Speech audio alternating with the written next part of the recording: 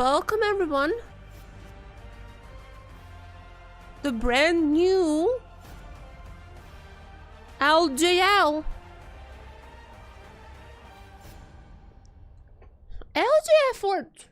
This is gonna be our first fleet. It is brand new. The brand new LJL starts here. Very good though. Eager and recruit scouters.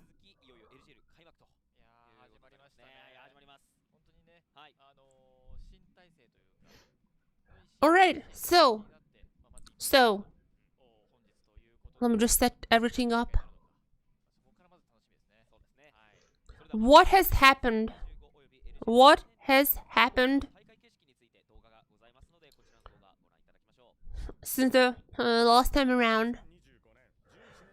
So we had an introduction kind of stream yesterday. I guess you're wondering about like which teams are going to be playing today. So wait, LCO? I'm not sure that's gonna code SEO. But this is just like the what the format on the like the whole LJL is gonna be. But it's already available on the Jesport Hub Twitter website as well, on everywhere.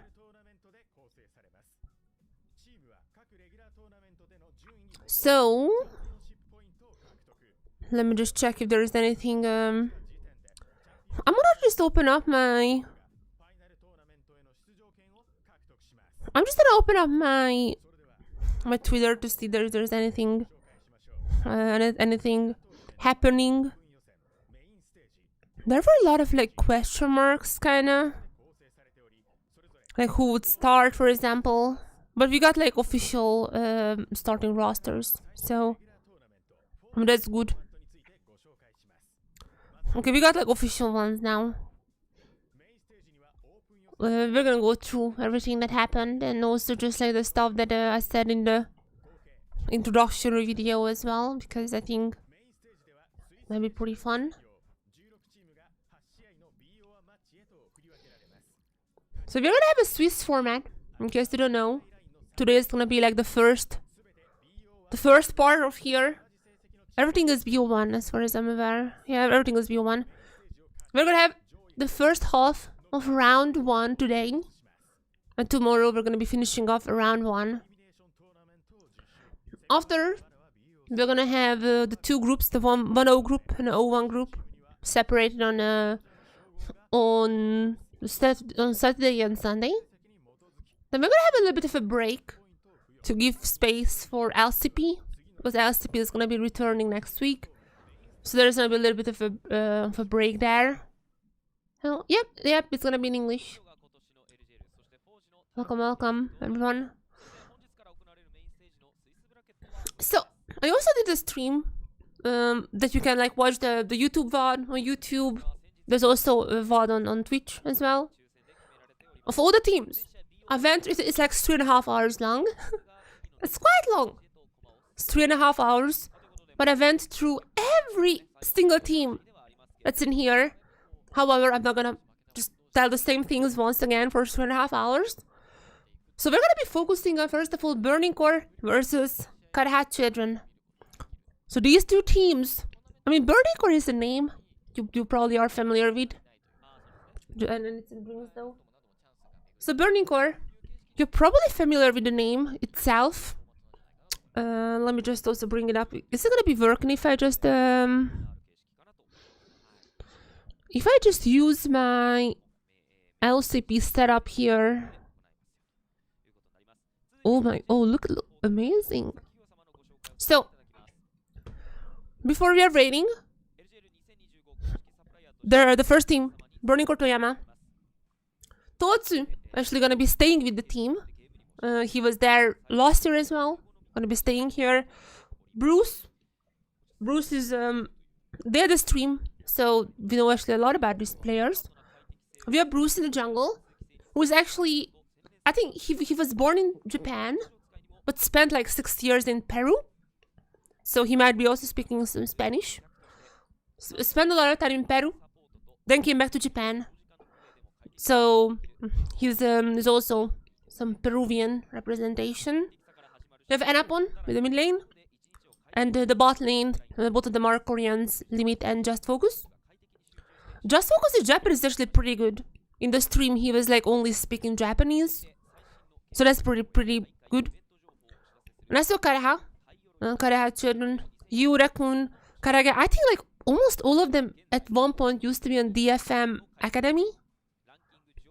I'm pretty sure Okerumon is definitely on DFM Academy at one point. What was all of them was in PSTL last year, is all I know.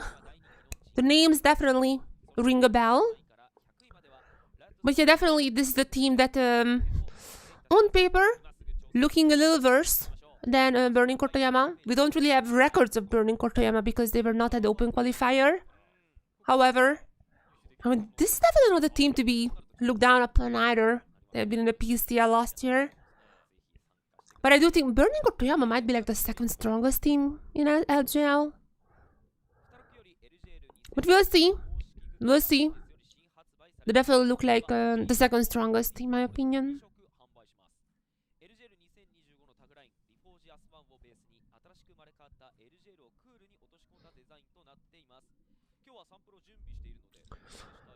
But now I just need to figure out why the restream chat is not working. That's weird. So I see the chats in Twitch, but not in the restream thingy. That is weird. Never mind. Wait. Ooh. Wait, the sweaters look quite cool. I only have the old merch. Like with the old logo and everything. And the new one just yet. Let me just bring up the control panel. On YouTube as well. So yeah, we're gonna be starting at 0 o'clock in about 7 minutes. Do I just show? I mean, I talked about Burning Core now already. I saw Kareha children. I have like every single team's like open qualifier records. There were like some champions that stood out. I don't know necessarily with Kareha children.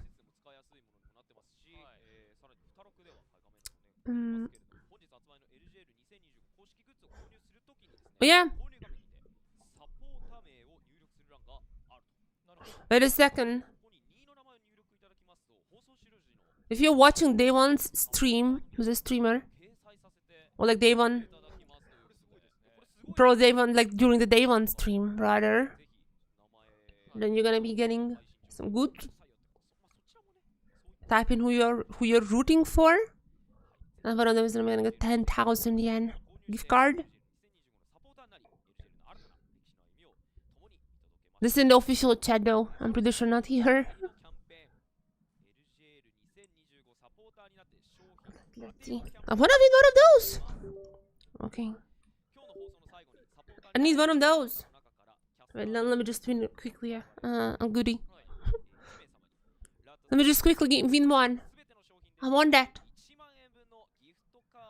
Okay, let's see.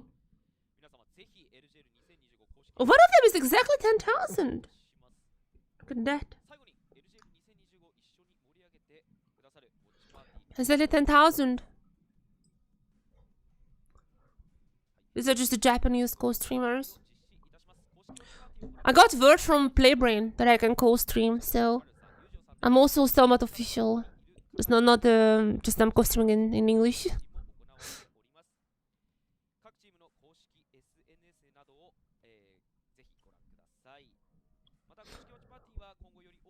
They're still waiting. I'm gonna open up Kareha. Kareha children?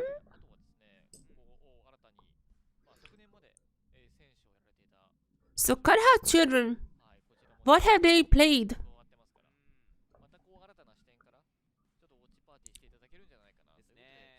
Can I do the same thing here as I did on...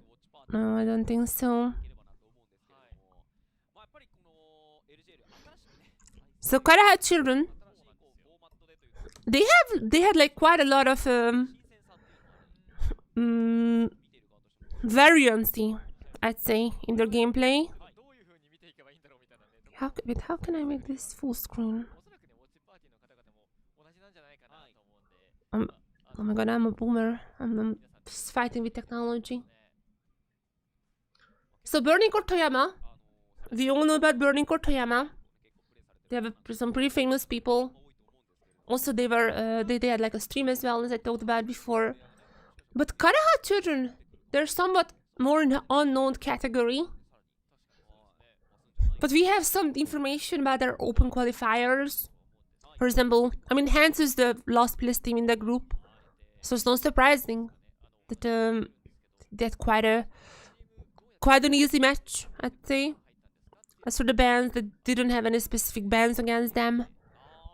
However, I mean, you can see they played the Nocturne comp here and they won. Wait, how can I make this work? I'm fighting with technology right now. Yeah, okay, just like this, cool. Against Spirit Quartz Gaming, who was the second best team in this group. They had also quite a back and forth. I think we have watched this game. I'm fairly certain we have watched this game. They had a back and forth. No question about that. Got some lead. Threw the fight. Threw another one and the Baron. Now got it back. Then threw it again for the next Baron. And this time around they were also playing some normal comps. I don't think anything was weird. Yu is playing a lot of Ambessa, it seems like. So yeah, they're not like a special team in terms of like champions. There are gonna be some teams who have very special champions. Like we're gonna see Young Gaming later on today. For example, their jungler, Gwen is permabanned against him. Who's by the way a French jungler. Just a fun fact. But we're gonna talk about Young Gaming later on. They have a French jungler, and Gwen is absolutely permabanned against him. But as for these teams, again, normal comps, as normal as you can get if you're Kareha children. Oh, they have some interesting graphs. But it seems like a lot of times they're just coming back to the game. Their top laner is literally only playing Ambessa, and there was like one Cassante game. And this is the same comp with the Nocturne and why did I forget the name? Nocturne and oh Jesus Christ, I need more caffeine. Aurora. Nocturne and Aurora. Also, this is like quite an interesting thing to see. Okonomon plays the Zyra, because Zyra is usually a jungler these days. Not like a super high prio one, but definitely have only seen in jungle. A little bit of a flex, it seems like, for Kareha children, just so you know. And against Vero Youth, they had the same comp. Okay, this is the same comp once again. Zyra support with the Varus, with the Ambessa top. So that's what we should expect. Ambessa top and Zyra bot. Zyra support rather.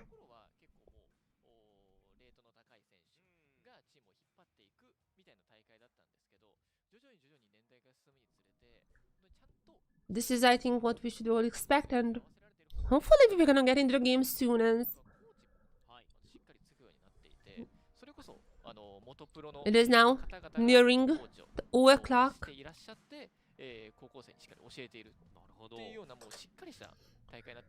We're gonna be seeing the same Kareha children team as you see in an open qualifier.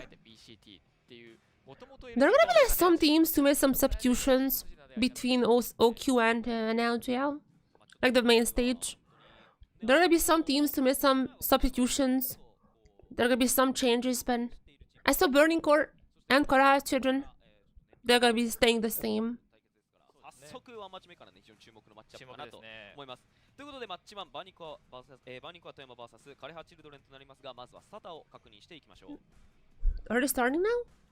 Are they on time? Woo! They have the cameras! Also, interesting fact. As you can see, Totsu lacks some hair. So, there's a story behind that. Totsu was like, guys, I'm gonna start a new life. He shaved his head. He bought the same that clothing that he wears. He bought 5 sets of that exact clothing. And he's like, I'm gonna wear the same type of clothing. I'm gonna shave my head. He literally went like, I'm gonna be a League of Legends monk. He went, I only care about League of Legends now. I wanna just, you know, not care about the surroundings. I wanna focus on this game as like a new, relaxed, a new like, how do you say this? Like, you know, there's like a peace. We'd rather focus on that. As we also have Kareha children. The same team we've seen at OQ. So no surprises here. Everyone is gonna have cameras. Wait, that's actually pretty cool. I mean, I guess like yeah, it makes sense. But didn't like expect, I guess, the OQ teams to have cameras as well. Yeah, let me just search up the old DFMA roster in PCL. I might be misremembering things, but I'm pretty sure like a lot of these players have played together already. Oh, sorry, that was on stage 0. That was on stage 0, which is like a high school competition. Oh, okay. Oh no, I should have said this as well. So this team, they had a different top laner. But the others, Raccoon, Kareha, Tent, Nokerumon, these guys have won the stage 1 in 2023, which is like the biggest high school competition in Japan. So they have won that one. Now, I should have said this in the introduction video. I'm so sad that I didn't like think about it. Well, yeah, so this team have went to the 2022, they ended second. And 2023, they won the biggest high school competition in Japan. So let's see what they can do. And also, Okerumon was on V3 last year, like in PCL, V3 Academy. So they weren't on DFM, I guess. But they were on stage 0. So that's definitely they have some kind of synergy already from those old times. Because now more casters talking about swaps. I mean, there has been some swaps, some lane swaps during the OQ, during the open qualifier.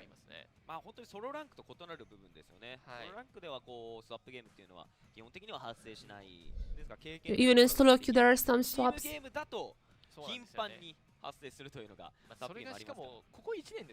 I'm not sure how many swaps you're gonna be seeing.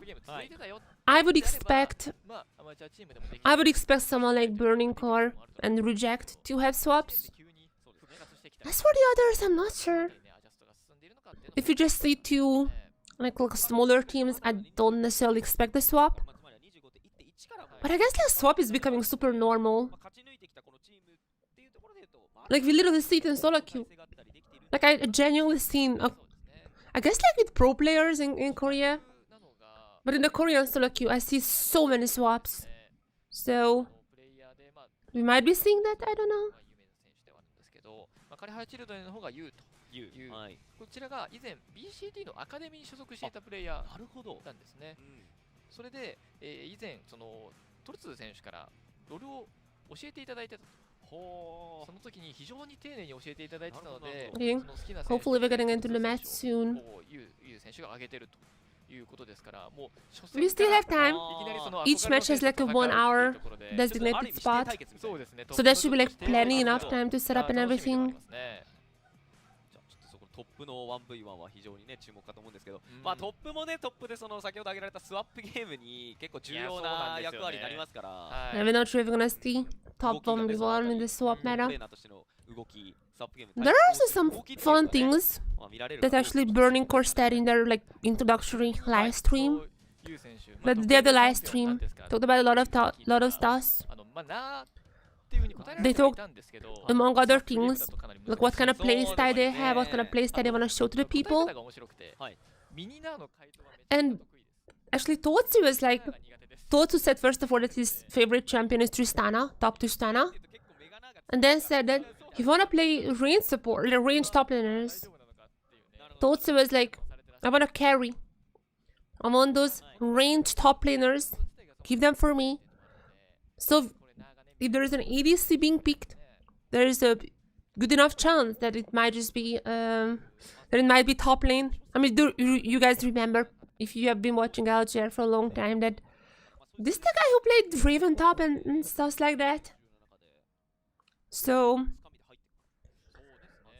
there's definitely a 100% chance that we might be seeing some range tops, but he likes them. Definitely likes those range tops. He even said that he's not that good in tanks. He's definitely gonna practice more.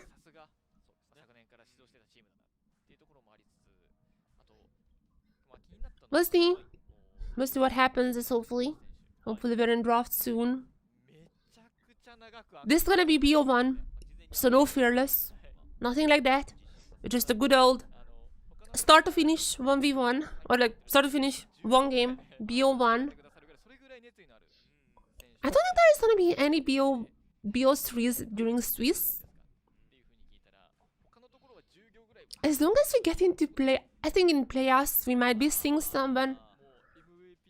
Yeah, no BO3s during the Swiss stage. And also I'm pretty sure that even the playoffs is not fearless. Because obviously like the tier 2s, there's no reason for them to play fearless. The promotion tournament is gonna be fearful, I guess. The promotion tournament is gonna be the normal drafting, so there's just no reason to play fearless.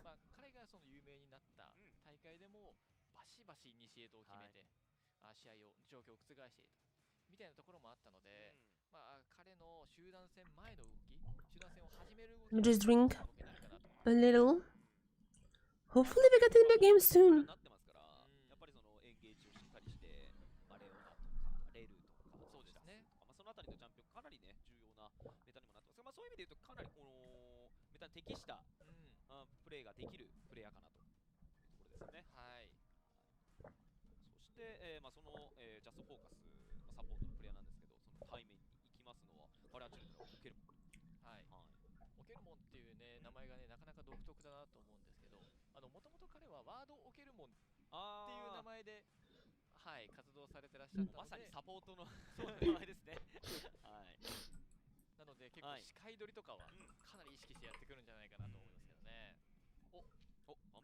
Oh, they're in Bampic already? Okay. Alright, that was fast! Wow. I don't want to hide any one of them. So what should be my Bampic camera?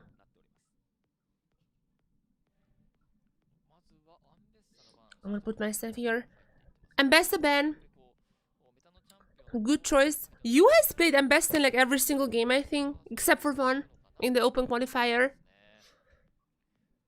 Immediately going for that. It's a nice choice. Okay, they have done their research. Those are the most played champions for Kareha children during open qualifiers.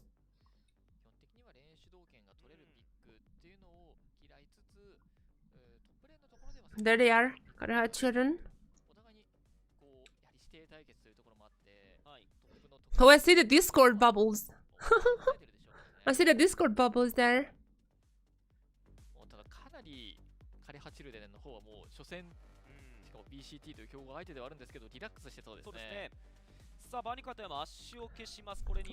First pick. What should be the first pick? Skarner is open. I think that's a pretty easy one. Yep. even though that Bruce said he prefers AP junglers, Skarner is definitely a must pick, I think, in this meta. Aurora, yeah, that's also expected. Aurora Corki. So far, quite, you know, expected basic draft. So where would Burning Core go from here on? I mean, Rumble, I guess, is open. Or Victor. Victor is also strong, yeah. Misfortune. Gonna go for the Victor Misfortune. Oh, that would be... Oh my god, that would be such an insane comp. Imagine just Corner going in with the Ultimate into Victor Ultimate. Hello, Totsi. With the Victor Ultimate into Misfortune Ultimate. Okay, Misfortune is Omega here. Unless they wanna pick some top laner as well. Ezreal. Alright. Alright. It's not gonna be the Misfortune. Limit decides on the Ezreal instead. On the other side, I mean, who do you want with Corki? Would you want to lock in the support or top lane? It's gonna be the Ornn, it seems like, for you. Going for that little later type of game. Let's see the bans. Here, the Rumble. As now wasting the Ornn. Rumble would have been a good response. Kareha children still need support on the jungler. They're gonna be chunking down the jungle pool quite a lot, I think. The Nocturne. Yeah. Raccoon has played so much Nocturne. Like, so much. I feel like he also almost perma-picked Nocturne during open qualifiers. Something like Xinjiao still open. I think that's also just a pretty easy ban here for Burning Core. Or the Vi. Or the Vi. You don't want more engage. You already have the Aurora and the Ornn. Oh, are they gonna go for the Gwen? Nah. I do think we're gonna see a Gwen today. But that's gonna be from Young Gaming later on. For now, they're probably just gonna go for the Wukong. Pretty normal casual drafts here. Are we gonna see someone like a Karma though? I would love like someone like a Karma. There's not that many people though who play Karma, so it's most likely just gonna be the Leona. I mean, that's pretty insane engage from Burning Core. Leona ultimate followed up by the Skarner, by the Ezreal, by the Victor, so there it is. And who's gonna be the top laner? I mean, Totsu can play a lot of range tops as well. I'm not sure if they've defined with a no tank, but it seems like it's just gonna be the Gragas. Or the Sion? Oh? Hello. Welcome to the stream, hello. Okay, Totsu is gonna go for the Sion. They have the front line now. There you are. They have the front line. Okay, what is the response? They only like a support. Alistar? They're gonna reply with their own kind of front line. It seems like a Braum. I guess that Braum is better. Composition wise, who wins? Oh, I mean, I think Burning Core. I mean, come on. Skarner and Victor? That is an insane combo. There's a reason Skarner is permabanned in a lot of the leagues. I would have liked the Misfortune here, like for Burning Core. I would have liked the Misfortune a little more than the Ezreal. However, I think I still need to give them the edge. Kareha Children has some nice engage. They can 100% upset if they find a good angle with the Ornn, you know. Or like if you just like trap everyone with the Aurora ultimate and you go in with the Ornn horn. There is like still some chances how you can win this.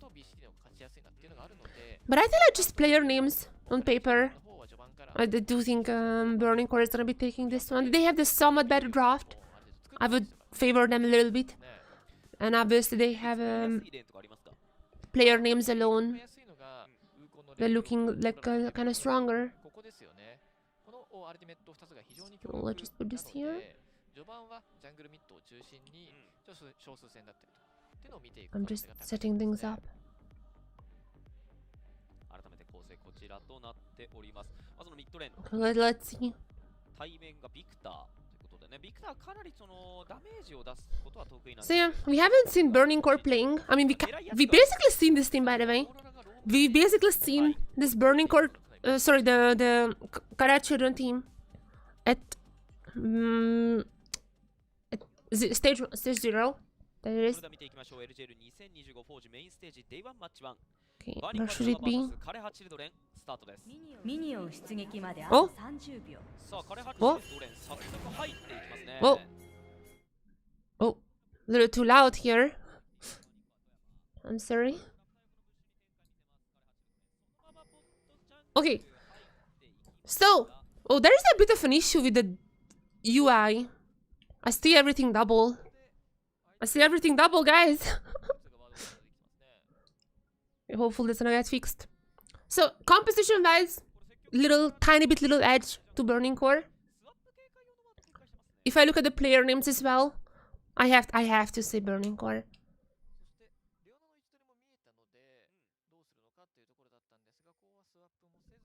I think they have the lead in so many ways. I would be really surprised if Kareha Children can take this game, but we'll see. I'm up for some upsets. As no swaps for now. I didn't even know we had a vote now for this one as well, but seems like we have a vote on Twitter. A tiny bit favored towards Burning Core. I mean, they have the more famous names, obviously. No surprises there. And let's be honest, they're a lot more experienced team. Obviously, Totsu was in the FM as well in the past. It's not a surprise to see that most people expect Burning Core to win. So let's see. Let's see what happens now. Let's see what Totsu can do. Let's see Burning Core can take this game. Since they haven't been in the open qualifier, they were an invited team. They haven't been open qualifying. We haven't seen them play. This is the first time we see this Burning Core roster together playing this game. We have seen Kareha Children. We have seen them in open qualifier. We have seen like 9 of them in the 2023 stage 0 as well. But now it's a whole different stage, whole different stakes as well. And just remember, this is Swiss.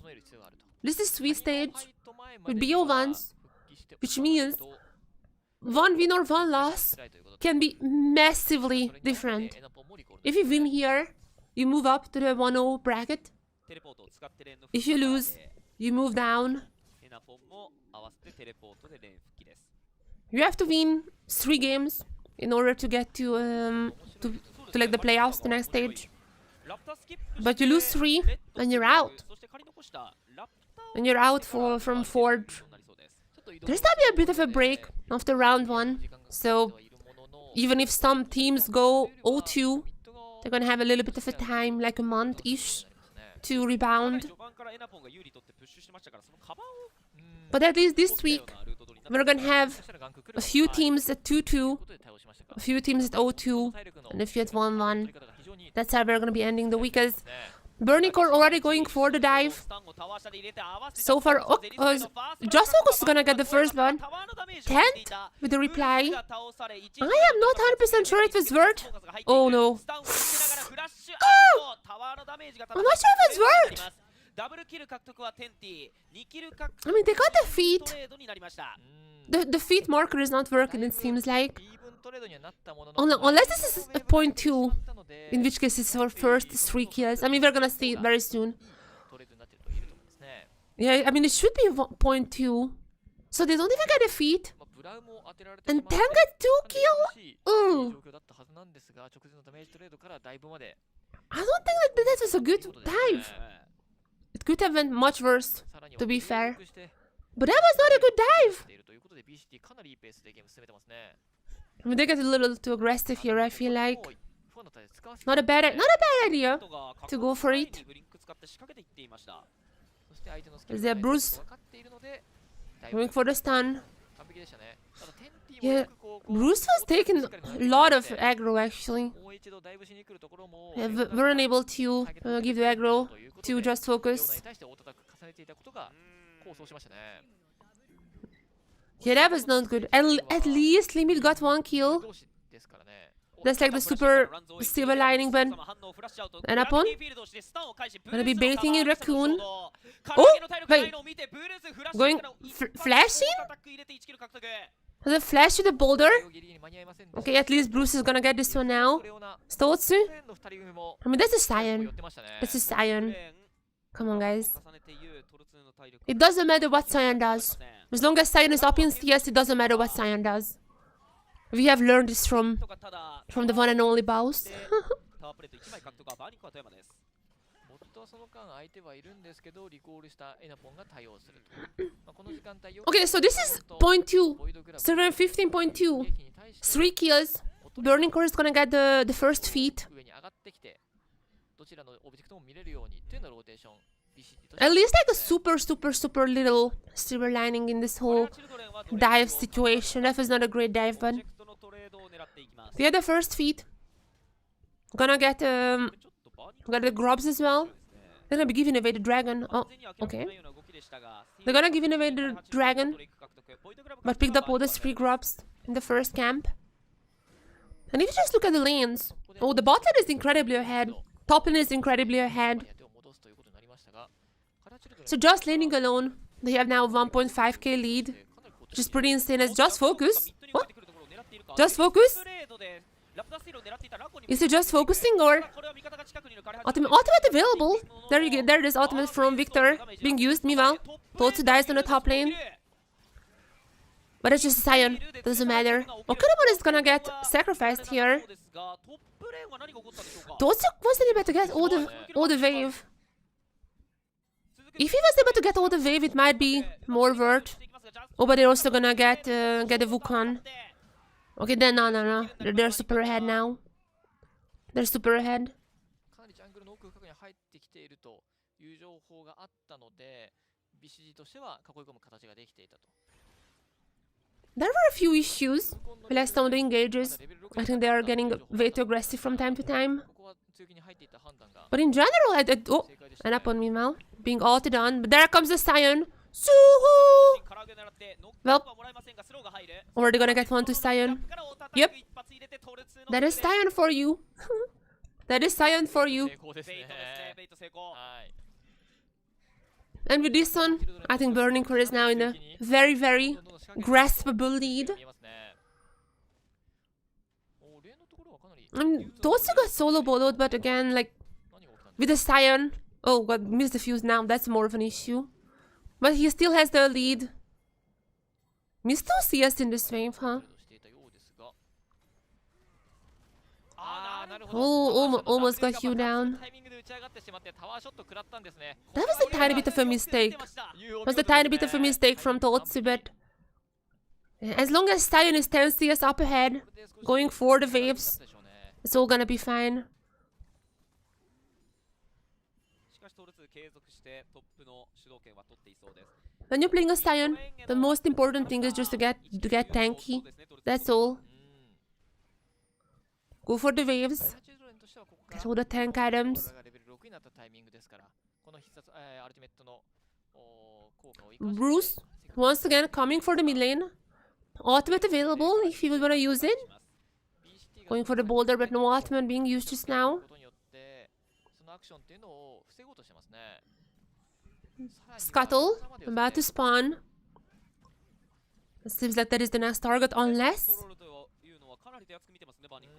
we see another bot dive しっかりとリバー quite soon. には相手ジャングルにあの展開が綺麗にできているので、 There's no coming back. ここまで I think like there's already no 全ての coming クリー back, プに if I'm being 全 honest. てのクリープにジャストフォーカスワードを置いた。 ラコンがそのワードに移っています。 I do not think, I mean, with Ornn, definitely Kareha Children has the late game with Ornn, kinda. But you- There's a Scion. I'm gonna be honest, like, okay, Ornn is gonna be a really strong late game for sure. But absolutely do not underestimate the Scion. レーンでここまで入りが取れてる。そのまま The late game Scion is just impossible to kill. サイドに And they don't even have like a Vayne or someone, you know, who can just ほとんどこれ避けられますからね。 apps like just shred through the Scion. Burning Core's late is also really good with the Scion, and I mean it's not gonna go for late. Oh, little bit of a mistake. Alright, you with the jukes. You just gonna juke himself out of this. Alright. アルティメットのタイミングと E のブリンクのタイミングがうまく噛み合ってノックアップになりませんでしたね。ただ継続してだいぶのプレッシャーをかけている。 I mean, yeah, I think this is already kind of over. The fact that this corner is ahead is insane. The Scion is doing bad, like just in farm wise, getting most of the minions. I think this is incredibly hard to come back from now. The moment that the Ornn is gonna get the items, the Scion is already gonna have like 1 or 2 items. Oh, meanwhile on the top side, another kill for the Skarner. Another kill for the Skarner. There you go. And even a solo bolo for Anapon. 1 more. Oh, just not enough. Just not enough. But this is crazy. It seems quite over. Not gonna lie. They're gonna the first threat as well. With this, they're gonna be completing the feat. Oh, sorry, no, Kareha Children got the first threat. I missed that one, I'm sorry. So they got the first threat. Oh, wait. So it's gonna be 2-2 camps as well. Okay, so everything comes down to 1 more camp. 1 more epic monster camp. Everything comes down to that in terms of feats. Yeah, 1-1 in terms of feats. Both teams have 2 camps taken. It's only gonna come down to the last one. But 6 grubs! Oh my. 6 grubs? Especially with the Scion who can just tank any turret as well. Yeah, and, I don't think the Ornn is enough in the late game. Even if this would go to late game. I just don't think the Ornn would be enough. It is really rough. If you're Kareha Children, it is really, really rough at this point. They don't really have anyone who can shred tanks. Does Limit? Alright, Limit got a little too aggressive here. Alright. I think he got a little too hyped.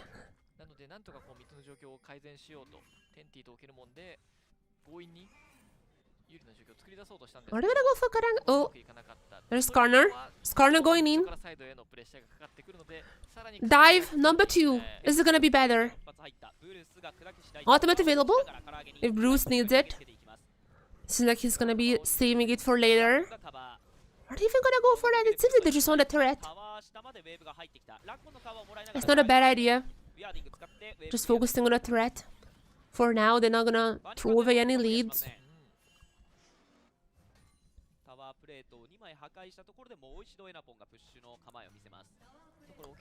Okay, Rumon. Trying to scout out the jungle.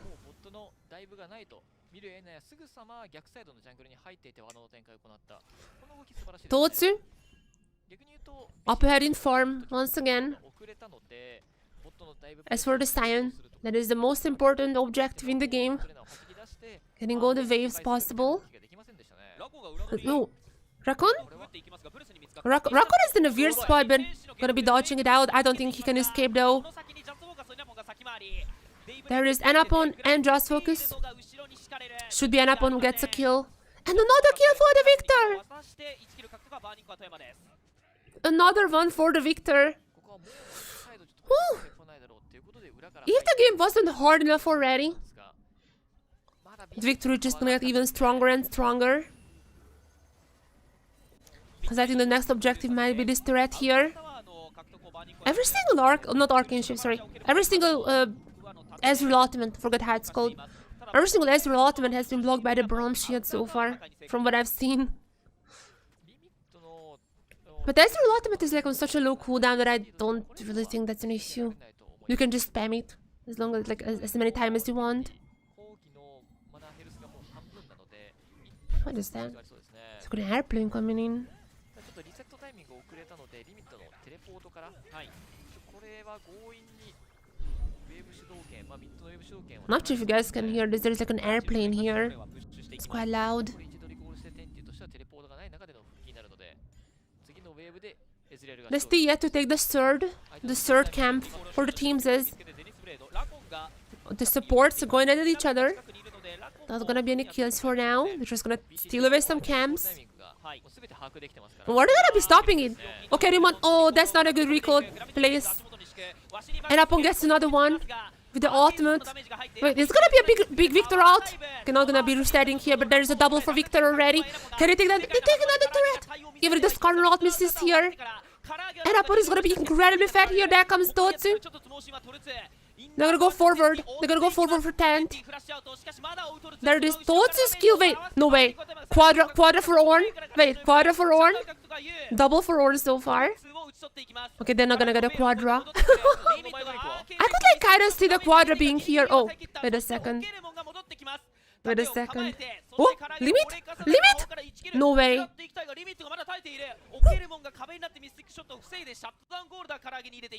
This is incredibly risky. Oh my god, the Braum didn't want to take the kill. The Braum didn't want to take the kill, wanted to give it the Aurora. But oh my god, that almost ended in like Aurora also going down. That was crazy. Okay, tiny bit of a throw. Tiny bit of a throw. Not a big one, just a tiny. このアウタータワーの CG さらにダイブっていうところは完璧だったと思いますね。You know what's crazy? I'd say that's like kind of vert still, right? Okay, if the Skarner hits, this is just an easy peasy fight. They kind of overextended here. They shouldn't have dove this turret like this, even with Totsu. I'd say this is still fine. Am I crazy? Am I crazy? I think this is still fine. Victor got 2 kills. Most of the kills for Kareha went to Ornn, who was already kind of behind. I mean, you're kind of like accelerating Ornn a little. But Ornn was behind in the lane. Okay, kind of got back now though. Oh. Well, I still think it wasn't like horrible from Burning Core. I mean, the dive in the early game was much worse. This is more of like an eco trade, which is if you're behind, you take all the equal trades. However, Bruce is gonna get this third objective, and with this one, if I'm not mistaken, they should be getting the feats, right? They should be getting the feats. There you go. Yeah. There are some tier 3s already. Upgraded for Burning Core. They got the feats. A little bit of a help out in the upcoming fights for them.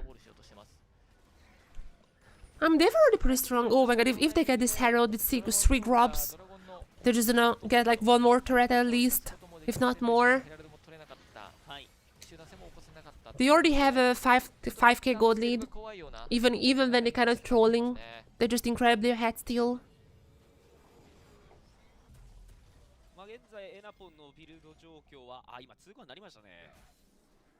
So yeah, I do think that this match is... I don't know what Kareha would need to do to really get back into the game. I mean, sure, the Ornn is gonna get the items. Already one upgraded item for Ornn. Sure, that's gonna be helping them out a little. But just absolutely do not underestimate the late game Sion. Burning Core has insane late game as well. It's not absolutely not gonna be easy for the Ornn to even in late game to win. I'm gonna be honest, it seems like Kareha needs to find like 2 miracle fights.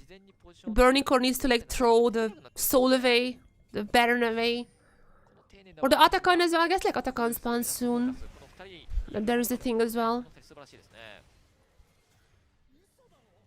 But nonetheless, it just seems really impossible. This comp is just way too strong with the strongest members already ahead.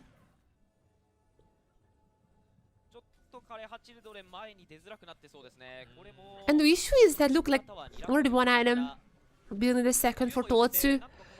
And on the side of Kareha children, there is just no one really who has any type of anti-tank item. Ruinous Otakan! Oh my god, it happened! We're gonna have a Ruinous Otakan in a pro game? Oh my god, it happened, guys! It happened! This is the first time I ever see Ruinous Otakan in a professional game of League of Legends. Gonna go from Kareha. Oh, that's just yeah. Yeah, Kareha was a little out of position here. Wait. Is that a G? Wait. Is that Ruinous? But that looks like a Voracious one. I cannot differentiate the Atakans.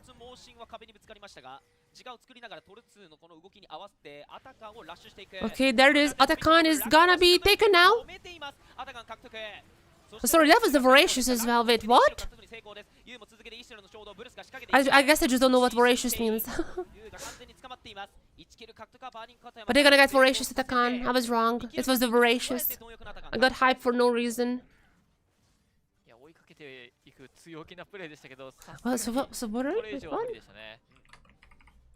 BCT としては先ほど言ったローテーションの有利からキャッチを行ってそのままアタカンまでつなげていくという綺麗なマクロで What does voracious mean? できてますね。Oh, Kareha gonna go down. Yeah. I mean, yeah. あとはこのアタカンのバフを使ってもうタワーダイブですね。 This is just incredibly over. There was like maybe like a little chance. なってくるとまあドレイク Did Utapon retire or play any of the teams? He didn't retire technically. What he did was he stepped away from pro. So he didn't want to move to Taiwan. From what I know, he didn't want to move away. Like he didn't want to move outside Japan. So originally he wanted to retire, but then he decided he's rather just like taking a little break. I think this is just speculation on my part. So this is not like official anything. This is just speculation on my part. I think that Utapon stays with DFM. So if DFM relegates back to the LJL, or like if they relegate back to the LJL, so he could come back to the team. But he's just like seeing what he can do. I think DFM really missed him. I'm really happy with Milan. I think Milan is doing pretty well. I don't understand why they are swapping the ADCs around, but Milan is doing well, I think. But yeah, I mean, this is just again J Atakan. This is J Atakan.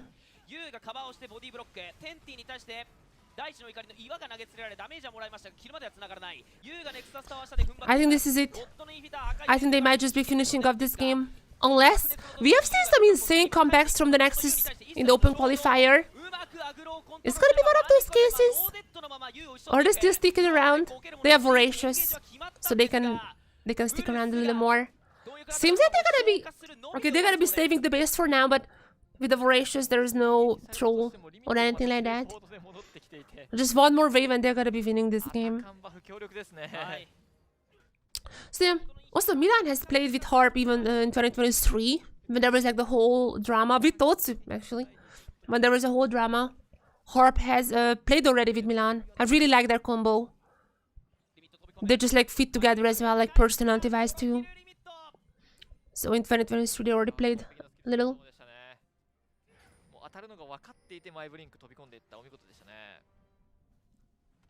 Game is back in not the holidays, every typing back to them.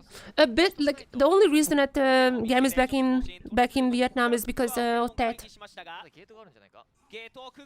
It's like the Lunar New Year, as far as I know.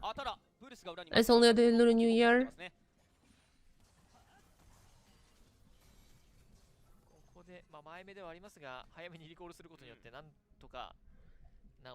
I mean, they're gonna go back to Taiwan in like, I guess like before STP.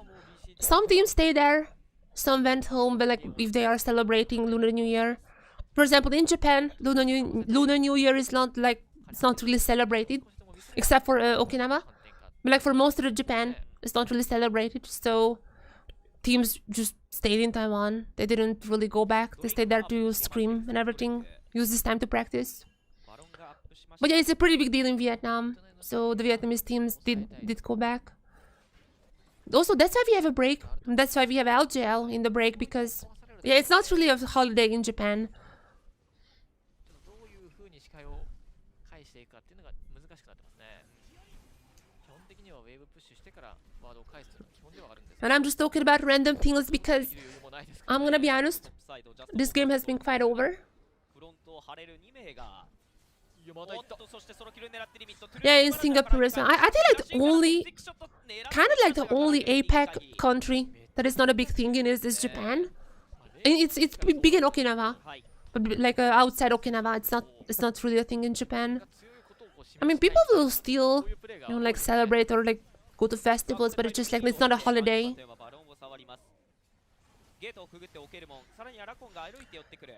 The Baron has been started. Oh, they just... Before the fight even starts, Limit is kind of popping off. Oh, and Enapon is gonna be taken down. Shutdown going for 10. Oh, they're gonna get the Baron at least. Nice shield coming in from Okarimon. But there's this massive ultimate from this corner. And that's I think that's it. I think that's it. They have a huge wave on bot side. They wanna go for that. Actually, the death timers are not even that big. Only 26 minutes into the game. Only 26 minutes. Oh, I'm not sure if they can actually end it here. Ooh, I'm not sure if they can end it here. Yeah, no, just gonna leave it. Just gonna leave it. They're just gonna leave it like that.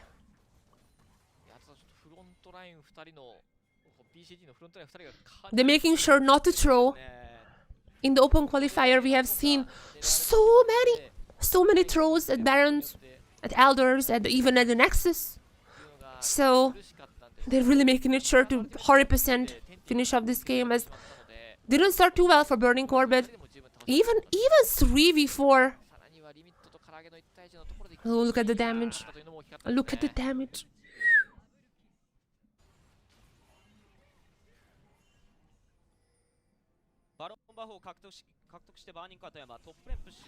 Also gonna be pushing on the top lane. They're actually just going for like the 100% route. They're making sure to take everything down before they go for the Nexus. Not to leave anything for the randomness. Oh, Kareha is gonna go for the ultimate, but I mean they're gonna be chaining it with the Ornn ultimate, but not gonna do too much. I think they're gonna go for Enapon. Enapon is still alive though. As Wukong is down. Brom is down. And this might be it. This might just be it. I mean, I'm gonna be honest, not a bad try for Kareha Children at the end.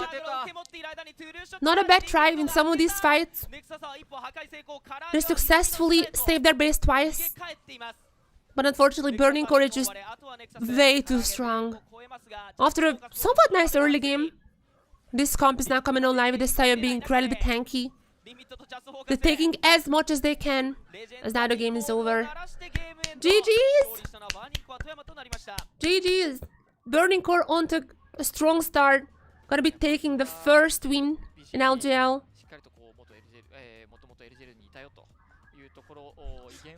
Sion can carry that Corki. Oh, you mean Ornn? Ornn can carry that Corki? Sion wasn't Burning Core. Or unless you mean that Sion was trolling. No, Totsu has played the Sion pretty well, I think. That was a fine Sion performance.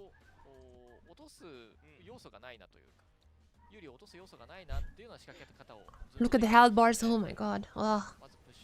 Even this corner was incredibly tanky. Yeah, how do you kill Burning Core? Their late was really strong. Like even against an Ornn. Limit has kind of popped off at the end. He had like a pretty weird dive, like levels 3, but after that Limit just one after another popping off here, hitting every single ability, every single skill shot. GG's! GG's. Are we gonna have an interview or something like that? Actually, I'm not sure. We'll see if we have an interview or not.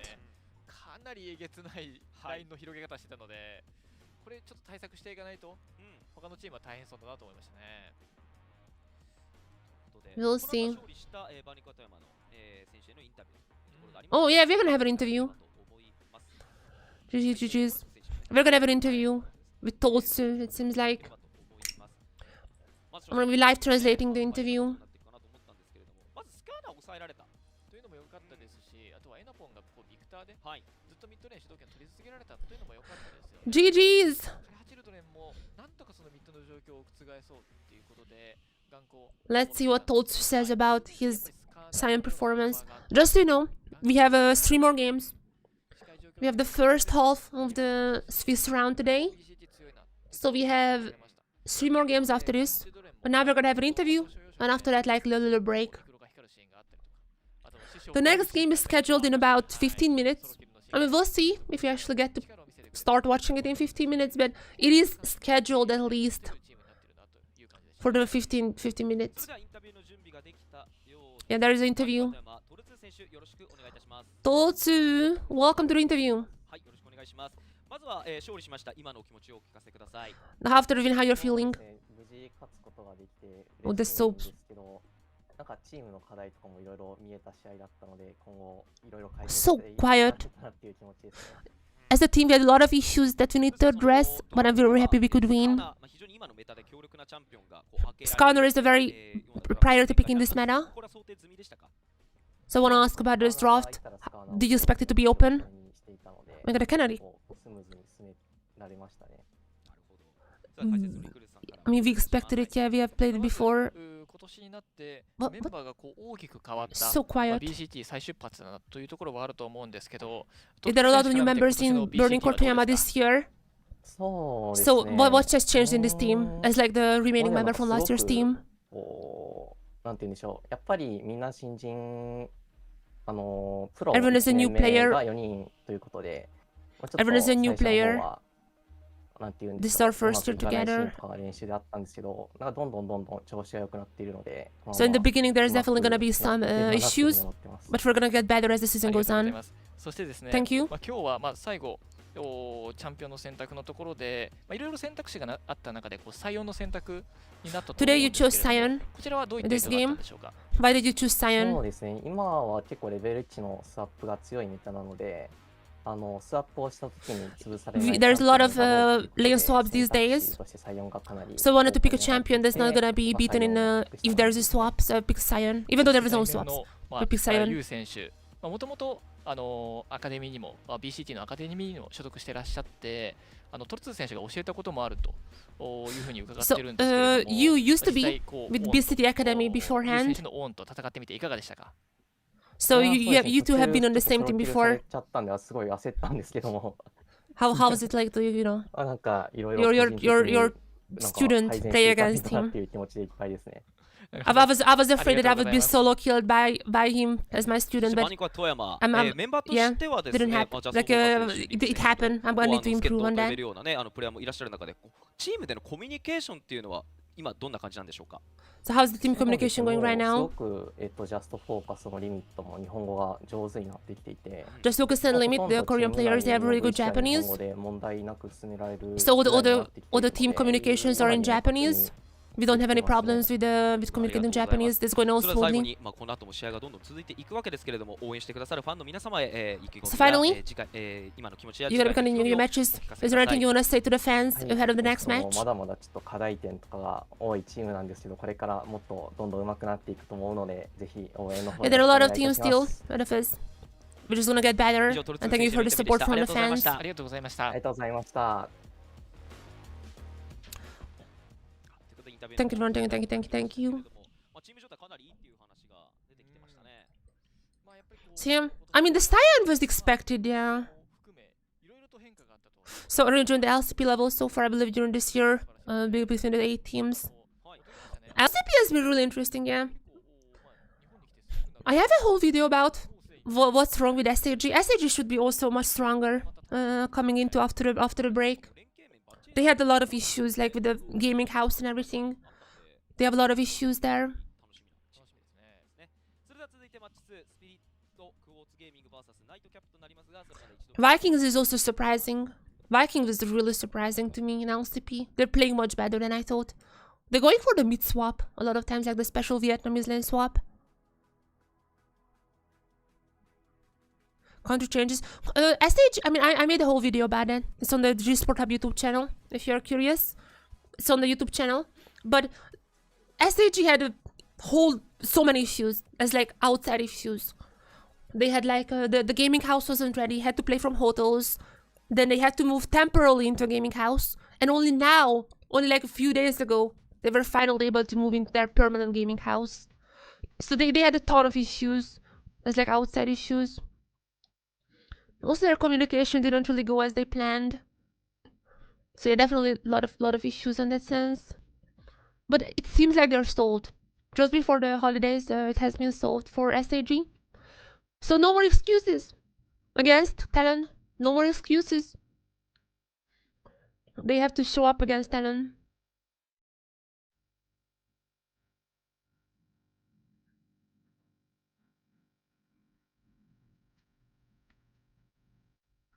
Come on. Next match. Spirit Quartz Gaming versus Nightcap. So what do we know about these teams? That's a good question. Let me search it up. Or they're playing a LCP. Both.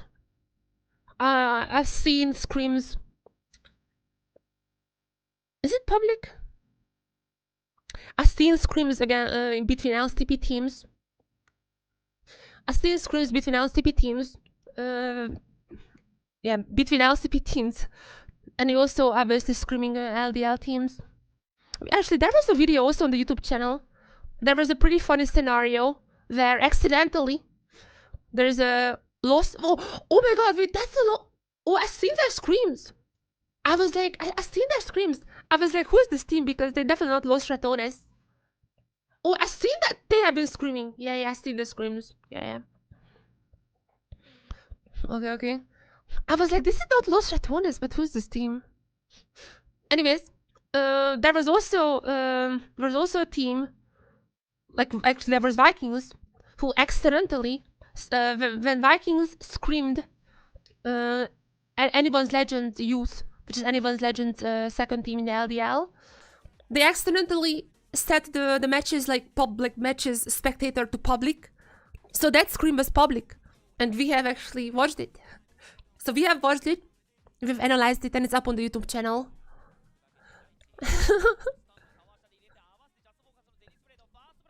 Vikings have lost. Oh, this is also funny. Vikings have lost, and the comments were like, this is a horrible team. Goody is horrible. And season starts, and oh my god, Vikings is cinema. Vikings is just cinemaing. They're playing insanely well. So maybe that scream helped them. But now Spirit Quartz Gaming versus Nightcap. We have 6 minutes. Let's talk about them a little. What do we know? Were they in the same group? Yeah. So they were in the same group actually. Throw so much in scrims. They just play aggressive. They play aggressive. So next match. Spirit Quartz Gaming versus a Nightcap. We have already seen this match actually happening. Because this was one of the matchups in the Open Qualifier. Back in the Open Qualifier, it was a Spirit Quartz Gaming who won. But both teams ended with the same score. So they both had in the end of the stage, they had the same score line. So the only reason that Spirit Quartz Gaming is Pool 1 team and Nightcap is Pool 2 is because of the average win time. This is a pretty fast game though. 26 minutes. Spirit Quartz Gaming got first blood, got the grubs, got everything they wanted, and just easy peasy like that. However, Nightcap also had a pretty good performance in this group stage. Kind of an unstable team. They had a lot of comebacks as well. So we'll see. Just because Spirit Quartz Gaming won in the Open Qualifier, this is basically both teams This is like the cleanest game that they had. Usually they have a lot more crazy games. This is like the most normal game that they had. Normal champions as well. But we'll see. We'll see. They have a different support now though. Koishi used to play in the open qualifier for Spirit Quartz Gaming. They're gonna have a different support here. So we'll see how the new support does. Game 1 in the open qualifier went to Spirit Quartz Gaming. Let's see how the actual match in the Swiss stage is gonna be going.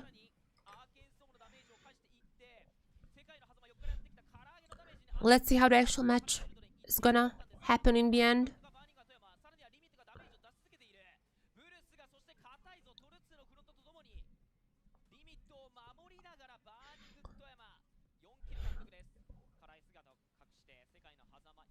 Okay, let's check out what has happened meanwhile on the Twitter, if there is anything happening. If there's anyone tweeting about things. No, but not really. Everyone just like talking about, you know, who has won and everything. Obviously, Burning Toyama is quite happy with the victory. The starting off this season with a win is always gonna be feeling good. Also, I mean, let me. So let me just also for a second bring this up back again. The two teams we're gonna be having Spirit Quartz Gaming with Tenma, Popon, Sai, Odessa, and Sunleaf. Now, Koishi was playing during the open qualifiers. We're gonna have a new support, Sunleaf, here. We'll see how Sunleaf does. We'll see. Koishi has won against Nightcap like a week ago or something like that. So we'll see. We will see how they're gonna be doing against the Nightcap, who's gonna be Perla, Sastapel, Nangning, Saru, and Al Challenge. Here's something interesting. Actually, Al Challenge here, he has played a ton of Bard. A lot of Bard.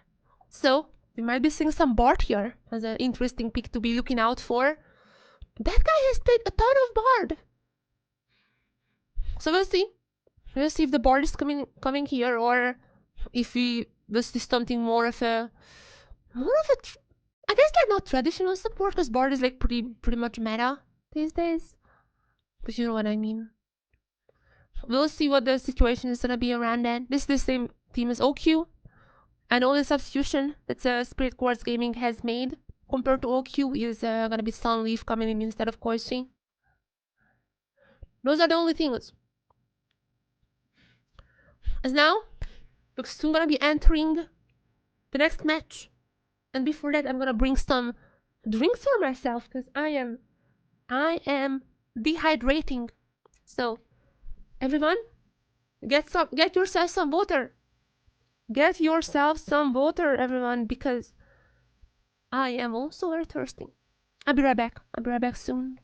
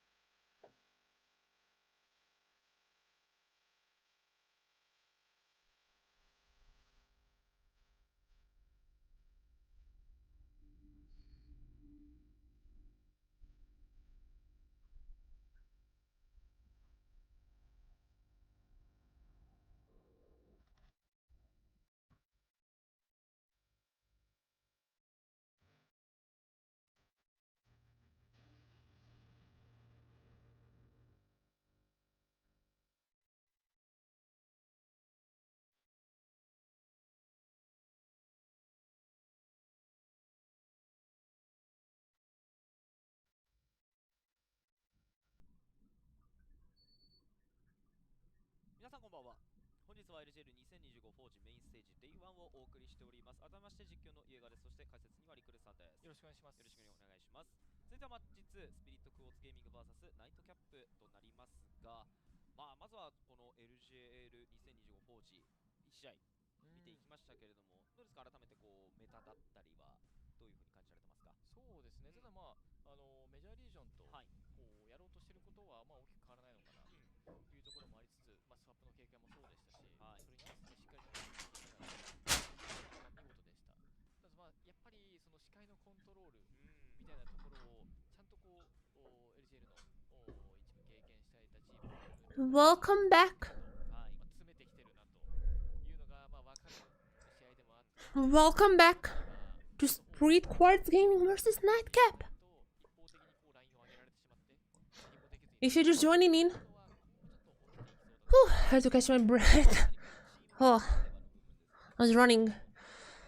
I need to catch my breath, but if you're just joining in, if you just arrived, this is gonna be the second match of LJL Forge, the Swiss stage. First game went to Burning Core Toyama in a very convincing fashion, I would say. They had a few saucy moments, but definitely that was though quite a performance from them, with nice comps, nice team fights like later on. Limit had a really good Ezreal performance as the game went on.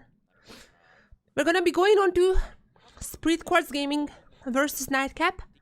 These two teams have already met in open qualifiers, which ended in favor of Street Quartz Gaming. They also ended up second in this group. Oh, sorry. They ended second. Yeah, they ended second. Then there they are. And there they are. Kama, Popon, Sai, Odesta, and Sunleaf, who's gonna be subbing in instead of Koichi. I think like Sunleaf is gonna be like the main starter. Koichi was just for open qualifiers probably. But there they are. Spirit Quartz Gaming against Nightcap. Parl, Sasapel, Nangning, Saru, Elchara. Oh, Elchara. Elchara is like Chara is like challenger. Chell. You guys say it in English as well, right? Chell. I'm Chell. Right? Do you guys say that? I'm Chell.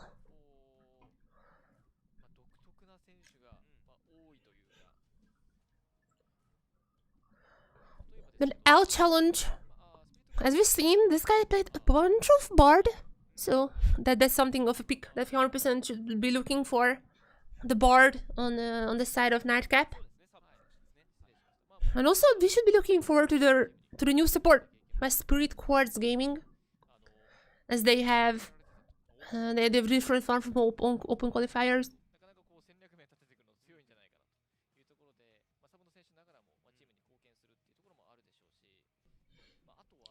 Hopefully we're in draft soon. But in case you're just joining in, once again, let me just show you this graph again very quickly before we are getting into draft. These two teams have met in open qualifiers, and at that time it ended up being quite a clean victory for Spirit Quartz Gaming. We'll see if anything is going to be changing now. As for the bans, I've seen a lot of Zoe bans against Nightcap. I'm not sure if it's going to be happening once again, but Nangning seems like might be a Zoe player. So he had a lot of Zoe bans from what I've seen. Besides that, everything looks normal. Everything looks as it should be. We'll see. L Challenge has not played Bard in this particular case, but he has played Bard in a lot of other cases.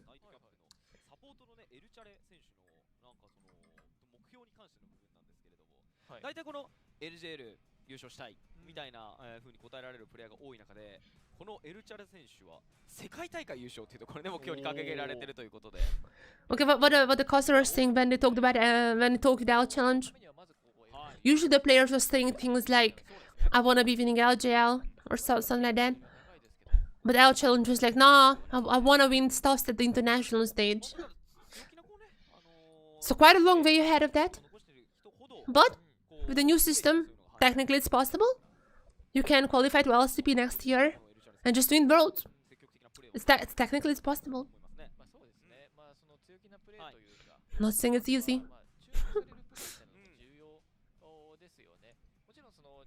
Chelly, yeah. You guys are. Yeah, so technically it's like pronounced L Chelly, L Chelly, I guess. If I were to translate it to English, L Chelly, L Chelly. I mean that sounds like a pretty fun name. It's like if it was Spanish, you know, L Chelly. どうでしょうね、ここ、まあ、この2チーム、結構情報、我々もね、あまり知らない選手が多い、はい、チームなので、まあ、見ている人からしてもこう注目どころなんじゃないかなと思うんですけれども。そうですね。ただまあ大体このアンケート見ていて、Chat, here's some interesting thing to think about. I literally just realized this. I have a like a conspiracy theory. Hear me out. If this comes true, I'm gonna be clipping this moment. But I have a conspiracy theory. So, you know how the first split in LJL, the first split team is Forge. It's like fire, forging. And the first season is based in Noxus, which is fight, fire, forging. Now, here's where my conspiracy coming in. The second season, the second LJL split, I guess, season split, I don't even know. The second LJL split is gonna be called, I think the second Storm. Let me just check this out before I say anything. Yeah, so the second LJL season, or like split, like spring, I guess. Spring is gonna be called LJL Storm. Now, I have a theory that I think the second thematic season in League of Legends is gonna somehow connect to Storm. Now, what is connected to Storm? The second one is called LJL Storm.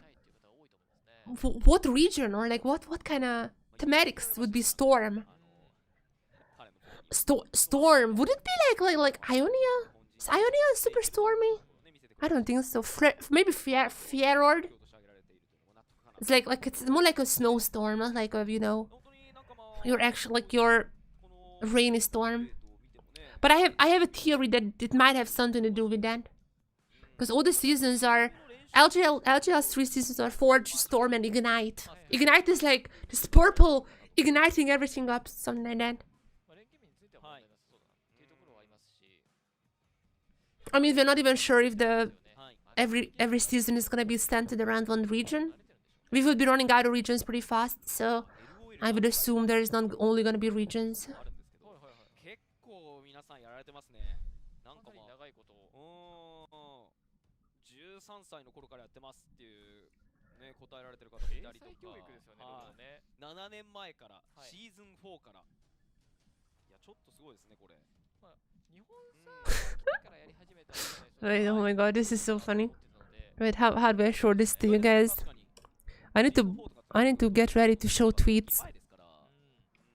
その時からやってます。まあシーズン2から始めてますみたいな人もね、今いらっしゃいますから。シーズン2からねやってたら本当にチャンピオンのもうシステムとかね。So, されたりとかも多いんでね。oops, sorry. 古くからやれてる方だなとは思うんですけどね。そうですね。ちょっとこのまあ歴っていうのはただね、やっぱりリーグオブレジェンドメタは変わりますけど、まあ基本的な根底は変わらないんで。Oh my god, where is my Excel? I have an Excel table with all the pro player twitters. そういうとこありますからね。ただまあ、その中でね、すごい歴としては短いんだけど、めちゃくちゃうまいっていうプレイヤー There you go. が出てきたりとか。So, これの面白い Jesus. あとなんかこうお互い I'm sorry. 自分のチームをどう捉えてますかみたいな質問が結構答え方が独特で、ナイトギャップの方は結構まとまってるんですよ。 Oh, Jesus Christ. みんなポジティブ。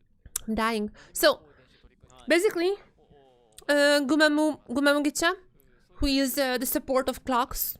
I don't think we're gonna see Clocks today, but I think they're gonna be playing tomorrow. Nonetheless, support for Clocks. He was like, since Karage, who we were just seeing, since Karage's name is written as Karage, you guys should be pronouncing it as Kara Age. You guys should be pronouncing it as Kara Age. Kind of trolling a little here. Alright, we are in draft がガリオバイノクターンスピリットクォーツゲーミングがスカーナアカリサイラスと番を行って Already we have the picks, some picks here, some bans here. Very normal in terms of bans. Skarner, Akali, all of them, yeah. Nocturne, just the usual. And the picks as well, just the usual. No Ambassador though. No Ambassador on the side of Nightcap. No, nobody has coaches, by the way. The case is not that both teams have a coach called None. They just don't have coaches. So, coachless teams we're seeing here. We'll see if that means unleashed drafting potential or maybe just gonna go for the normal stuff. Now, L Challenger. Is he gonna go for the Bard here? That is the question I'm looking forward to. Is he gonna go for the Bard? He played the Bard a lot. Just gonna be locking in the Sejuani. Very casual. Do you think any of these teams better than SHDFM? DFM, SHG should be obviously better on paper. SHG is struggling. SHG is 100% struggling right now. I made a video about like why is that. There are a lot of stuff about that. I think like on paper, Reject should be stronger than DFM. Or I'm not saying should be, but like if it comes down to the region merit spot, if it comes down to Reject versus DFM and the winner stays in the LCP, I would say that's a close match. Reject has an actual chance. If DFM gets the region merit slot, there is a very, very real chance that we see Reject next year, I think. Definitely Reject. Reject is by far the strongest team in LJL right now. I don't think that's a controversial opinion either.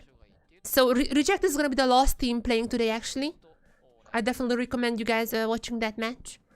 They are really strong.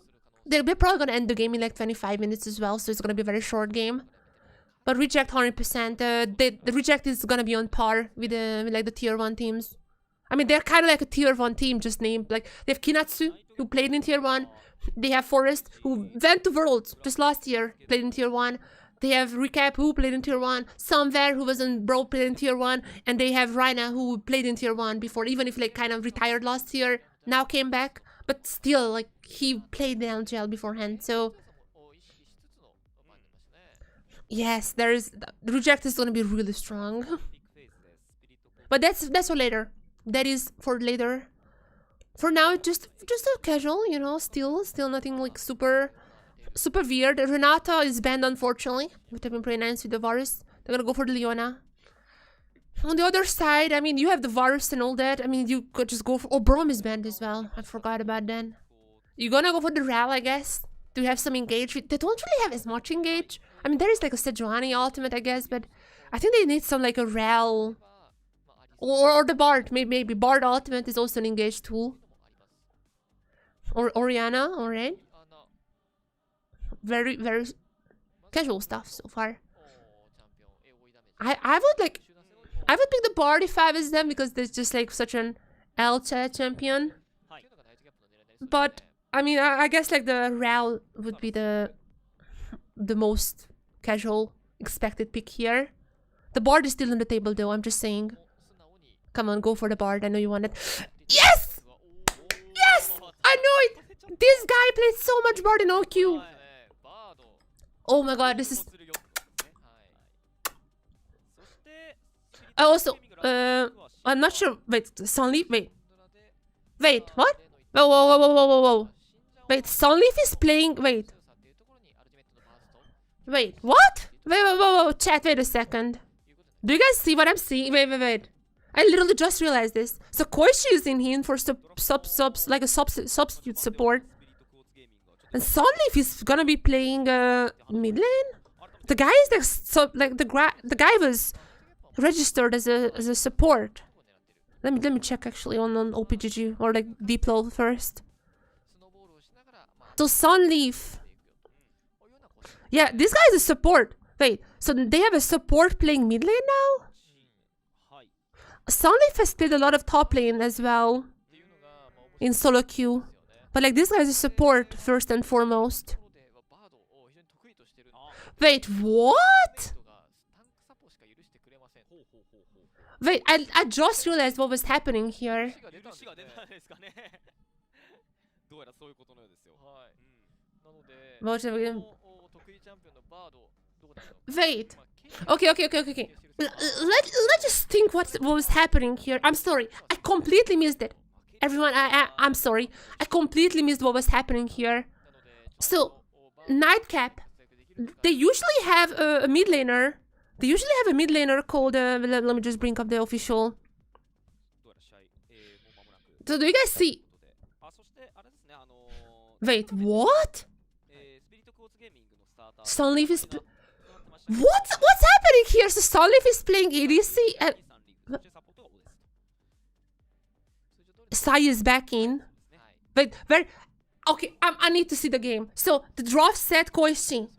Now it says Odessa is here with Sai as well. Okay, what's happening?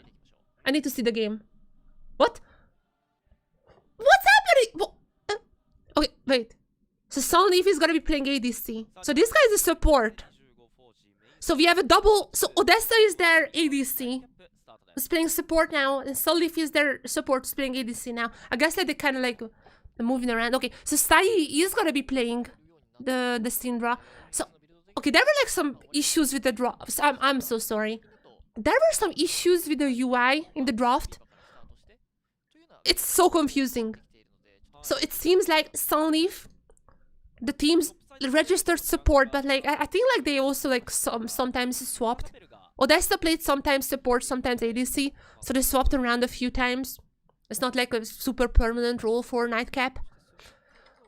But besides all that, oh my god, besides all that, even if it wasn't like this complicated for them, I just prefer, I don't, which comp do I prefer? I don't even know which comp I prefer. Maybe I prefer Nightcap a little, sorry. Oh no. I guess getting out of the jungle.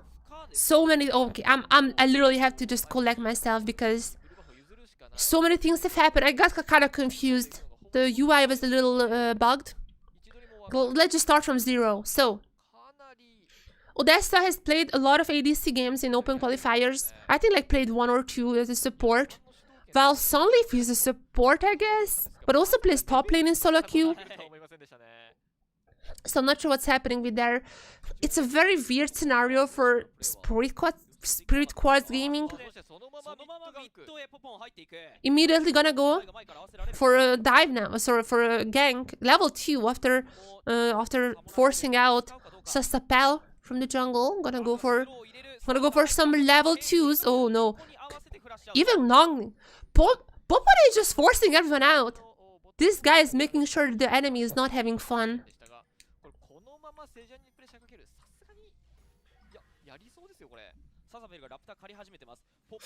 Yeah, so Nightcap don't have damage. I mean, I guess like it depends on login. What's happening? So okay. I was also confused. I was like super stun locked at the start. Nonetheless, so far it's equal. The match is so far equal. Not much has happened. Flash in from Odessa. Almost. Okay, that's just quite an aggressive start from all the teams.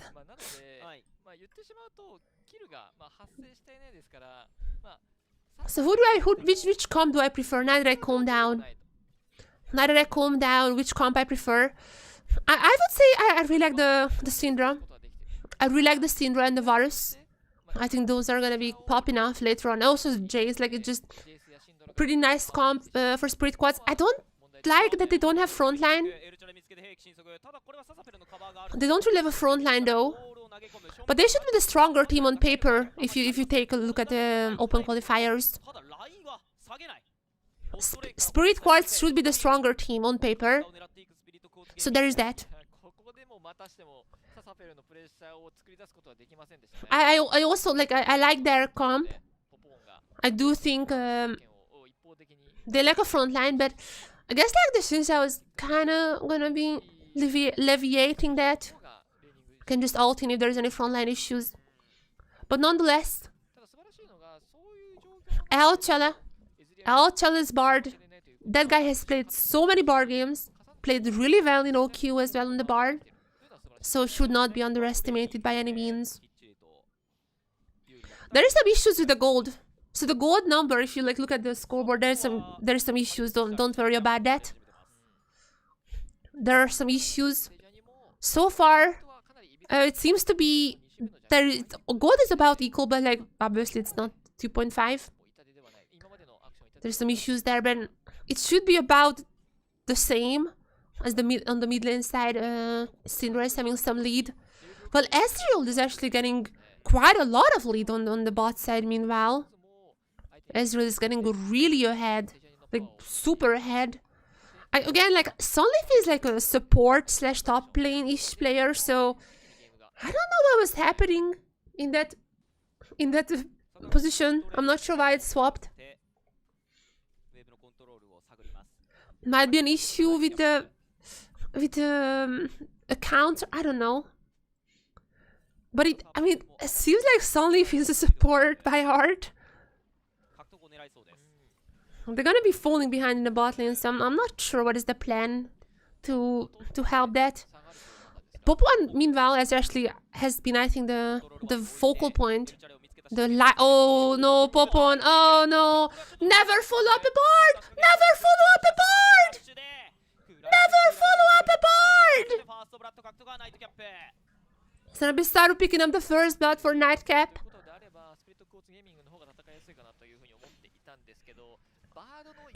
That is the second rule of League of Legends after never follow a Syndra, obviously. The second rule of League of Legends, never follow a bar tunnel. Oh no.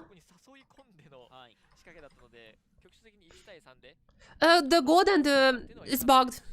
The whole top side scoreboard is bugged, so don't look at that. Just look at like the scoreboard down. There were some issues like even getting into this game, so I'm not sure when are they gonna fixing it, but it's just bugged. So look at the scoreboard. The score is 1-0 as of right now. Gold is in tiny bit of favor for Nightcap, from what I can tell, because the bot lane is having actually quite a lot of lead at this point. And it seems like Shinja is gonna be picking up the first Drake in this game. Oh, it's fixed. It's fixed now. On the top, it's fixed. So yeah, they have a bit of a lead. As now, LJL, after this beautiful Bard tunnel play on the jungle, gonna go to the top side as well. There's a stun onto Sai. Gonna be super low, incredibly low. Also Nagning. All of them are super low. Ezreal ultimate up now. Ezreal ultimate up now. But watch Ezreal. Watch Ezreal. Ezreal ultimate up now. They're not gonna ult. They're not gonna ult. Ezreal. I see the minimap. Ezreal is not ulting. Ezreal is not gonna be ulting. Is he? No, Ezreal is not gonna be ulting. I was ready.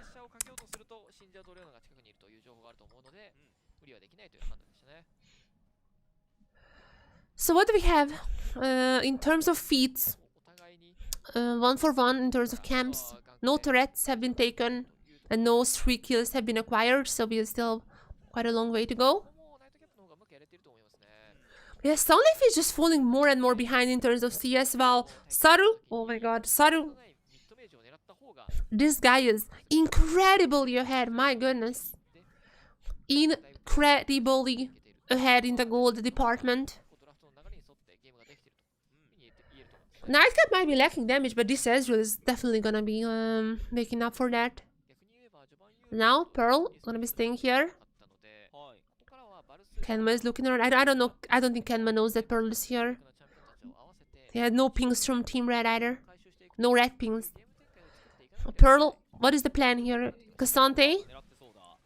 I'm gonna be waiting for the Bard maybe? Bard is like far from level 6. So, I'm not sure what is the plan here, but there is Bard here now. Stun becoming through ultimate. There it is. It should be an easy kill. Who's gonna be the one getting it? It's gonna be Pearl. Nightcap with the 2 kills right now. 2 kills for Nightcap. Starting off early game quite well. Spirit Quartz Gaming have had a pretty easy game, pretty straightforward game in OQ. They won very easily against Nightcap in open qualifier, but they had a different support. And this is like a super weird scenario because they have like a support playing ADC and ADC playing support, so I'm not sure what's the deal with that. And they're not doing well because Popon gonna be falling first. Odessa's following very shortly, double for the Ezreal. And Nightcap, I think they're just taking this game. I don't know what happened there with like the support situation. Really, really weird that's happening right here.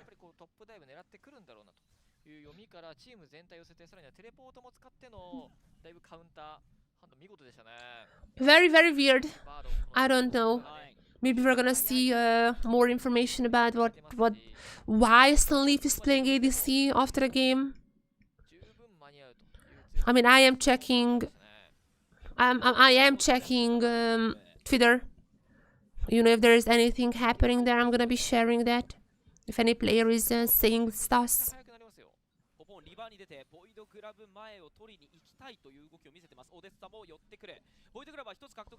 No? Then the grubs. So far there was not much that Spirit Quartz Gaming was able to get. At least they're gonna get 1 grub, so the full camp is not gonna be there. Such a nice flash ultimate from Sejuani. So subtle, that was amazing, but the fight afterwards, what can they do here is... Okay, Nangning. Oh no, Nangning. A little bit out of position here. Solly flashing in and just gonna go down. That was the bait.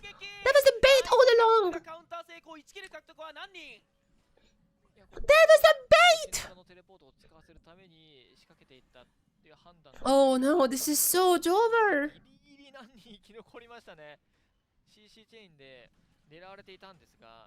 This is so over. Oh, there it is. LJL, his famous bard. I'm gonna be going for the slow. I don't think they can really get down there. Oh, there's the ultimate. I mean, they're still... Oh, they're gonna go under the turret as well? I don't think they can do that. At least it's enough to get Kenma out of the lane. Yeah, no teleport for Kenma, so... Oh, okay, they're gonna be sticking for 1 more wave. That's not as bad then. Could have been worse.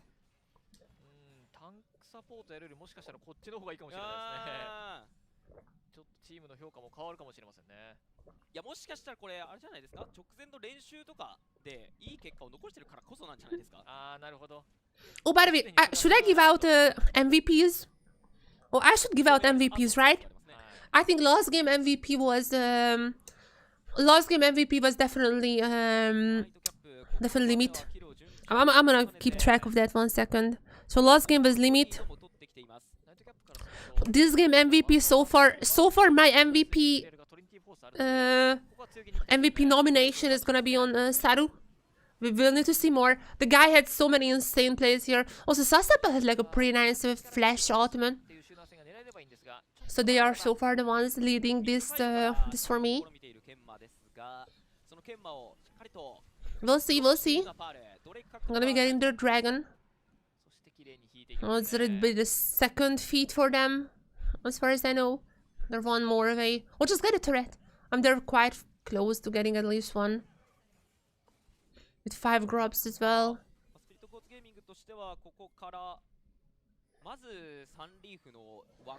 I mean, I don't know. It's such a weird scenario for me. And Spirit Quartz Gaming also looking very disjointed. Maybe because of the substitutions. I don't know. Mustapha is gonna get one. Oh, Alchon's actually got that ultimate down on the bot side. The 1v1 on the top lane. Not gonna be ending up in a kill. Actually. Alright, no. That's it for now. That's it for now. For the fighting. Nightcap has 2k lead, which is like not the most. And also the Syndra is incredibly ahead. I'm not sure what Nongling has been doing, but like, oh my, oh my. That is a crazy differential in terms of planting. I don't know what's happening with Spirit Quartz Gaming. I don't know what's happening with them because Sunleaf is a support and Odessa is an ADC. Odessa has played a few support games as far as I remember in OQ, but like this guy still is like mostly an ADC. So I'm not sure if they had like some issues. Also like the draft was like shown to Koishibi in the team, so there were like so many weird things. I don't even know what happened. Maybe after the game, I'm gonna check their Twitter.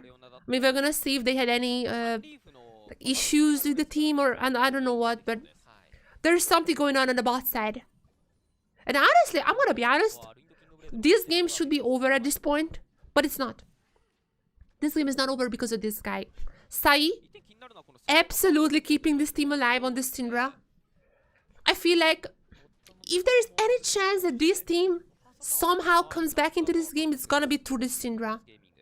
If there's any chance. Incredibly ahead on this matchup. Building up for the first item, which hopefully is gonna be a Storm Surge. I don't know what it's gonna be, but hopefully this is Storm Surge. I feel like Sai can still bring this game back just because Nongling is not doing well in the CS department. But the game is not looking in their favor by any means. I love LJL's Bard. I love Bard as a champion. I used to be a Bard main for quite a long time actually. I played Bard on release, in case you don't remember. Bard was like a horrible champion on release. He was incredibly... Bard was like so weak that for like 3 years straight he only got buffs. He was incredibly weak on release. But I love Bard from the start. So I'm always rooting for this champion. And I think LJL has had some pretty nice ultimates throughout the game, but teamfight is yet to come. So we will see. The gold lead is actually shrinking because of just Sai's farming. Sai went to the side lane, picked up a few waves. Now in the mid lane also picking up waves. Because of Sai, the gold lead is actually shrinking, which is crazy. In a match, that's like 6-0. That is a crazy thing. This is absolutely not over, this match.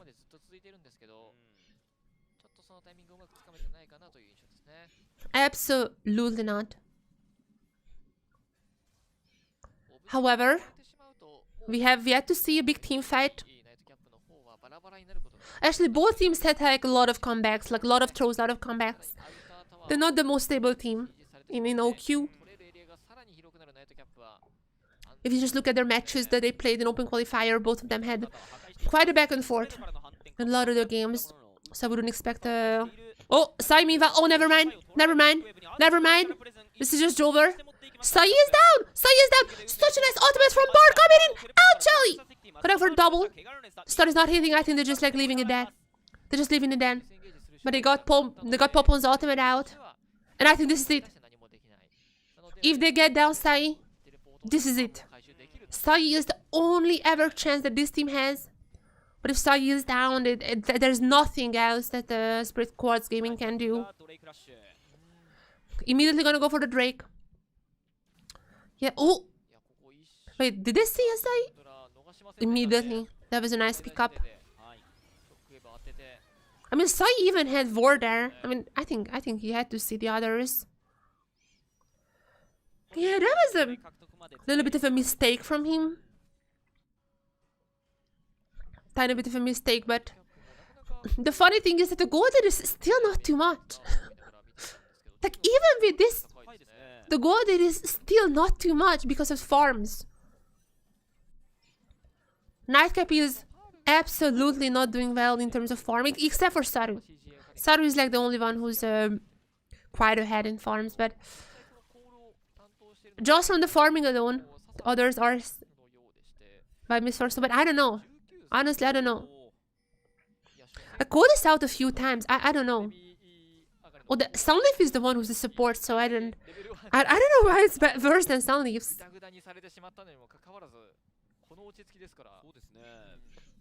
I guess like Oriana was roaming quite a lot, but even then I don't know. But that is the only ever reason that Spirit Quartz Gaming still has some chance of winning this game.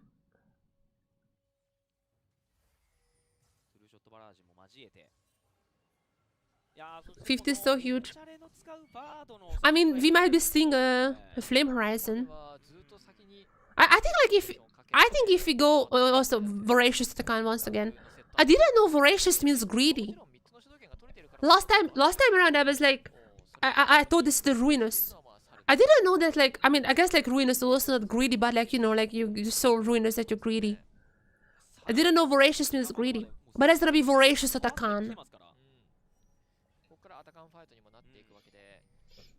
So Voracious Attack, surprise, surprise. I still yet to see a single Ruinous Attack in any pro game. I don't think it happened. Riot is like, I think like gonna be changing the requirements for Ruinous, so there would be more pro games with Ruinous. But so far there's literally not a single pro game that I've seen. Now I'm gonna go on Kenma. Oh, Ultimate is gonna be missing for Susceptible. That's a nice dodge. But there's Bart here. A lot of Ultimates actually gonna be missing, but there's still a pretty easy kill. 4v5 is gonna be enough to take down Kenma.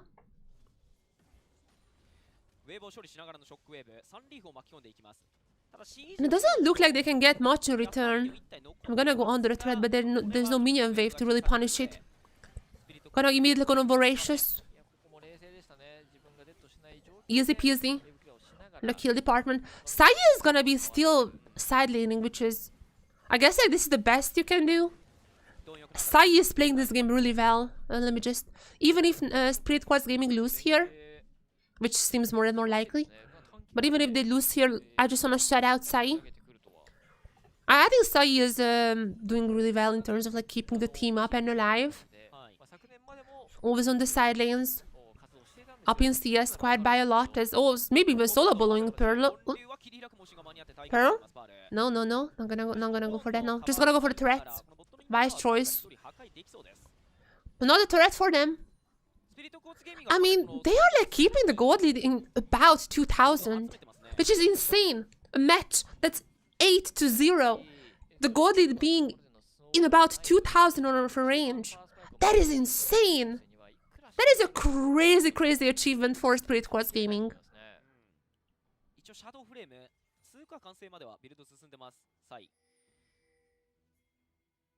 However, I have to scold Sai a little, because Sai is building the companion, Luden's companion, instead of the Storm Surge.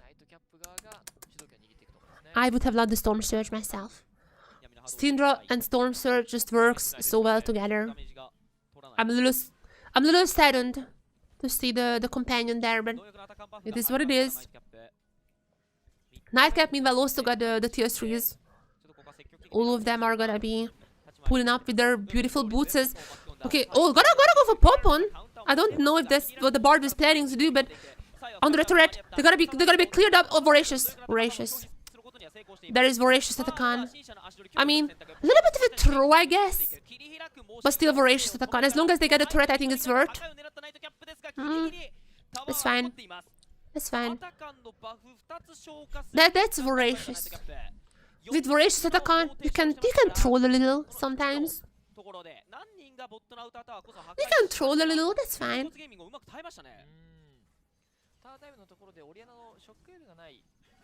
And with this one, gonna be immediately rotating to the Dragon as well, gonna be on Soul Point.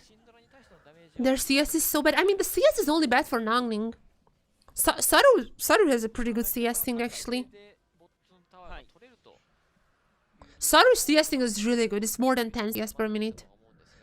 I remember, like, he even had, like, good CS in the earlier stages. Like, I remember calling that out as... Well, Pearl, gonna be alone. Should be a kill, unless it's a bait. No, they're not gonna take the bait. Pearl has to flash out, but not taking the bait. And the golden is still 2000! No matter what oh my god. There's no matter what Nightcap is doing. The golden is always 2k. It's insane. It's less than 2k. Yeah. It is insane.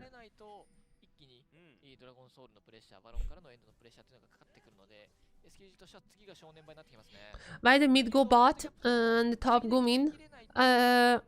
Probably because just to catch the waves. I think there was like tier. I mean, I don't know. There are tier 2s everywhere. I mean, usually you wanna go to mid to just like because there's a short lane, so you would wanna push in the wave to get the turret. But I don't know what was their reasoning. Oh, do not follow up. Do not follow up. Do not follow up. Do not follow up. Okay. They learned. They learned from their mistake. Never follow up a bar tunnel. That is a very important rule.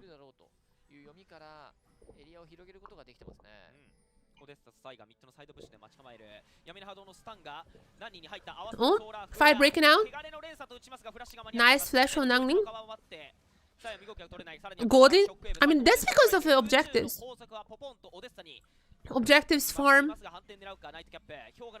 Like Sai was constantly pushing the side waves. Got all the plates. Got all the farm. They're doing much better in like objectives and like passive income, kinda.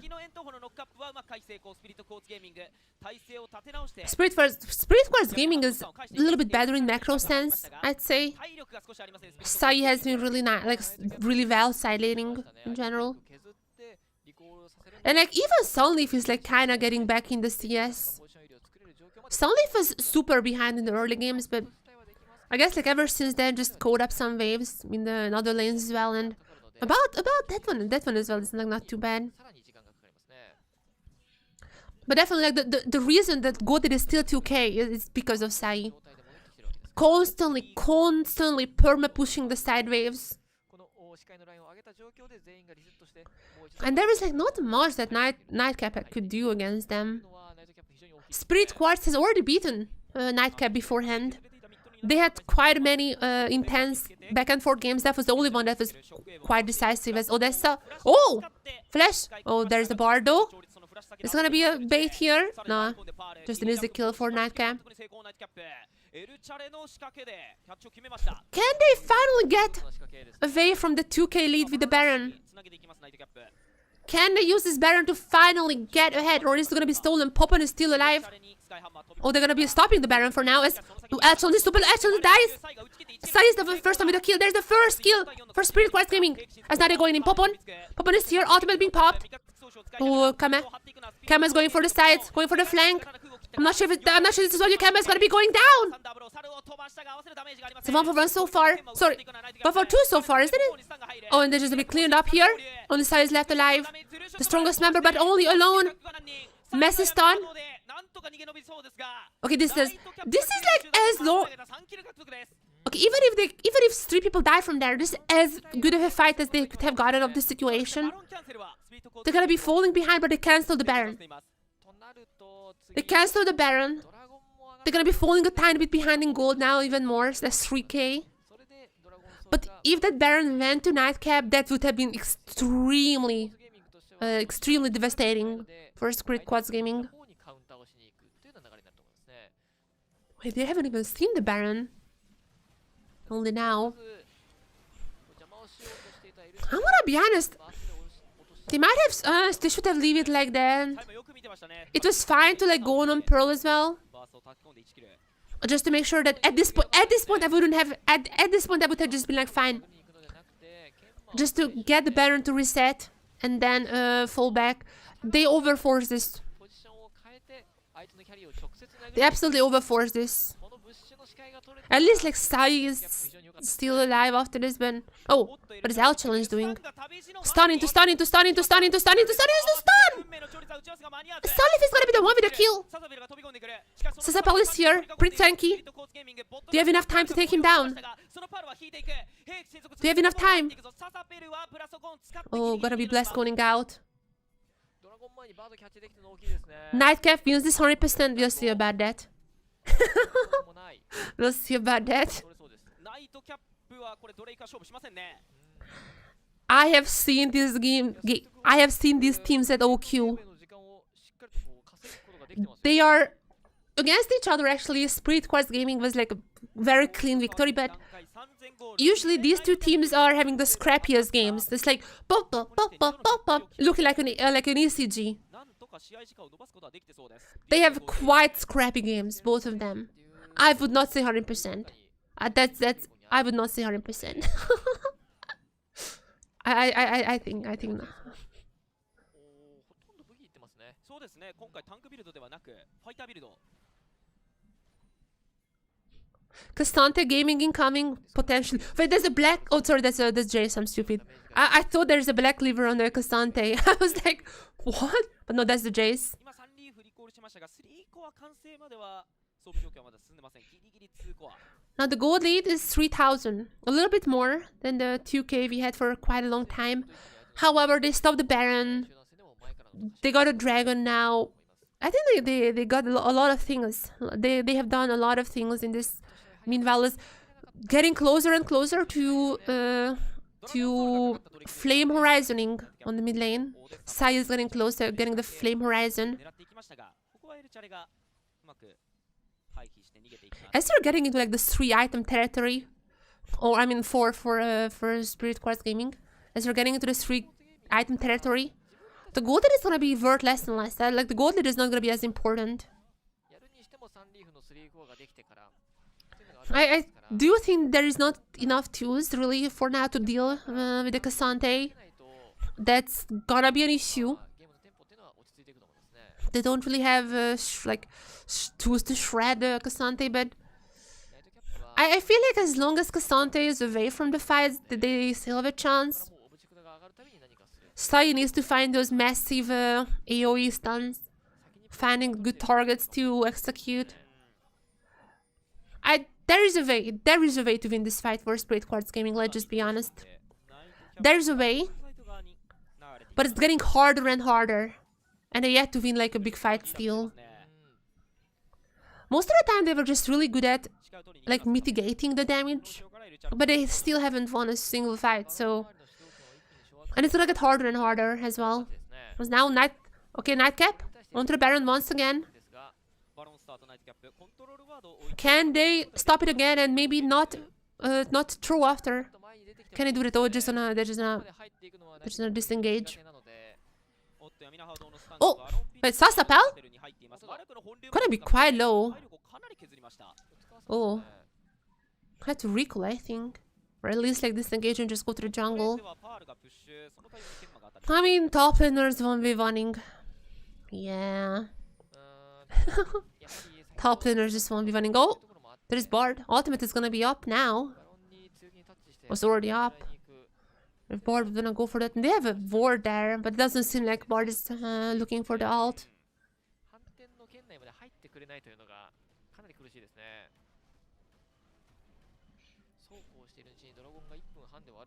There is a 4k lead. I think for the first time ever, Nightcap is able to gain some leads. I mean, mostly Nangning was able to get some farm to somewhat catch up in farm. Somewhat. Castante was also side laning. Ezreal keeps having insane numbers in the farms as well.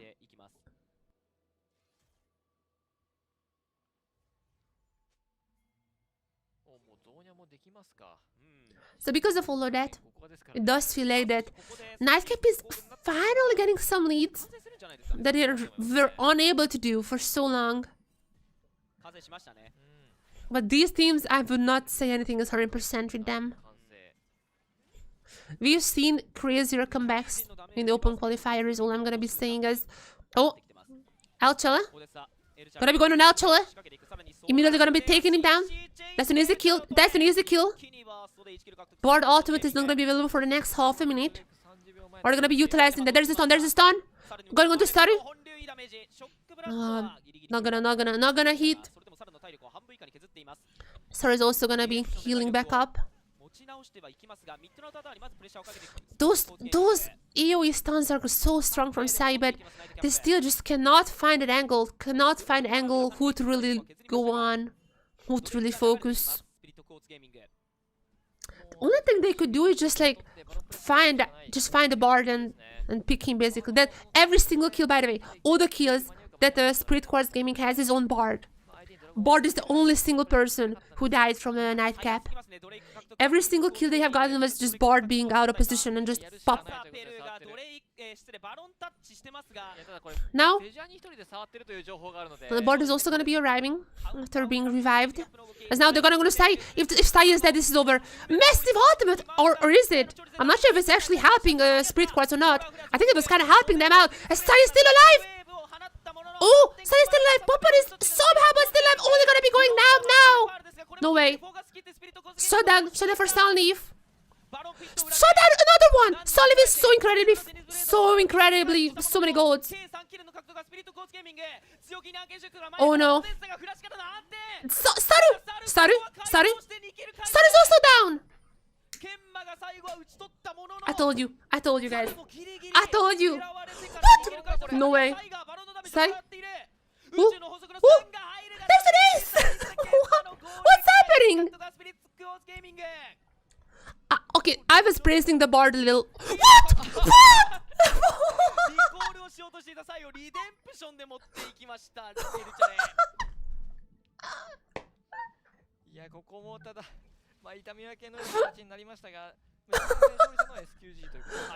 Okay, I was praising the board, but that was a pretty bad ultimate. It absolutely helped out Spirit Quartz Gaming to reorganize. I don't know what was the idea here. Even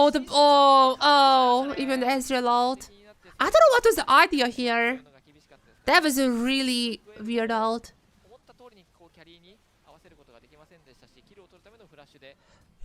Yeah, that just made them enough time for the Ezreal to not saving some damage from the Ezreal and others just like cleaned up.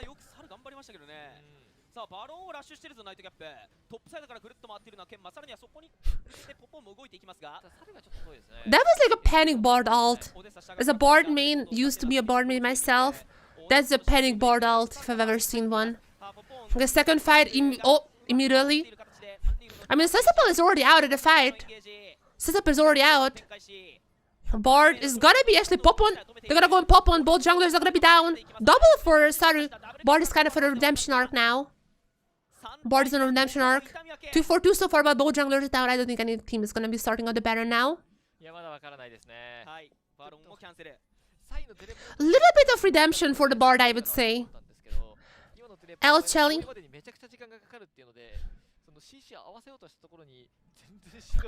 definitely a little bit of redemption with that pick on Popon. If Popon is alive here, they might have started the Baron, but there is no chance now. Wait, the gold is equal. The gold is equal. Yes, Sai was the only one who was keeping this game alive for Spirit Quartz. The gold lead was always fake. I mean, like, there was not even a gold lead ever. The most of the gold lead was like 4k or something. No, I mean, that board ultimate was bad, but that's a panic board ult if I've ever seen one. That's a panic board ultimate. It's way more common. I have personal experience with that.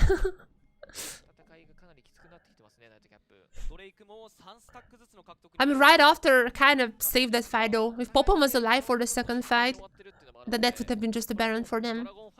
Now it's just back to equal. But the lead was always equal because Sai was super ahead all the time. I kind of wish we had the gold, you know, like the lane.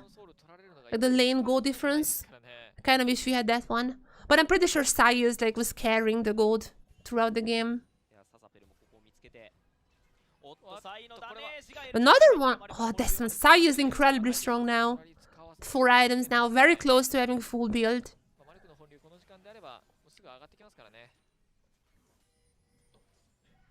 Very, very close. Oh, Pearl? Kasante Gaming? Are we gonna stay Kasante Gaming or not? This is the real test. Kasante 1v4. Am I gonna go for that? Odessa is gonna be missing. The ultimate is gonna be hitting kinda though. Nice pick. Nice pick out to Nangning. Can he take him down? There's a stun into the stun. Nangning is down. Sai is still alive. They might be still winning. They might be still winning this. Even if Odessa dies. Even if Odessa dies here. It's only Saru versus Sai now. Saru versus Sai. The Ezreal versus the Syndra. Those are the strongest members on their respective teams. It's all on them. TP coming in from Kasante. There's the fight here. Watch the Ezreal and watch the Syndra. Those two are the champs you need to watch. This might be the last fight in this game. This might be the last fight. Sai is there! Sai is there! Sai is dead! Sai is dead and Saru is still up and alive. This might be the fight I've been looking for. Even if the Spirit Quartz Gaming gets the dragon, sorry. Saru! There's the ultimate! Saru is down! There's an ace for Spirit Quartz Gaming! They got the Inferno Soul. They got the ace. And I'm gonna go for the Baron as well. I told you guys! I told you!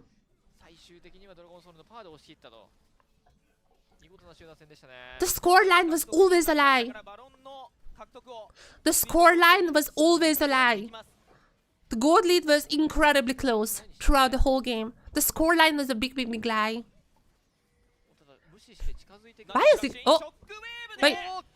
Nagning! Gotta go for the Danny! He's doing the Danny! He's gonna go for the Danny. Oh, they had to stick around. They really want to take the Baron, but this might be a little overreaching. Oh, gonna be missing the ball ultimate. I mean, they're still ahead at this point. The gold is still equal. Still equal.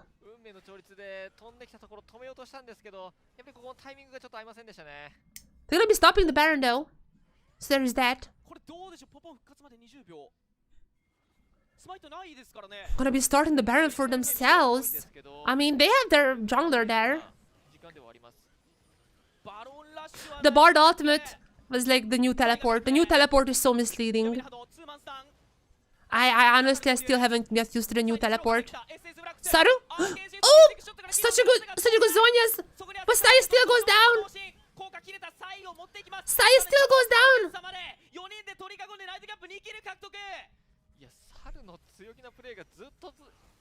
Still gonna be going down. Meanwhile, can I take the Baron now? I mean, they took quite a lot of damage, and now Popon is also here. Popon is also TP actually coming in from Nangning. Ultimate available. Ultimate available for Nangning. Gonna be dodging in. Popon gonna immediately go in onto Nangning. There's Zhonya though. Is it long enough? Nice dodge on the Bard ultimate.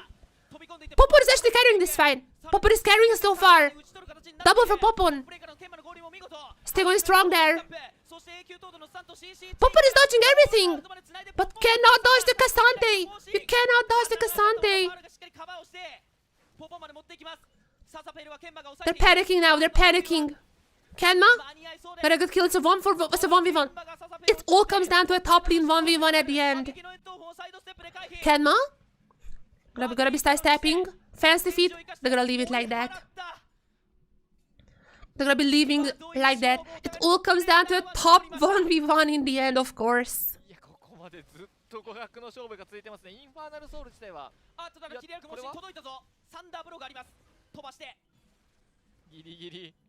Okay, we don't have a dragon timer, but I'm pretty sure that Elder is about to spawn soonish as well.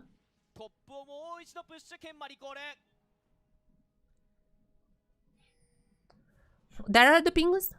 There are the pings. There are the pings from Nightcap.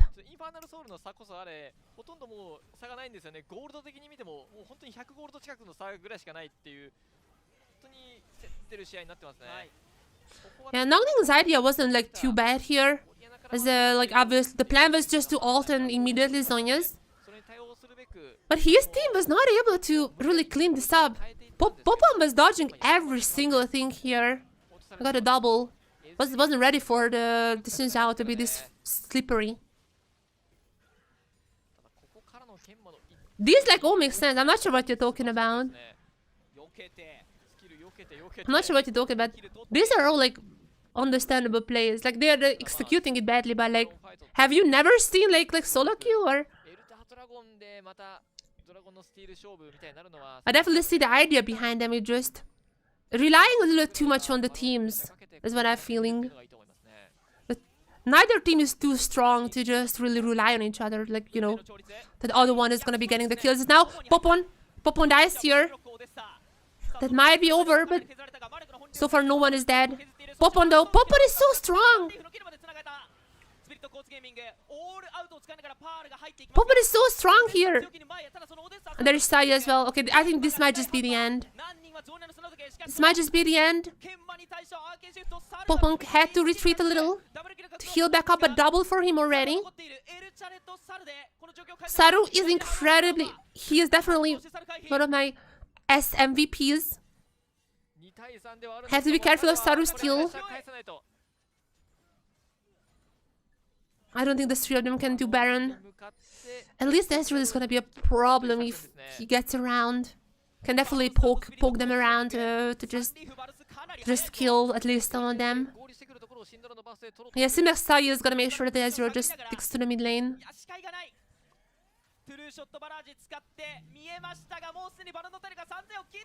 We're gonna get the Baron just before Saru arrives.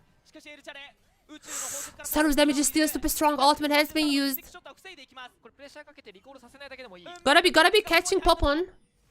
Gotta be catching Popon, but yeah, there was not. They didn't have enough speed to just catch them up. And Elder is here. Oh, teleport coming in from Cassante. Everyone is teleporting to the Elder now. This is gonna be the final fight of this game. It all comes down to the Elder. Both junglers are here. Gonna be here soon. Wait. Is Popon gonna be here in time? Oh. Oh. Popon is not here. Can I get Elder down before Popon arrives? Popon is here though. Popon is here. Popon is here. Who's gonna get the Elder? Who's gonna get the Elder? Sustin is dead. Popon got it. And that's it. Popon got it. Sustin died just before the Elder was in smiting range. Popon got it, and I think this is it. Okay, this has to be it. Pearl. Okay, Pearl is trying to push the... What? What's happening here?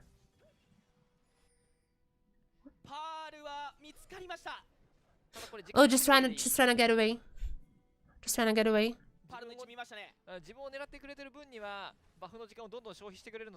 The thing is, like, there's not much.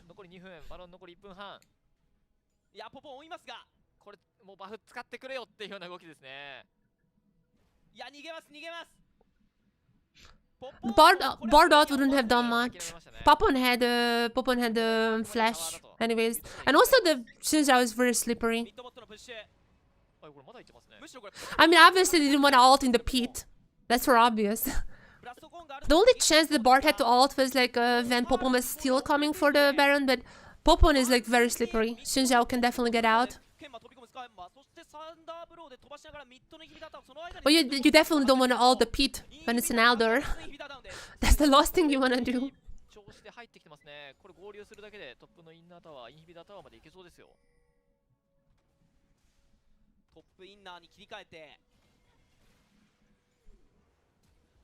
There's a flash. Must flash out. Yeah, there's not really anything that they can catch here. I think this is just an easy piece of victory for Sprit Quartz Gaming. And once again, I think like my MVP has to be Sai in here. I think my MVP has to be Sai. This guy was keeping this game alive for so long.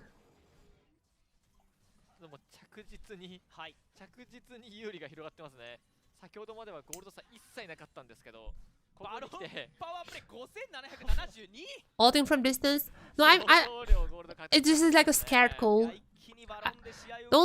I said like the only chance that they have gotten is that when Popon was still coming to the pit, but they tried to stop him beforehand. They should have just like out Popon. They definitely should have just out Popon, but I guess like they wanted to kill him. It should be the safer option.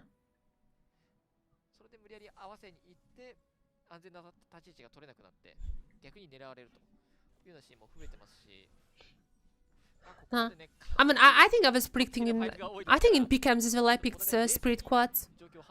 But I picked them because they won the OQ against each other. Both, I mean, I know this is gonna be, I said yesterday as well, that this is gonna be like I think the closest game. Because both teams are so scrappy. Like if you have seen open qualifiers, both of these teams had so many of these games. Incredibly scrappy. But I think Spirit Quartz Gaming has it now. I think they has it, they actually, I'm gonna be honest, Nightcap has kind of survived the Elder. It could have went so much worse. They're still alive, but oh, massive. Look at the damage from Sai. No, this is my MVP. This is my MVP right there. I think if Spirit Quartz Gaming ending up winning this game, Sai is 100% my MVP. This guy, even when the scoreline was like 7-0 or 8-0 or something, this guy was the reason that they still were in 2k gold lead for so incredibly long.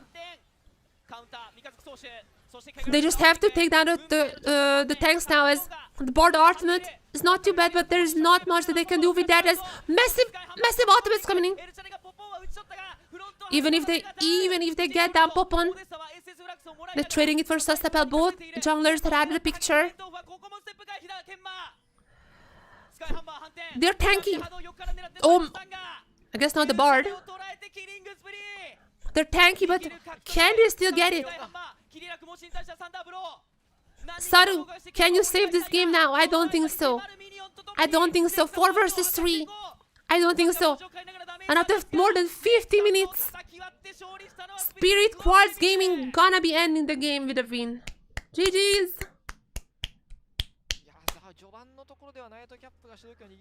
This, I told you that this game might be the closest. And it 100% was. 100% was the closest game so far.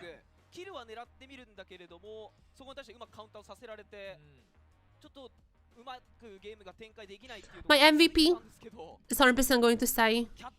I'm writing all of my MVPs. My MVP is gonna go for Sai. That guy was doing so much work in this game. Absolutely carrying the team on his back.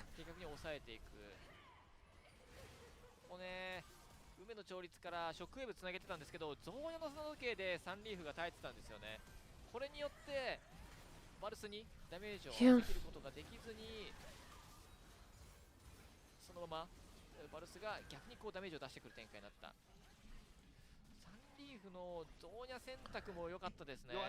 But now, Sai was definitely the MVP though. Don't you guys agree? Sai was 100% the MVP. What was the, oh, we haven't checked the CS number at the end. I'm not sure if you got the Flame Horizon at the end or not. Okay, we're gonna have an interview. With who? Sai, yeah, we're gonna have an interview with Sai. We're gonna have an interview with Sai shortly now.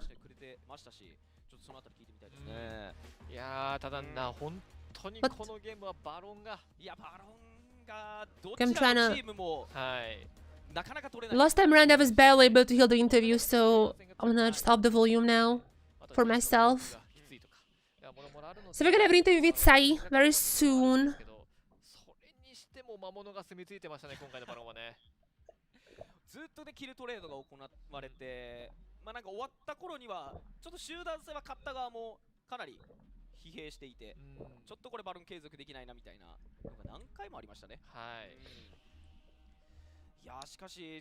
本当によく耐えたなっていういや本当にそうでしたね。ゲームでしたね。スピリットコーツゲーミング。 I think I predicted them to win, but I was expecting a little more. I don't know if I was expecting actually a more clean game. Once again, like, all their games in OQ have been scrappy. Oh. Sai, here's an interview with Sai now. Welcome, Sai. Welcome, welcome. After the win, how do you feel? It feels really good.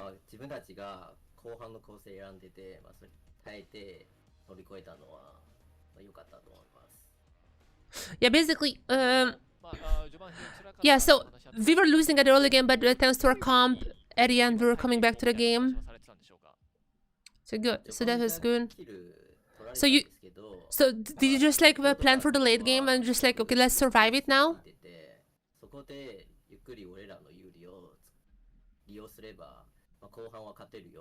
Yeah, because we started slowly getting our advantages as we're getting into the late game.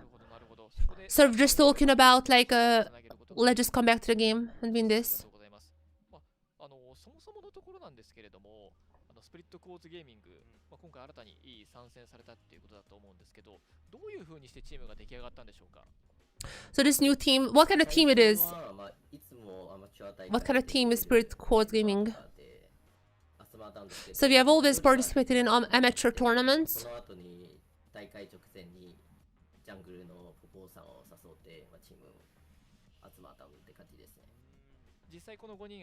Yeah, basically, we just invited our jungler before one of these tournaments as well.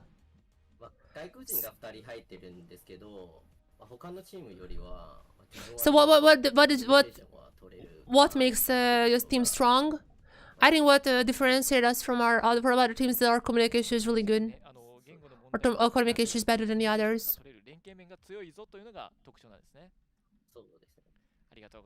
Yeah, and that's why they have such a good synergy as well, because of the communication, right? Yeah.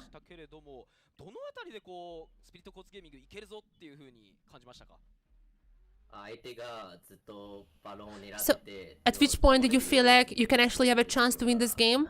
It was at the Baron. It was at the Baron when we were able to. Yeah, it was at the Baron. It's at the one big Baron play when we felt like, okay, from now on we can turn this game around. Yeah, thank you. Finally, after this amazing victory, after this match, is there anything you want to say to the fans and ahead of your next match? We're gonna do our best even from now on. Yeah, and then we're gonna do our best to just take the remaining victories as well. Thank you, bye bye.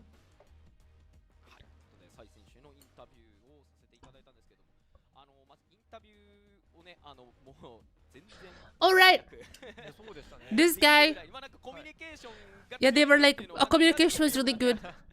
We had good synergies.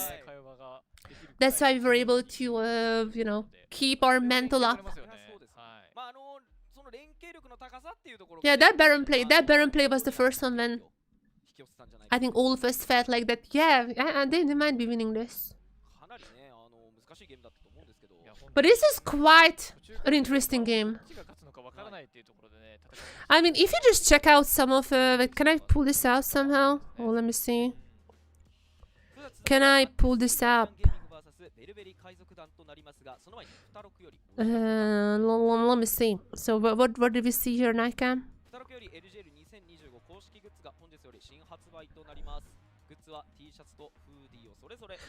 There you go. Was it not certain this one? Yeah, I mean, this is a team known for that. If you just check out, like, for example, against Vero Youth, Spirit Quartz Gaming was getting ahead 2000 through a fight, enemy got Baron, then at the end still won a fight here, and then just fight, bam, and just winning the game at 42 minutes. Spirit Quartz Gaming this is their style, and so is for Nightcaps. So is for Nightcaps. they both of them are quite scrappy teams. Even yesterday when I had like the whole stream. In case you're wondering, by the way, that's 3.5 hour stream that has timestamps. If you're curious about a specific team, there are timestamps. But I talked about every single team. I went through their history in OQ. I went through the players. So if you're curious, there's a whole VOD both on Twitch and on YouTube. You can watch the VOD back. There are timestamps on YouTube. I talked about both of these teams and I was like, expect scrappiness because both of these teams, even yesterday, I was like, they are scrappy. Next match though. Oh my god, next match. Next match we have Young Gaming and Velibeli Kaizokudan. In case like it, I mean, I'm not sure how many, like Kaizokudan is like a pirate crew. If you have ever read or watched One Piece, you might be familiar with this term, Kaizokudan. Basically, their mid laner is called Velibeli, and that's Velibeli is a pirate crew. This is what Velibeli Kaizokudan stands for. And Young Gaming on the other side is also an interesting team because they have a Chinese top laner, a French jungler, they have a French coaching staff, and the mid lane, bot lane, and support are Japanese. But that is a multinational team. So I'm gonna be right back, and when I'm back, I'm gonna talk more about those teams because I think both of them are really interesting in all the different ways. So I'm be right back.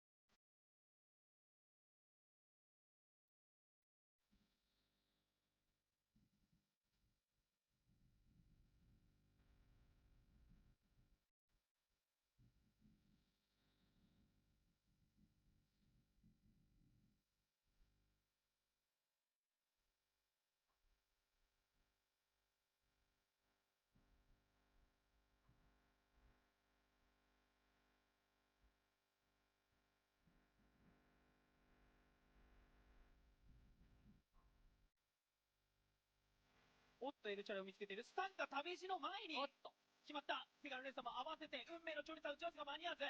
3人1キル。ここですが、エルチャレにゼニスブレード仕掛けていくためにソーラーフレア CC チェインでエルチャレを捉え、一気にバーストで1キル獲得スピリットコースゲーミング。カウンターを狙っているナイトキャップの動き、サイに向けて SS ブラックからの、そして運命の調律スタンが決まるが、運命の調律でダメージ足しきれない。サイフラッシュアウトが間に合った。ソーラーフレアゾーニング。オーデッサがゼニスブレードからショックウェーブを放ったものの、反転決まらず、サカベルを打ち取っているスピリットコースゲーミング。フロントを張っているパールですが、これもきっちりフォーカス切ってスピリットコースゲーミングを押し切った。バロンピット裏で何人も捉えて続けてのゼニスブレードはサルはギリギリ回避したものの計3キルの獲得がスピリットコースゲーミング。強気に案件シュートが前へ。ただオデッサがフラッシュからの安定。ただサルここは回答して2キル返す。ケンマが最後は打ち取ったもののサルもギリギリ狙われてから2キル返した。さらにはサイがバロンのダメージをもらっている。宇宙の法則の3が入るがダメージ足りず、ケンマの合流からエース獲得がスピリットコースゲーミング。 Hello everyone. So next match, Young Gaming versus Velibeli's pirate crew. Let's see. I talked about these teams actually last time around when I was well, not last time around, the last like introductory stream. I talked about them quite a lot. Young Gaming ended first in their group, Group B actually. They did not have an easy time though. Absolutely did not have an easy time in doing this. If you just check out, for example, there was only Nightcap. There was only Nightcap, the only single team who was able to take down Young Gaming. And that match was not clean either. That match was not clean by any chance. They were the only ones who were able to take them down. Usually, this is like also the only game when Gwen wasn't banned and Norwegian didn't pick Gwen. Because Norwegian is a Gwen, like, very big Gwen fan. If you check out his Twitter, you can also see that he is a very big Gwen fan in more ways than another. So, besides this game, Gwen was either picked or banned against him. I would expect the same thing here. If Gwen, I would say the Gwen either gonna get banned or picked by a Norwegian. So, there is that. But in the end, Nightcap has won this one, but this was not a clean game either. Besides that, the game, every single other game Young Gaming has won. I think they're a very, very strong team. They also follow me on Twitter, so it's an extra point. And yeah, basically, that's what you need to know about them. Very interesting team. They have Chinese top laner. They have a French jungler whose name is Norwegian, but this is a French jungler. Others are, I think Ligon was in DFM Academy previously. Taiyaki also in one of the BCL teams, I think. I don't remember, but like, I definitely seen Taiyaki beforehand a lot. So, that's that team. Then I'll be up against Velibeli Kaizokudan, which means Velibeli's pirate crew. And Velibeli had like an interesting, very weird match, like schedule as well, I guess. Very weird schedule. Because they had like so many weird games. For example, they were also not necessarily super clean, but they have streamed every single one of their games. So if you want to watch them, they have streamed their games. They had like insane comebacks.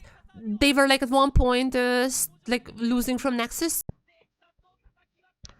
Velibeli also was like losing behind, like leading, losing the lead, getting the lead, losing the lead, getting the lead. Not a clean team. Not a clean team by any means. And because of that, also they have like also 2 supports, but I think Saguri is gonna be playing today as far as I'm aware. Udon loves the Maokai, so that's definitely a pick that you should be looking for. VK's top laner, Udon loves the Maokai. Also the Yorick. Also no, that's not him, never mind. That's it. That's my initial ideas, initial thoughts about these teams. As for, yeah, let me check Twitter if there's anything that happened. So, what is the starting roster? Let me show you guys that one as well.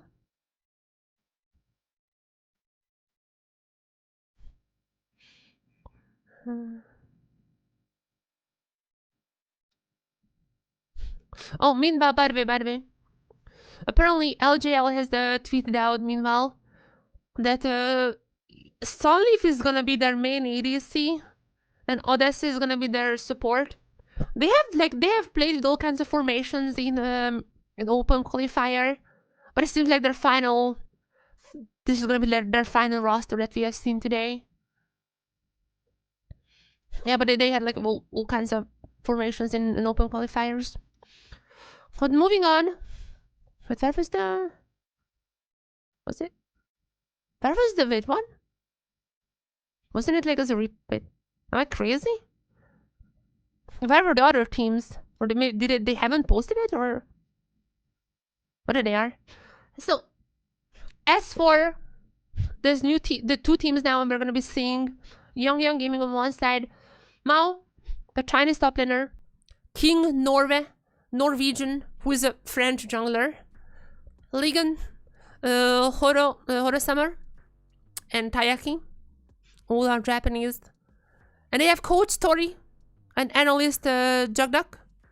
I think Tori is also French, but Jugduck is definitely French. I haven't read it, never mind. So I haven't read it, but this is literally their like introductory text here. The top is the Chinese, the jungler is French, and the top and the jungler is like the carry, you know.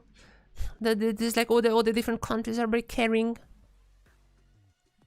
So they're gonna be up against Velibeli, Kaizokudan, which means Velibeli, they're mid laners. Pirate Crew. You might know this word from such hit shows as the One Piece. They have two supports that they played with, one is Saguri, and MT2 also played in some games in Open Qualifier. I'm not sure what is going to be the case now. But Udon, Maokai, a lot of Maokai games from what I've seen. Jamikta, I don't know how to pronounce, but we're going to be seeing all others are just normal champions. As now, let's just jump into here.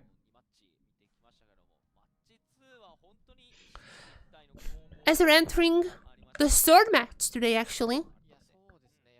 Oh, we are so late in terms of like timings. Wow. We are incredibly late now. The last match was way too long. Last match was way too long. We're a little bit behind schedule now. But it was worth.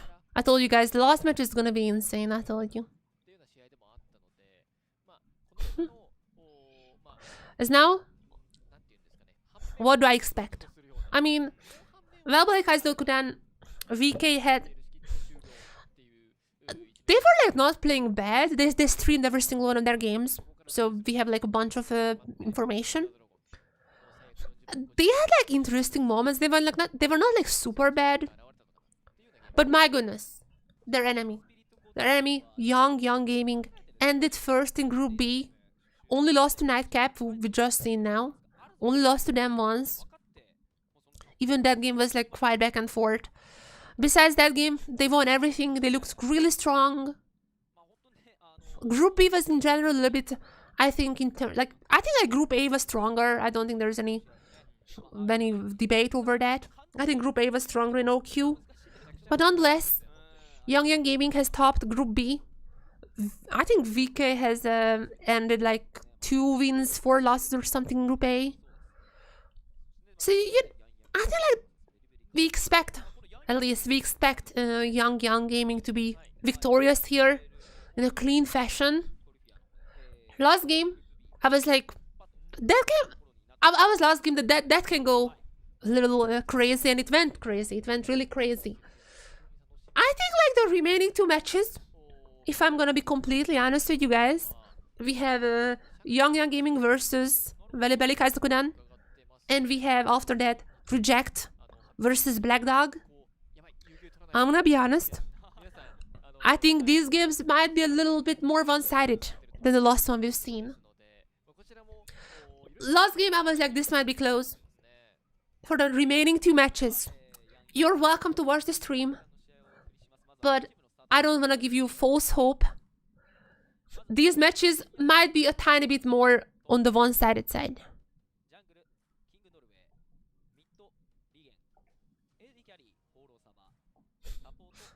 There it is. There they are. Then VK.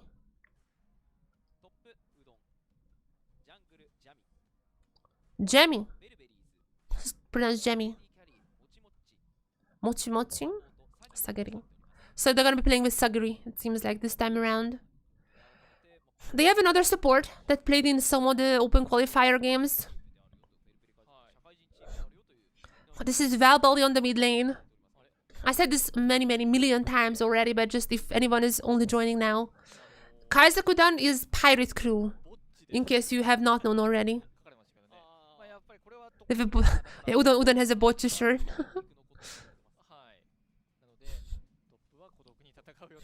So, my prediction for this game is gonna be Young Gaming. I think it's gonna be an easy dub.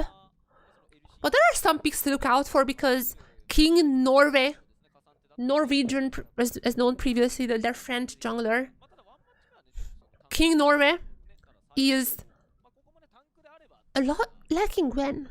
Let me just put it this way. He's lacking Gwen a lot. You know, yes. If you check his Twitter, you can see he likes Gwen quite a lot. So, and that also carries on to the Rift. Except for one game, in every other game, in open qualifier, Gwen has either been banned against him or he picked Gwen.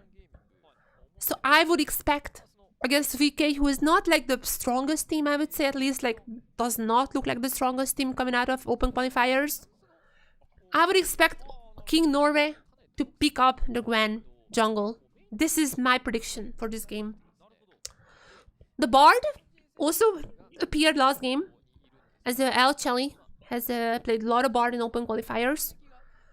And unless the Gwen is banned, I would expect the same to happen now. Just for King Norway this time around to pick his famous champion, the Gwen jungle. We'll see. I should probably tweet this out. I should probably tweet this out. Are they? Or there you go, we're in draft now. We're in draft. Are we gonna be seeing the Gwen? This is the big question. VK, are you gonna ban the Gwen? Maokai first ban. That is a pretty expected pick. Pretty expected ban, I would say. Pretty expected ban there. Udon lost the Maokai. Picked every single occasion he could pick up the Maokai. Are you gonna be banning the Gwen now? Is VK gonna be banning the Gwen? That is the question. I would love to see King Norway playing the Gwen. But are we gonna be seeing that? By the way, since they are on Discord, I kind of like how King Norway's microphone is just muted. He just muted his microphone. Skana ban, that's also understandable. But are we gonna be seeing the Gwen ban? That is what we need to find out. That is what we need to find out.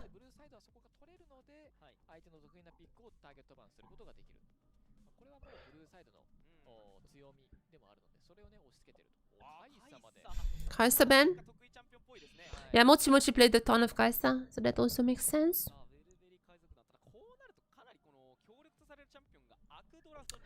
Are they gonna be banning the Gwen? That's what I wanna see. Are they gonna be banning the... No, Gwen! Okay, Gwen first pick it is? Is it gonna be the Gwen first pick? No, they're not pissing the Cassante. I mean, I don't think there's a chance that Gwen is gonna be stolen. But that is definitely like the pick I think we all now looking forward to.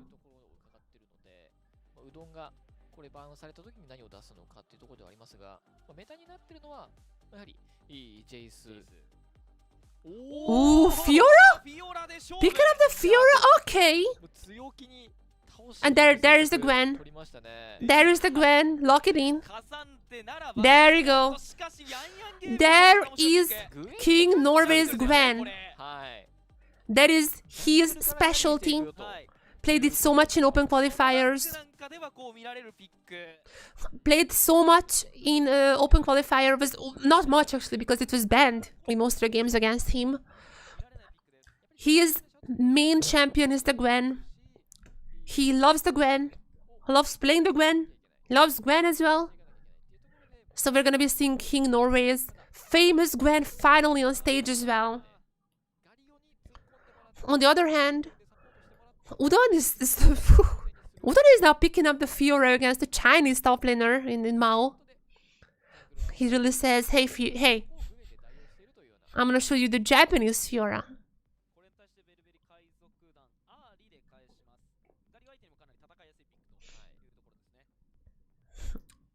We'll see how the rest of the draft pans out, but so far it delivers. I would say so far it delivers. I got everything I was coming here for. I got everything I wanted and more.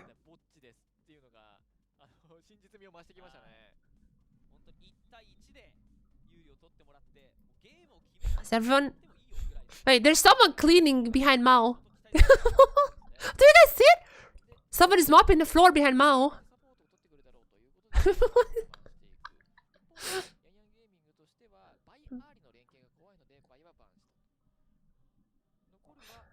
What is the next? What is the next pick here?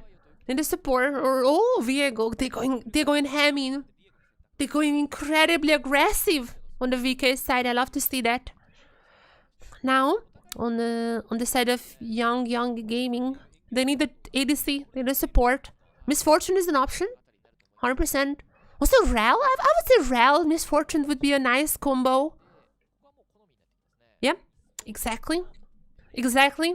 Tori reading my mind. On the other side, yeah, just a Alistar, pretty, you know, pretty normal pick as well.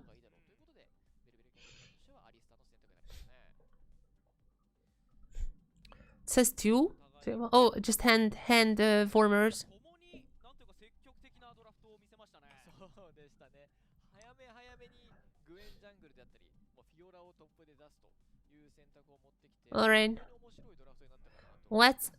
で、今のメタでやっぱりフィオラ What's happening here? Huh? はい、もう勝たなきゃいけない。もう負けはありえないというぐらい、はい、もう強気なドラフトなので、ここはうどんにかなりこう。 Okay, what's happening here? Oh, okay, never. ただ一点気になるところがあるんですよ。はい。っていうのはなぜスプリットプッシュチャンピオンが消えたのか、スワップがあるからなんですよ。そうですね。はい。まず1対1の状況を作れるのかどうかっていうのもそうですし、あとフィオラとかそういうスプリットプッシャー系のチャンピオンって特徴して、代表しているのが序盤のファイト自体はそんなに強くない。Okay, I'm gonna make a tweet very quickly. ね、ちょっと自身が脆いのでないし、ファイトが弱いので、ファイトが弱いってことはボイドグラブのファイトに参加できないんですよね。で、そうなると今ボイドグラブが重要だよ、ドラゴンが重要だよって言われてるメタの中で序盤のファイトができないスプリットプッシャーは God damn it, I cannot type. 評価をされないっていうところにつながってきますよね。 Red and... 跳ねのけてでも One second, I'm just making a tweet. ここがね、どこまで試合に影響を出してくるのか、ここが非常に楽しみなポイントかなと思いますね。レベル1の動きはお互いに強そうですね。スワップそもそもね、スワップされてしまうと、そうですね。 Okay, let me just share this very quickly. Internet cafe. I'm pretty sure he's in Japan. I think that's like a gaming house. I'm not sure which teams. I don't know if Young Gaming has like a gaming house or like what exactly is that, but like definitely like as far as I know, he's in Japan. スワップを警戒するような動きというのはなさそうですね。 We're gonna. Oh, I'm gonna just 1 second. I need to write this. ゲーミングがやってもいいと思いますよね。やはりそのフィオラ、うどんのファームっていうのをかなり阻害することができますから。はい。ますし、 Oh my god, I'm done. 安定してファームをすることもできますよね。 Alright. So what happening here? Are we seeing any swaps? Does not look like so. But there might be. There might be still. I don't think. We haven't seen swaps, I think, today so far. I mean, it's not that common in like tier 2. So,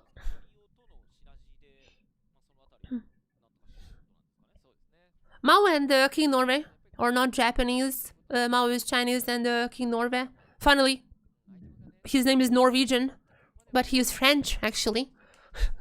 So he's French, and Young Gaming's coaching staff is also French. So it's kind of a French team that they're having here, which is really interesting to see. But nonetheless, they have topped Group B. They had a really good performance, I'd say. They only lost to Nightcap. Besides that game, they were quite dominating, I'd say. So, I think this game is gonna be a little less close than the last one, is my prediction here. Young Gaming also has a really insane composition. Obviously, King Norway's famous Gwen. That's one thing. But I also have Misfortune, who I'm really high on. I really like Misfortune. They also have the Galio, who's insane at engaging, insane at team fights. And Misfortune, who's insane with Galio and in team fights with Ra, who's also, like, you know what I'm... They're gonna be in team fights? Good luck beating this team. Whew. I feel like in 1v1 scenarios, the Fiora can be... Like, Fiora and Viego are gonna be really good in, like, picks and etc. But when it comes to, like, full-on 5v5 team fights, I don't know how you're gonna beat Young Gaming. That is such an insane comp here. Also, we are seeing the Ghost Smite from Gwen. I mean, she can dash away. I'm not sure how common that is, but definitely extremely aggressive. Extremely aggressive on the side of Young Gaming. You love to see that. Let's see how they are faring against VK, who ended about middle to middle-ish. Oh, we don't have any sound. They ended about middle-ish in Group A, which was definitely the stronger group. なので、トップサイドへ行くっていう判断になると思いますね。 And there it is. でワードでジャミ It is now Young Gaming's chance to prove that despite their group being a little bit weaker probably on paper, there's no random that they ended first. That is, as I'm saying this, Velibeli gonna get the first, but there's a reset for Jimmy. Still, Taiyaki gonna get the kill. That's not too great. That's not too great. ここはリレンがしっかりこうミッドで仕掛けることによってレルの寄りを生かそうという判断でしたね。That is not too great, not gonna lie. キルすることができたので、ダブルスカトロのコントロールをグエンができた。これでファーム寄りができたので、かなり美味しいトレードになりましたね。そしてキングノルウェー The game is absolutely not over, by the way. But it's... they could give a kill to the Ori. And all the support was the other one who picked up the... That's not too good. That's not too good. There's no way around it, but... There's already insane amount of CS lead on the top lane. Wait, what the hell is happening top lane? Wait, what? How do you... There's not even like a wave difference. Cassandra just absolutely forcing out the Fiora from the lane. Picking the Fiora, especially into a Chinese top laner, that is definitely brave. But yeah, it seems like Cassandra so far is absolutely stomping this lane. Gonna be even getting a cheater recall on the top side. Oh, and gonna go for the swap. And with the cheater recall, gonna go for the swap as well. So Young Gaming is gonna be swapping now. Trying to get Hora Summer ahead. Meanwhile, Ligan might be in an issue, a little bit of a problem here is to go around. Taiyaki is only arriving now to help out this lane. There's so many members from VK here. Okay, are they gonna... No, that's it. Not gonna be... I mean, if they don't find anything from VK, that's just a waste of time for them. It seems like they're gonna be sticking around for so long. There's enough time for King Norway to arrive here as well, but that's a 3v4. I'm not sure if that's working out as Taiyaki already going up. There's a nice stun for Ligan, but the teleport takes so long. Oh, the teleport just takes so long. This new teleport takes ages, and this is already too late for Mao.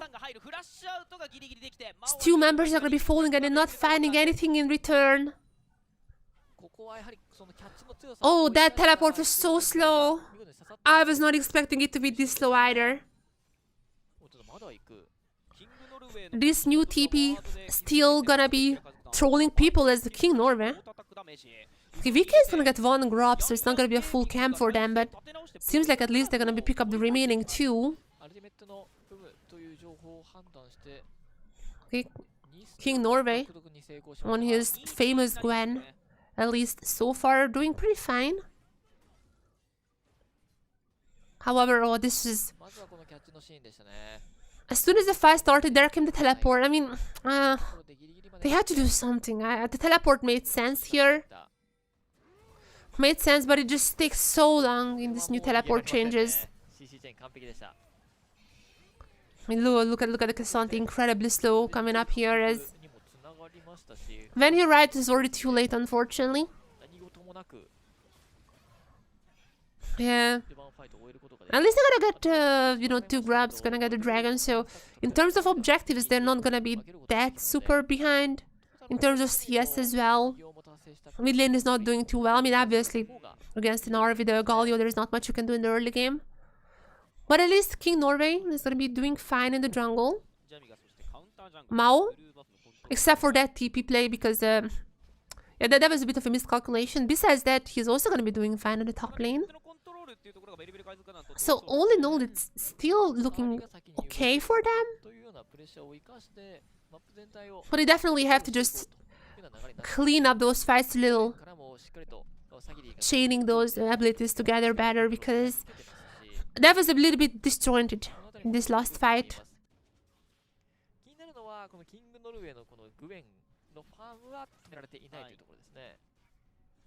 すでにビエゴに対してもシエスさ14ほどつけて、ファーム順調に進んでますからね。Okay, let's see now. What is the next move here? たい焼きが姿を出します。 Tayaki is going to be helping out the mid lane for quite a long. Still at level 6 just yet. Nice dodge on the Ori there, even if it was unintentional. Summer gonna be left alone in this lane for quite a long time now. Actually, he had quite a lot of lead on the Misfortune, but it's absolutely nullified now. It's Mochi Mochi. About, equalized totally. Have been left alone there while Tayaki was roaming around. Young Gaming couldn't really find any leads on the map for now. But at least the Gwen is getting ahead. I think that's pretty important. As Tayaki now has to get out of here. Even Ari is coming down. This a dive might be still possible for them. I mean, 4 members here. They're probably just like, yeah, cleaning up the wards, cleaning up the minions as well. Nice ultimate. Nice ultimate from Summer. Make sure to clear up the wave so there's no any kind of dive happening here. Tayaki flashing in. King Norway. Is the Gwen gonna go for more ultimate? Already popped. It's a 3v4. I'd rather 3v4. And there's the resets. There is the resets for the Viego. Reset after reset after reset after reset. And a massive teamfight victory for VK. They didn't expect Ori to be still there, I think. And after the Viego starts the resets, he's gonna be just going for that over and over again. Give a tiny bit in this, like if you remember in the early game, give a tiny bit to the Ori. Ori is gonna get even more lead now. This is gonna be a really, really strong one. Team fighting should still be a little bit better for Young Gaming, but they're falling so behind that I'm not even sure about that anymore. At this point, yeah, I mean, they have seen Ori coming down in here. And at this point, I was like, that's fine, just leave it. They really wanted to go for the Ori though. Yeah, they really wanted to go for the Ori. I don't know, they knew everyone was there. They knew this was a 3v4. I'm not sure why they went for that. Maybe expected to get them down before much arrives. Yeah, I'm not. This is a... They went in for this 3v4. Miscalculations there. And that's gonna be a massive lead for VK. Team fighting is still maybe the way they come back, but oh no, even Mao is gonna be going down. Even Mochi is fed. Guys, I might have been wrong. I told you guys I was predicting Young Gaming. I thought it's gonna be a clean game. I said the last 2 games would be clean. I told you guys, I really thought this would be an easy Volk for Young Gaming, but so far they're absolutely not doing well. Every single lead that they had in the earlier stages is now gone. All the lanes are having shotgun gold as well. All of them are ahead. As Udon, maybe except for Udon. Udon is then like the only one who's still not ahead, and it seems like they might be utilizing on that. Stun into the stun. Oh, and Udon survives! Udon gonna be surviving as well. That is disastrous for Young Gaming. This is disastrous.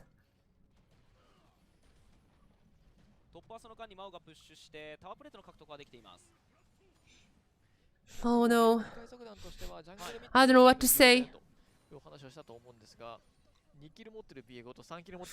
They somehow need to find some picks. They find some picks, and I don't even know if they can come back with team fighting anymore. The Ori is way too ahead. I mean, sure, like they have a Galio. Like Galio is not gonna be, you know. Oh, that's good. I wish they showed this graph earlier as well. So Ori is incredibly ahead. Mochi is also more ahead than I thought. It's like 800. I didn't think it would be that large. And Jamie is gonna be ahead as well, but the Viego has went on some pretty successful ganks, so no surprise there. What is the response here? 3,000 of a lead. Young Gaming is gonna have a really impressive team fight. Like all these champions, I think are gonna be strong in there. But what can they do out of the team fights? What can they do in the laning phase? It says, oh, gonna be somehow not hitting it as Mao just dodging everything. Even I'm not sure how the true shot barrage didn't hit him, but he's just gonna be dodging everything. No one dies here in the end, but so much has been invested into this play. And while on the other side of the map, much gonna be getting some plates.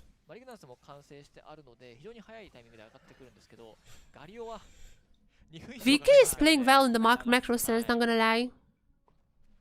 VK's macro is kind of surprising to me. They didn't strike me as like a macro team during open qualifiers. But they're playing really well. They found some of these like picks, you know, with the Viego and Ori roams. But ever since then, they've been pushing the plates in, not going in for any, you know, stupid fights. They have been doing really well as... Oh!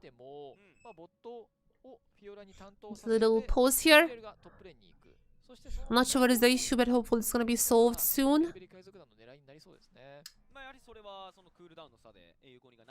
Oh, yeah, I'm gonna say if there is any information about that. Since everyone is playing from remote, obviously there might be issues with internet, lags and everything that those can happen. I'm not sure where Mao is playing from, if he's playing from China or from Japan. There could be like ping issues, you know, from the further away.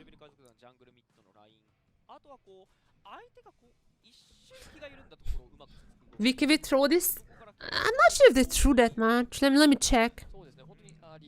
Have they thrown that much?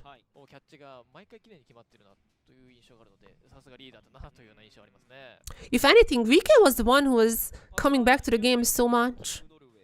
I mean, we have seen this game. So we have watched this game yesterday, in case you're curious. It's in like the long introductory stream. We have watched this game yesterday in like the introduction stream. But in one of their... Wait, why don't I have my... Oh, sorry, it's in here. But in the... Oh, wait, what do we have in here? So, this is one of VK's games. They were winning by 12k. Oh, almost, okay, let's 11. They were winning by 11,000. VK was winning by 11,000. But Clocks has still won in the end. They got Elder and like even goal deficit. Clocks. It was Clocks. It wasn't the blue team who won here. It was the red team who won this match. We have watched this game yesterday. In case you're curious, in the VOD you can check out when I was talking about either VK or Clocks. Check them out. This team had quite some interesting moments, not gonna lie. I am not gonna lie about that. They are capable of throwing. But I don't think this is gonna be necessarily a game that they will throw.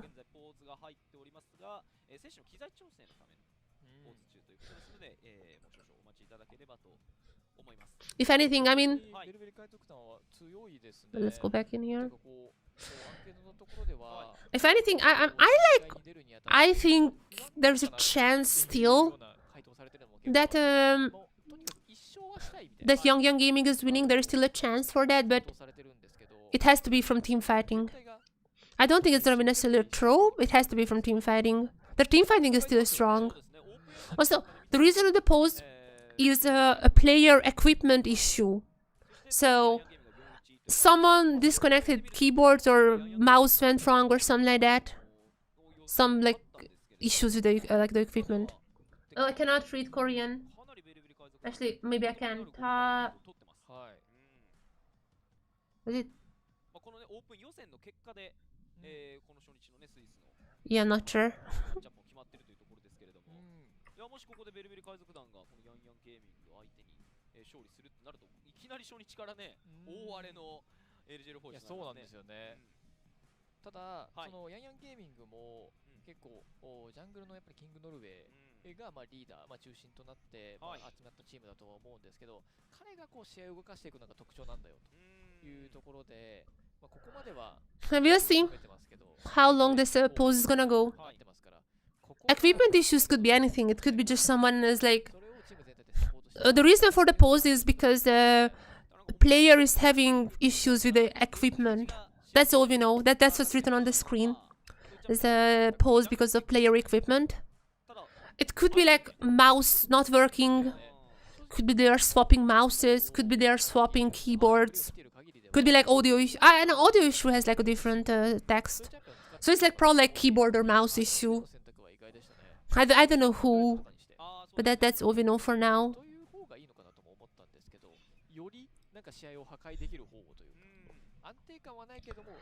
Yeah, so VK definitely is capable of throwing.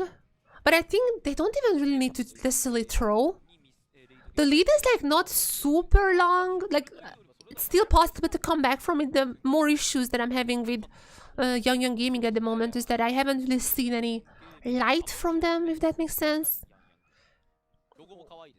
Like, I haven't seen, you know, any like team fights when... we haven't seen team fights in general, but I'm not sure if Young Gaming can really find those team fight angles. The pause is because player equipment issue. It can mean like keyboard issue, mouse issue. We don't know more. That's the only thing we know. Just some player equipment issue. Hopefully it's not like they have to buy a new keyboard. Imagine they're just like not working and like, okay guys, be right back. I'm gonna just hop to the big camera next to me. Let me just pick up a new keyboard. Hopefully it's just like this, like a keyboard got disconnected or something like that. Hopefully it's nothing like they literally have to get a new mouse or something. But we're gonna be hopefully getting an update soon. Hopefully we're not getting an update. Hopefully we're gonna get back into the game soon. I should have like a... oh wait, I just thought of this. I just thought of this. I just thought of this. Player. Oh my god, this is so clever. I'm not sure. Okay, it's not that clever. I just don't know how I haven't thought of this so far.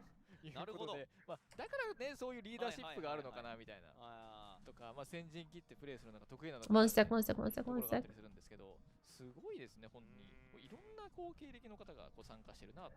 second, guys. One sec. I have a massive idea. Oh, we're back in the game. Never mind. We're back in the game. So I'm not gonna use this.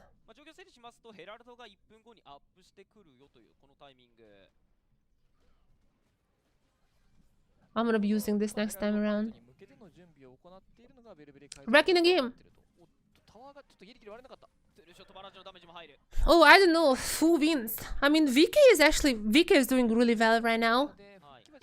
Before the match, I would have said that Young Gaming wins. They look much stronger on paper.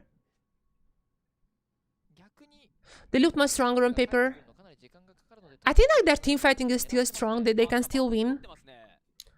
I think Young Gaming can still win. They also have King Norway's Gwen, famous for his Gwen.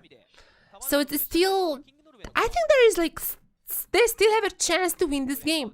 We have not seen a big team fight yet. They have the team fight power. Like, their team fighting is better as like their comp. I think that they can win, but they need to find some victories sooner or later, as Mauba is gonna be going. That's quite low. No, that's just now. There it is. Herald spawning. Are they gonna be going for that? We have not seen a massive 5-on-5 team fight just yet. And I think that is what Young Gaming is better at. Definitely that is something that they're gonna be with this comp. If Galio finds a good ultimate into the Misfortune ornament. Also, I mean, I guess like King Norway also can just, you know, pop the Grand ultimate and just needle. So if they can find some engage like this, if they can find a engage like this, there is still a chance they win. チャームからの幻惑ノーブ。やはり耐えれるようにはなってるんですよね。ホロレディアンス完成してます。 You guys are clearly you guys have not seen tier 2s. Tier 2 is not like tier 1. Obviously, it's not gonna be like every single game is faker. やはりもちもちのマナがないのが気になりますよね。 Reject is by far the strongest team. They're gonna be the next after this. ここで帰ってしまうとファーストタワーの偉業を取られてしまうというのもあるので。 These teams, both of them are more or less like amateur teams. 体力まだ満タンですからね。これもう Ori is playing fine. I mean, Ori was set up for success in this game. Like the ganks was really nice from Jimmy. The Viego ganks definitely. これでファーストタワーの偉業を Velibeli is the team captain, like the team's name. Velibeli Kaizokudan is from Velibeli. So obviously Velibeli is gonna be the team captain. Everyone is setting this Ori up for success.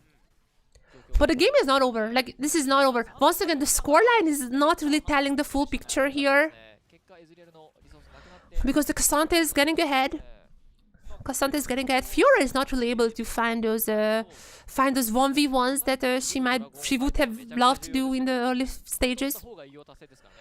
Fiora is not able to get them. It's mostly the Ori. But even like the other members are getting strong now, however. In a 5v5 team fight, I am still a little bit worried for VK and Sagiri gonna be chunked down. Oh, Young Gaming just should not do they just should not do things like this. If they're not going alone, they can still win, but they have to refrain from these just solo missions. ただちょっと挟まれてリコールする場所がない。 Fiora win? No. Cassante was winning the 1v1s. No kills just yet, but Cassante was winning the 1v1s. We've seen the laning. Cassante is better, 100%. We're gonna get Drake. Second Drake now for Young Gaming. Gonna get actually okay, I'm not sure who got the feats. But they have to do something because Fiora just taking the threats. Maybe. Oh! King Norway on the side, gonna go on Sagiri, but there's the ultimate pop for the All-Star. But I go for that. That is Mao coming in. They're gonna find some kills finally. King Norway still after Jimmy. Only one kill, and meanwhile the Fiora was able to push one turret in. That's not necessarily a good trade. I wouldn't necessarily think that's a good trade. The Cassante is gonna be getting ahead now, at least. If there's anything good, Cassante is gonna get ahead now. Even more.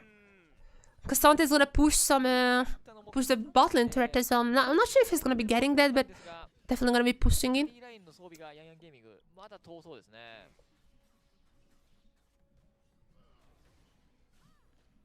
となると次のアタカン We can lose. のタイミングではかなり I mean, they can 100% lose. 戦いやすい状況になると言えると思いますね。 Pro player backdoor. ミッドレーンのアタ We're gonna have Voracious Atakan. ないですしね。 I mean, Fiora is behind though. I'm not sure if Fiora can do that much. Fiora is behind 100%. 通過を完成させ Mao is playing really well. Obviously, Mao is kind of hyped up. I was keeping an eye on this guy for quite a while. The 1v1 is happening now. I told you. Ultimates popped for both members. Udon was not able to get behind Mao to get all those stacks. Not able. Stun is not coming through. It's gonna be just leaving at that. Both of them alive. But both of them used the ultimate. Absolutely do not underestimate this Cassante. And Mao as well. トップレーンに湧いてくるので、もうボットの方は本当にお互いに Round 2. ちょっと孤独に戦ってもらうしかないという流れになってますね。 Gonna be parrying. Mao is really wanting this Fiora. このタイミングではギリギリ通過を Just sticking around. っていうのはマオの方ですね。 Oh, going another thread. There it is. 1v1. There it is. Solo Bolo. フィオラのダブルの Solo Bolo 今しっかり for Mao on the Cassante. I told you, do not underestimate this guy. 2 items now. Already had better farm. Already had better score. Absolutely do not underestimate this guy. ヤンヤンゲーミングもちょっと無理はできないですよね。そもそもゴールド There's a chance that VK has not. I mean, I guess that the Viego is now kind of fed.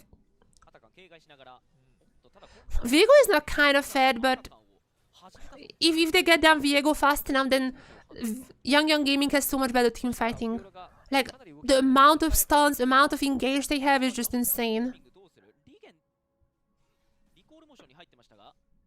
ただこれはベルベリ海賊団も継続ができないということでアタカにリセット入りますね。まあ大方ベイトだろうという判断だったようですね。 The Viego has to stay alive and go for the resets. I think that is the key here. Mao still gonna go for the threat. Mao is just gonna be pushing this turret solo. Has the TP still. I mean, so is Udan, so they can join the fight. I mean, VK can 100% lose this game, but that's not fixing. I keep telling this from the start. Young Gaming's team fighting is much better. The fact that they have Galdio and Misfortune and the Gwen, which is like King Norway's famous Gwen, this is an insane team fighting comp.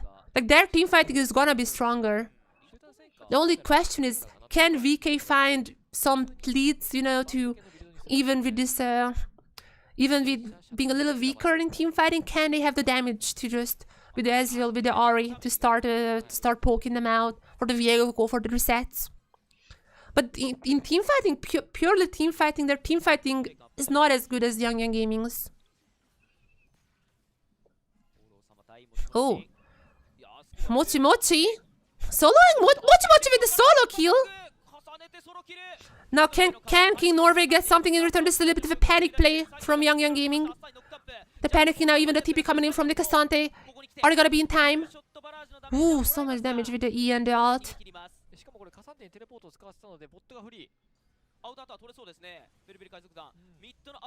They're gonna get a turret now.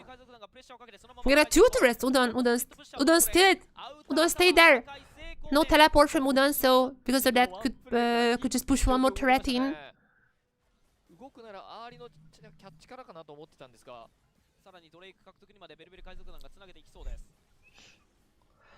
VK is kind of fighting some leads. Gonna go for the second dragon as well now. Oh, by the way, Young Gaming actually got the feats. Actually, they got the feats with the first threat and the objectives.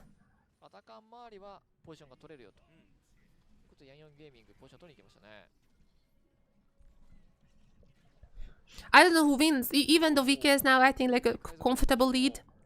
I don't know who wins. Like, team fighting is gonna be their problem. However, if they can just avoid like 5v5 team fighting, if they can get down, and maybe Porostammer, maybe King Norway, if they can get some of them down before the team fight happens, then obviously they can just win and Viego can just go for the restats. If it is just a full 5v5, then they have to be careful. They're not gonna... Are they gonna try for the Otacon? I think that's a pretty risky Otacon play. Oh, they're not gonna start in. Even the Baron is now here. Otacon has a lot of pings now from both teams. Are they gonna go for Otacon? Oh, King Norway. Going to Sagiri, that's a nice pick. That's a nice pick. Can he finish it up? Ultimate from Ezreal is gonna be pretty nice, but not doing too much. As Gwen was in the mist.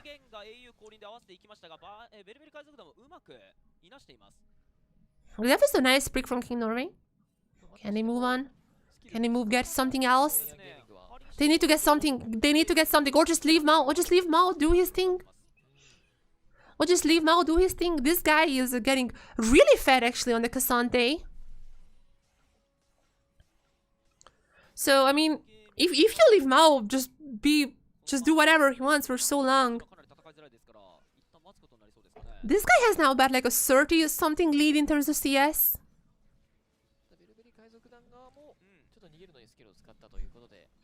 I feel like VK just leaving Cassante to do whatever he wants. 3-item Cassante now. And has the tier 3 boots as well. Okay, this is gonna be like a really hard Cassante. Like, it's gonna be really hard to deal with this Cassante. He hasn't been part of the team fights for a while now. I mean, I don't think he has ever been part of the team fights. They're holding the game over. Every game goes over 30 nowadays. Games are much longer. Because of Otacon, and also like later Baron spawn. Every game goes like 40-ish nowadays. Oh, nice pick up from King Norway. Finally get down Sagiri. But no, Mochi is down. Shot down for King Norway is so ahead now. Got the shot down and just a go button. Oh, can they throw the Baron into the Atakan? Maybe just the Atakan. Maybe just the Atakan. The Baron, that's a little bit too much, both of them.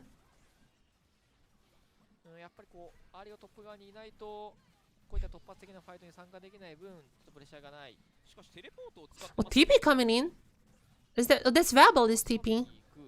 Oh, King Norway is too low. King Norway is too low. Okay, gonna get the Atakan. Actually, it's not too bad. It's not too bad keeping Atakan for King Norway. That's just to execute. That's like the best way to handle this. Not lose the Atakan and still just do not give any gold to the enemy. Okay, they got the Atakan. They got Atakan. Only who was the one who withdrew? Actually, I'm not even sure. I feel like there was like someone who withdrew, but they're gonna have Atakan on most of the members for the next 2.5 minutes. And with the Galio, with the Misfortune, that is just a go button. That is just a go button very, very soon.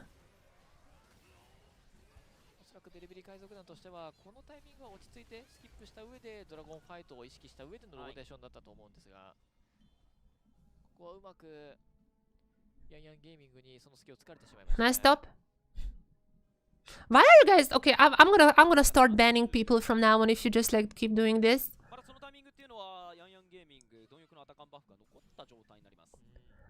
But like, I mean, what do you expect from them? This comp was not meant for team fighting. It was obvious that whenever the 5v5 coming in, they were not able to get enough damage, enough leads to really survive this. These team fights, especially now with the Atakan, are gonna be extremely young favored. Oh hey, just focus. Hello.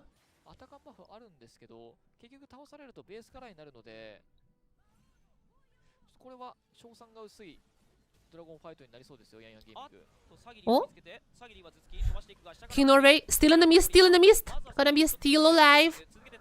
Massive ultimate from Misfortune gonna be forcing VK out. And still with the Atakan. Oh, they just an easy win. Mao is incredibly ahead. On the side lane, spent too much time alone. Ligan still on the side. Well, Ligan is gonna go down, but that's Atakan, so it's whatever. Still, Horasaber still has Atakan. I think could have went for that, but they're just gonna get the soul point. That's fine. That's fine, just gonna get the soul point. Young Gaming just had to stick around until the Cassante got the 3 items. Until their comp just really coming up and alive. Until the Galio can just jump in. They just had to wait. And it seems like it paid out. It paid out. VK was not able to get enough lead to really counter this massive teamfight comp. The only chance that they had was if the Viego was able to find some resets in these teamfights, but none of them are really going that way. It's way more, I think, way more favored towards Young Gaming even now.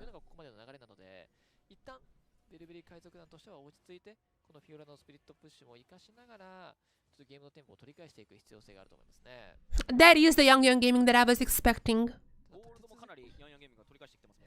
Despite VK had early leads. Now this is the team that I was expecting to see today. Topping Group B.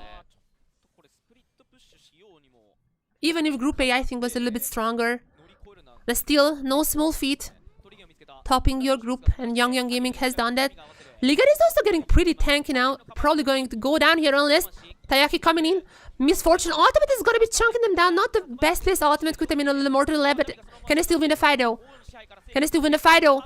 Viego's down. I don't think they can anymore. Viego's down. No more resets for them. Sagiri is gonna be going down as well. Horasaber. Udon, by the way.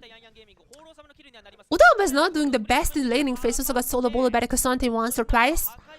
But gotta be just perma pushing. This guy is kinda just keeping alive the VK hope.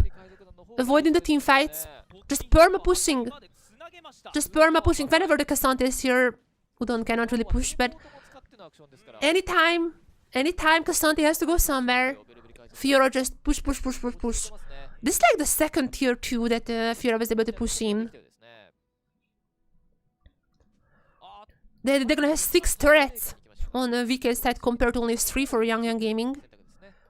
That is the reason they're still, you know, I mean, I guess like not even, they don't even have a real lead anymore. There's just 1k. It's like basically nothing. But they have more turrets. They were able to side him a little bit better. But nonetheless, as soon as the Cassante arrives, the story is quite different, unless Mao gets a little too aggressive here. But wait a second, other ones. Oh, man disadvantage for VK here, and even with a man advantage, I don't think they were able to win a fight. But Mao, 1v2. Wait, Cassante Gaming? No, Cassante Gaming not happening. I mean, both of them had to go down, and there's just a free Baron for Yang Gaming. Free Baron for Yang Gaming. Thanks to Cassante Gaming. Easy Baron pickup. Gonna be recalling, and this is the first time I think that they have gotten the gold lead now.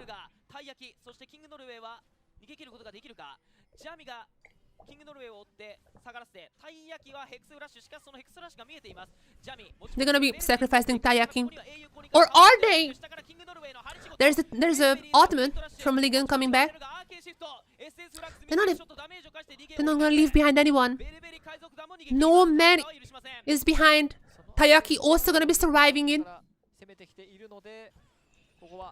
And with this one, Yang Gaming is incredibly ahead. Fiora, can you push something? Can you find some other gold on this map? Because it seems like the option is just getting less and less.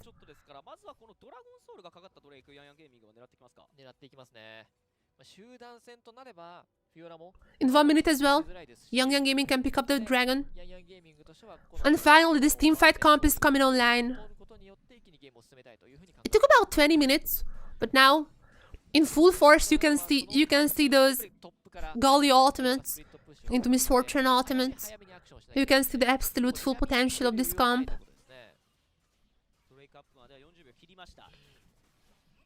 I think Galio was B3 and Misfortune was B4, I think. I kinda don't remember who VK banned in the second rotation, but the Misfortune was a massive pick here. Misfortune was a massive pick here.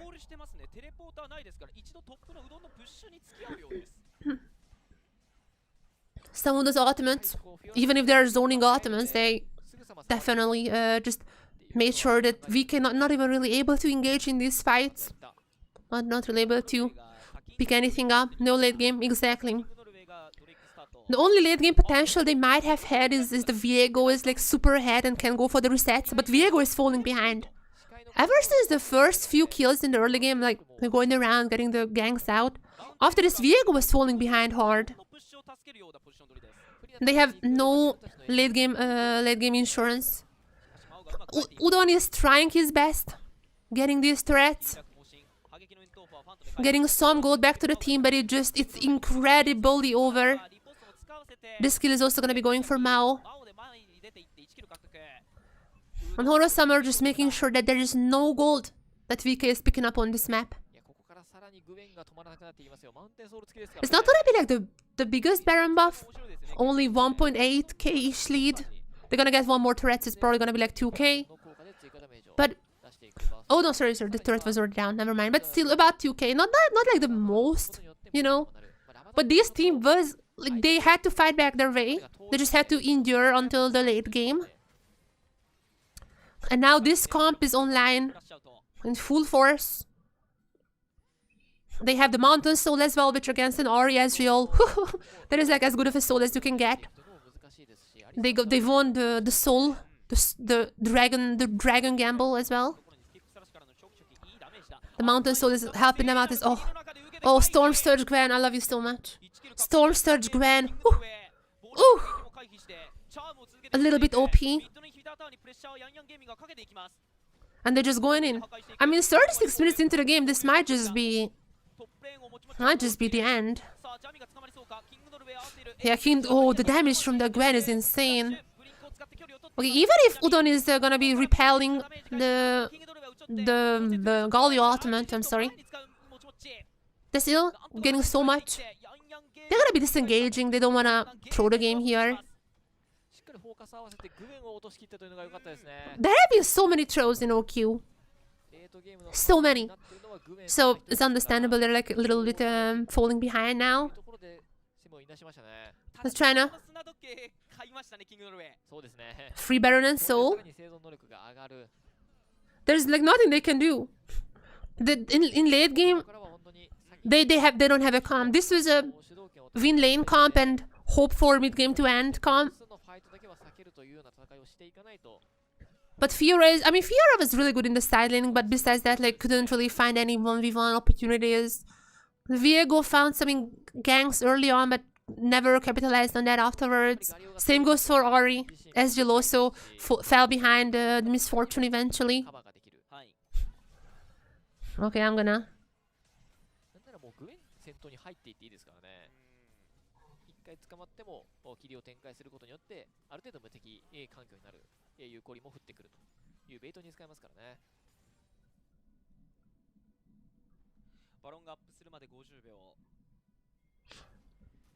Some guys have clearly never seen tier 2.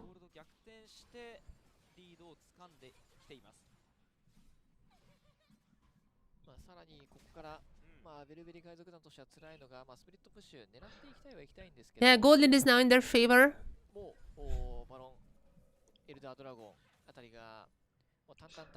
There's a gold lead.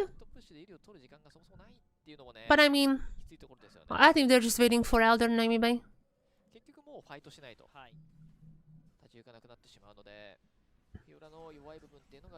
Yeah, as soon as I think it was around the Herald spawning when Gwen got the first few kills. And also, after Gwen got a few kills, and after Cassante 1v1 the Fiora, it was already over. The fact that Cassante was 1v1ing the Fiora was insane. I think like 2 solo bolos even happened. I definitely remember one though. Udon tried to push the side waves, but the team could never capitalize on that more than the gold. Couldn't really pick up any objectives. But this is to be expected. This is to be expected. Young Gaming topped Group B. They definitely were the strongest team in the group. While VK was like, I think they had like 2 wins and 4 losses maybe.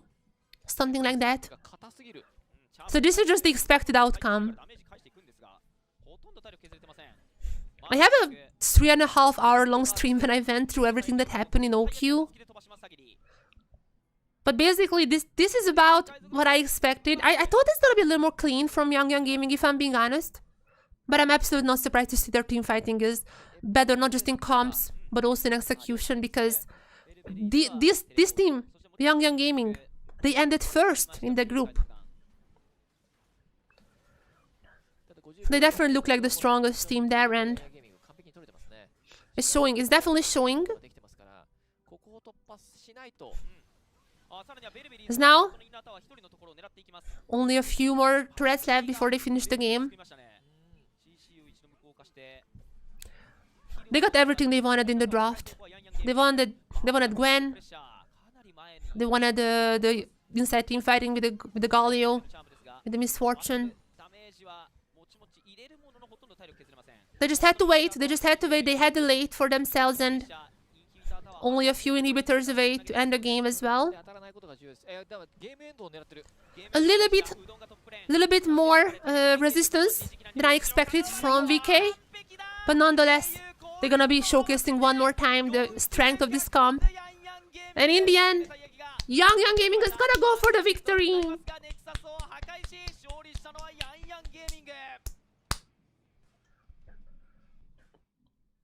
Expected victory, but unexpected journey to this victory. Honestly, props to VK.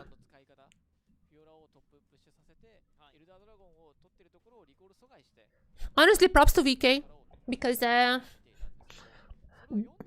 got some early leads. I didn't expect them to get early leads.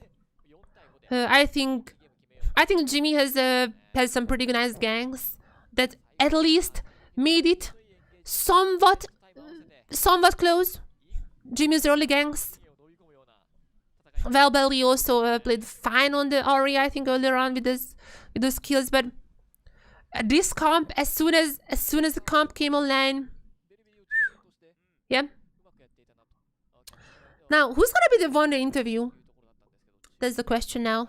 I'm actually curious as how their mentality went. I feel like this is the same mentality as last game around. They had a better late game. They had a better team fighting.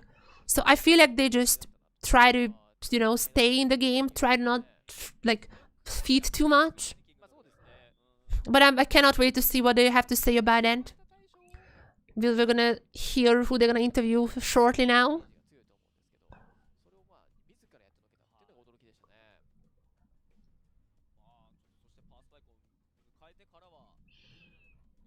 These matches, I mean, I guess like it's expected. Even in OQ, most matches went to like 40-50 minutes. But yeah, we're a little bit behind schedule now. We're a little bit behind like how the matches were originally scheduled. But that's fine. We have one more match left, and that match. Okay, that might be a little one-sided. I'm gonna talk about that match soon. That match might be a little one-sided, is all I'm saying. That next match is probably the most one-sided that we're gonna see. Oh, who? Oh, I missed it.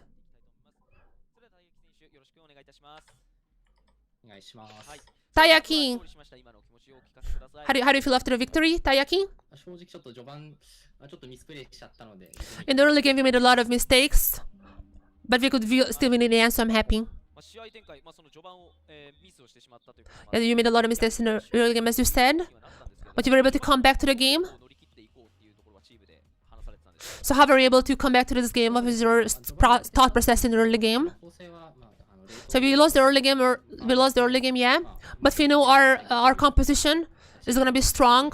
So as long as we were, as long as we just keep farming, we know our comp is gonna be strong in late game. So we just kept farming, stayed calm, and know we can win in the end if we stay long enough in the game.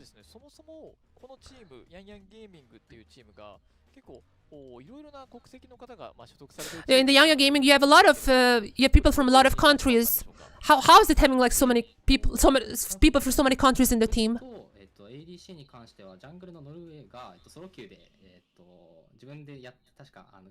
Yeah, our jungler and ADC played a lot in solo queue together, so they've been like you know, talking to each other and everything.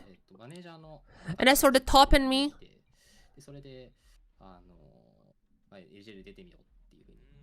yeah, basically our manager said on Twitter that these guys wanna join us, so that's how we got together. So because there are so many different nationalities in the team, how's the communication going? How's your translation going? During the game, we shotgun in English. So basically, Norwegian, the French guy is speaking English, and they just like inside the game they're translating to English and Japanese back and forth, but like mostly in English. The jungler speaking mostly English. Oh, someone learned in like 8 years in America, but I couldn't hear who. Yeah, so there were like people who lived in America for 8 years among us, so it's like the translation is going smoothly. Finally, is there anything you want to say to your fans ahead of the next match?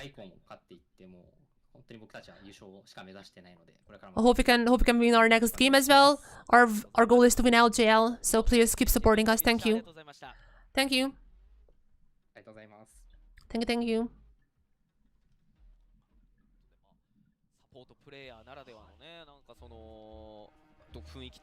Who is the one who lived in America? I couldn't hear the name. Okay, they're not gonna talk about this. Never mind. I'm gonna watch it back later. 節戦ってみてうまいと思ったプレイヤーをスカウトするんですね。いやー、なんていうかな、Okay, so 漫画の主人公みたいな感じ I mean that's kind of to be expected. 仲間になろう、一緒に戦おう。ね、そういう感じですよ。 They were like, yeah, our comp is better in late game, so let's just farm it up. そうですね。それではマッチ4、リジェクト vs ブラックドットとなり Okay, next match. Oh. Okay, chat. I might have been like game one. I was like, I think that's gonna be going to Burning Core's favor, but there might be some fights. I thought the second game would be close. It was close. I thought this game would be a little more one-sided. It wasn't. It was kind of close, but I mean, Young Gaming has always had the team comp advantage. So in the end, it was also like somewhat expected. The next game, though. The next game, I am 100%. I am like, I don't even know how much more percent I could be on this. Next game, Reject versus Black Dog. I cannot emphasize just how one-sided this match is gonna be. Black Dog was like not doing the best in terms of in like the OQ. Let me just check their scoreline, but I'm pretty sure they ended like middle of the pack. Let me just check in a second.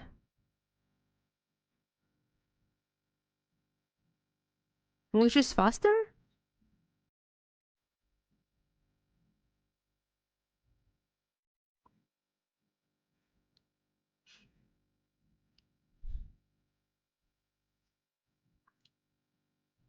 So Black Dog has ended second to last in the group,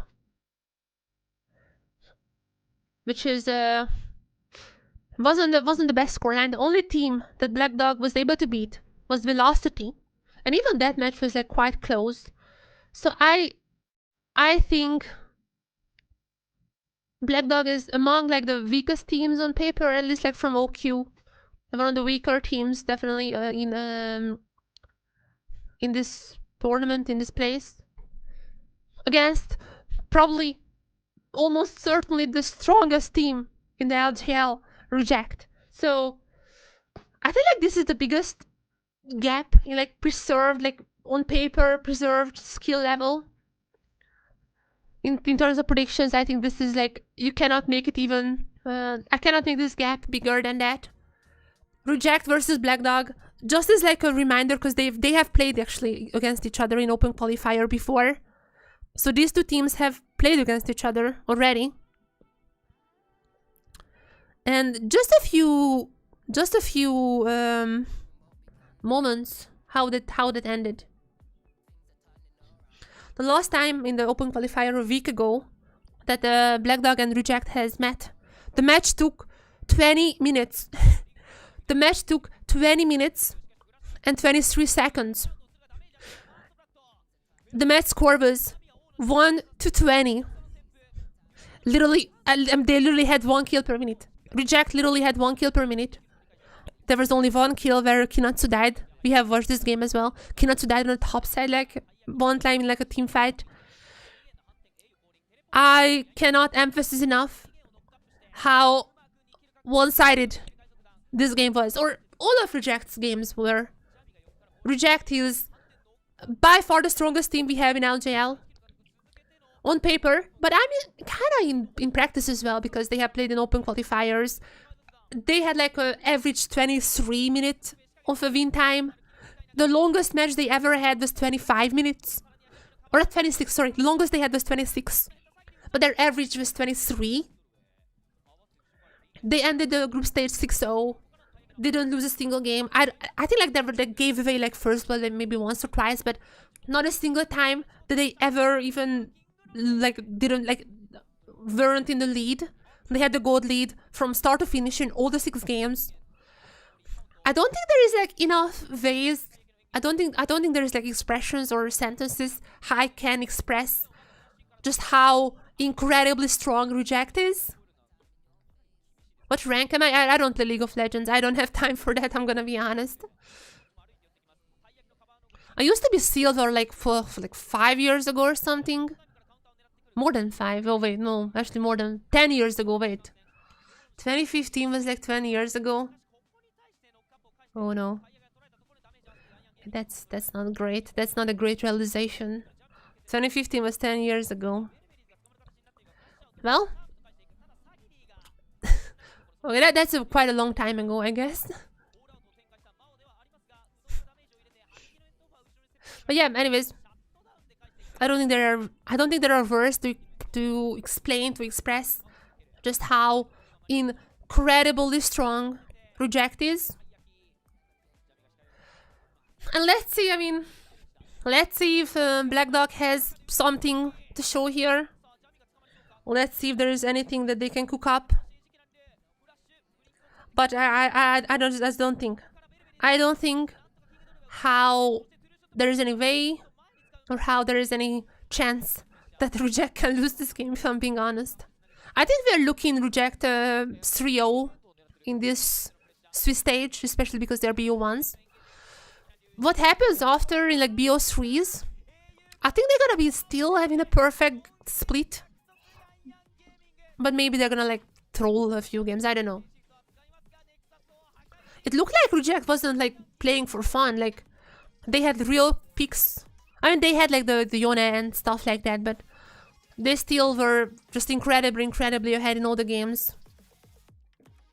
They came in, it's like they have 20 minutes to win, and at 20 minutes they were out. So, we have seen these two teams play against each other already. That was the fastest game I think I've seen in OQ. Let's see if this is gonna be a little bit longer or not. Let's see. But my prediction, if I can predict, my prediction is we might be seeing once another 20-ish minute game, maybe a little bit less. You know, they're on stream, they're focusing. Maybe it's a little bit longer than 20, but they haven't had a match longer than 26 minutes so far. So I would be shocked if they have any struggle in this stage.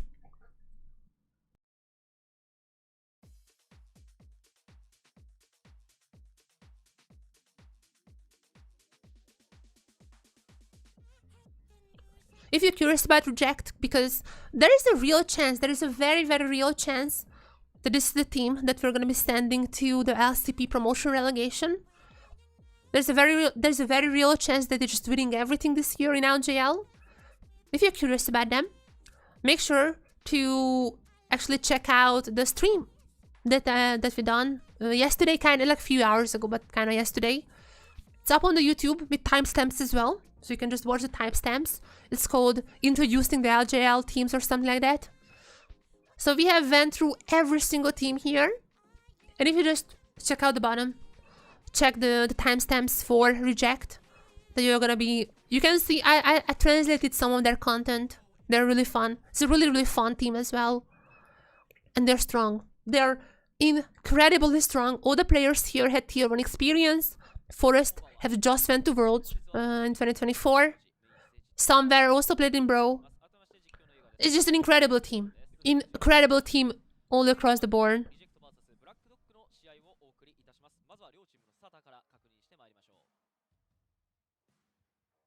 And there it is. On one side we have Kinatsu, Forest, Recap, Samver, Raina. You're looking at this team and you go like, wait a second, am I watching LCP? Because this team 100% could be an LCP. Like, that is an LCP material team here. That is an LCP material. And that is their goal. That is their goal, to just get to LCP. And it does not look like anyone is going to be stopping them. So far, their stats are incredible. Stats are like ones I've never seen before. Not even Los Ratones have similar stats than them. So it's definitely gonna be a little one-sided, is my guess here. On the other side though, we have Black Dog, Yokia, Mei, Eria, Chili Oil, and Anakin. As for the players who are on Black Dog, I mean, let's talk about a little bit about them as well. I think like their leader is Eria.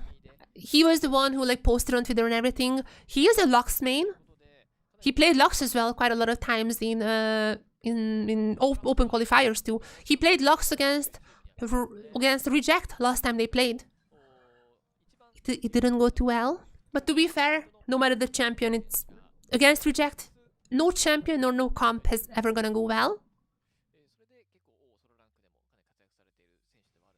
But just, you know, don't be surprised if Area picks up the Lux, because that is his signature champion. I think his account name is like Elementalist Area or something like that on the Japanese server. Yokiha is...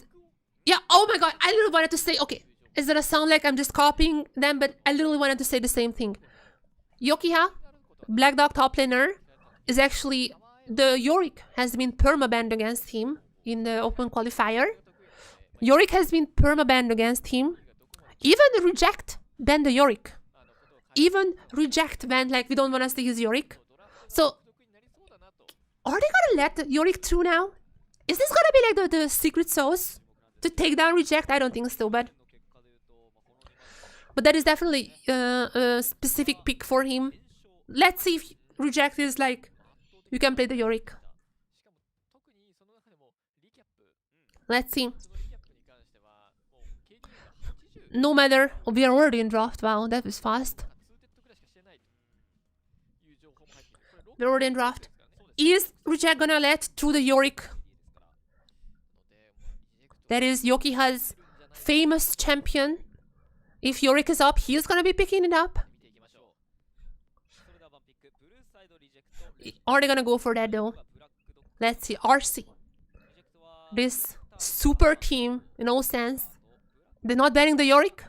Okay.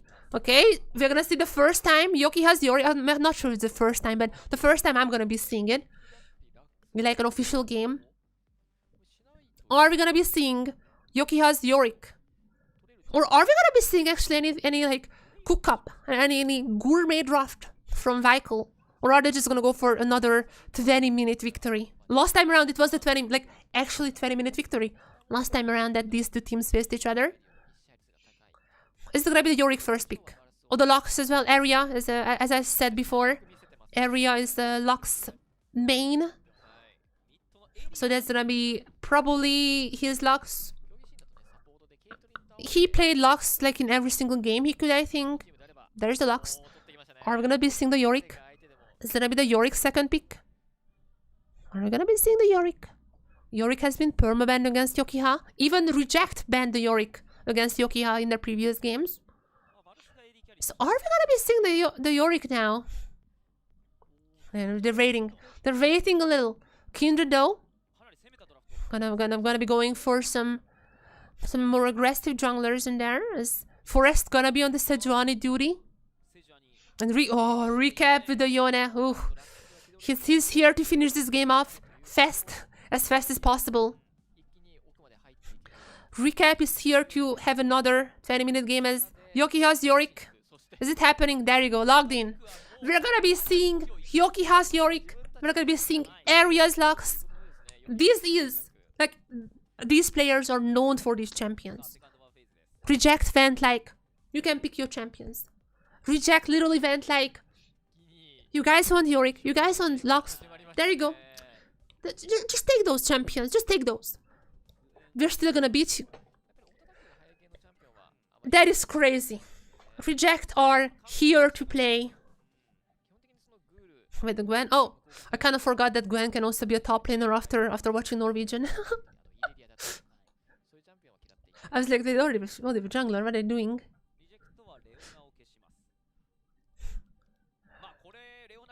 I mean, okay, guys, I have a feeling this match is still gonna be in a 20, 22, 23-minute game. But we'll see. We'll see. Yorick. The famous Yorick and the famous Lux. Anything else that they want to cook here? What is Rana be getting? What is Kinatsu gonna be getting? What is Kinatsu gonna be getting against the Yorick? Are we gonna be seeing anything special? Anything cooking?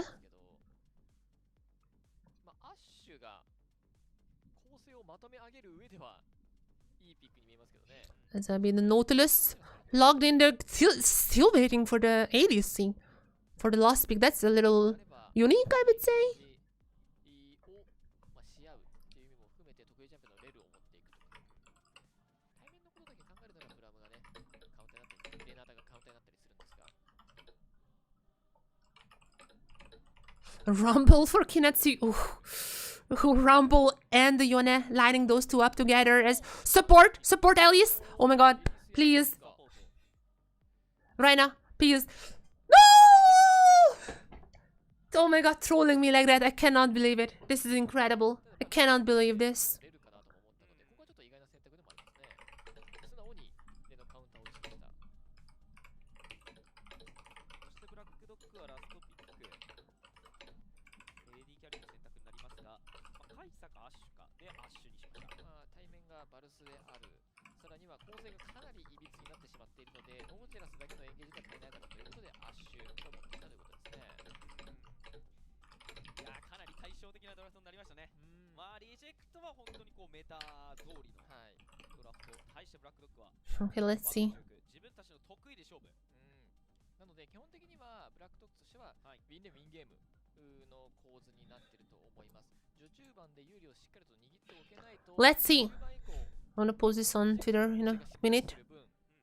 巻き返されてしまう危険性が高いので、どれだけ序中盤有利を作っておけるかが重要なんですが、それをリジェクト相手に You reject.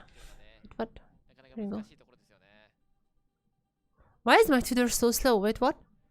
Is that computer lagging or something? 予選では全勝でここまで勝ち進んできています、リジェクト。まあ、本当にちょっと、まあ、メンバーを見ただけ What's happening here? 強いだろうなっていうのは分かるんですけれども、まあ、それ通りのね、成績をここまで残してきている。しかも構成がめちゃくちゃ硬い構成を取れてるなっていうのもあるので、これを打ち崩すには本当にレーニングから破壊していかなきゃゲームにならない可能性がありますね。 Okay, there you go. That was weird. Sorry. 悪くないレーンがまあ多くはあるんですけど、 Okay, there you go, there you go. キンドルとか加わっていくわけですから、 Reject the person scores happening on average only. ただ問題なのはボットですよね。 Let me just tweet this out fast. バルス・ブラウンに対して序盤から勝っていくっていうのはかなり難しいので、ここをどう攻略するのか。ただスワップをされてもそれはそれできついなっていう印象もあって、ヨリックがね、スワップへの対策なかなかできないと思いますからね。 And there we have it. The last game for today. And what a game we have. Oh. Already a flash from recap. He was like, no. I only have 20 minutes here. I only have 20 minutes. I'm not gonna risk anything like that. Immediately a flash out. Good choice there.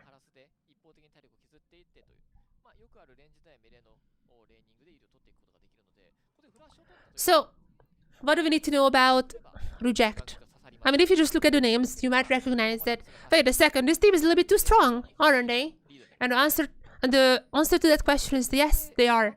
This team has played 6 games so far in Open Qualifier, won all 6 of them on an average of, like closing out the games, in an average of 23 minutes.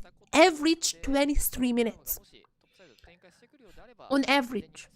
Against Black Dog, who they're playing now for the second time, against Black Dog in the Open Qualifier, they won in 20 minutes. They couldn't take Otacon because they've already had a Nexus when Otacon was spawning. Baron was not even on the map. Who's Baron? Who's Baron? Don't even know her. That's how incredibly, unimaginably, I cannot even put in the words how incredibly strong Reject is compared to everyone else in LJL. But we'll see how this is gonna be going up in the end. We'll see how long they can finish up this game. I don't think I'm saying anything controversial if I say I think Reject is gonna be winning.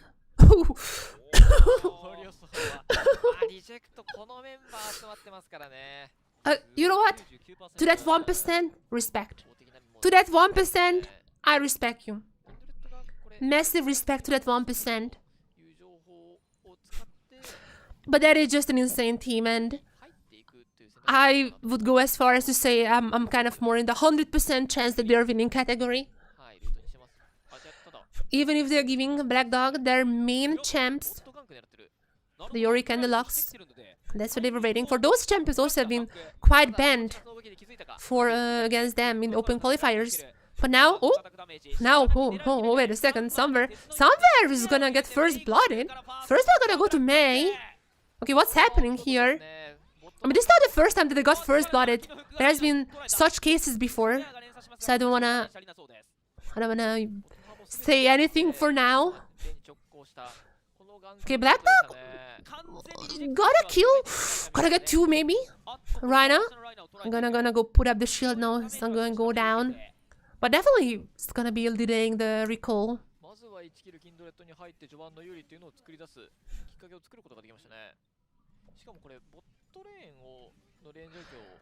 Guys, surely the first game I'm co-streaming with Reject, surely that's not gonna be the one that they're losing, right? The recap is gonna get actually quite low, because Anakin is also coming in here. Hexler is still available, but recap is super low, however. Gonna get the first kill on to May. The recap himself is gonna go down to area, as Forrest is still gonna go for the stun. 1 for 1 so far in this fight. They're still going up. Area on his very own Lux, on his limit in the Lux. Ryder saving the day! Ryder saving the day!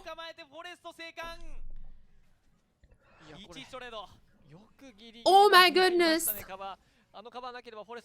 What is this game? And I mean, they have the lead. So, I mean, Kinatsu is like, look at the Kinatsu CS on the top side. I mean, look at the jungle. Like, Reject is gonna be winning, alright?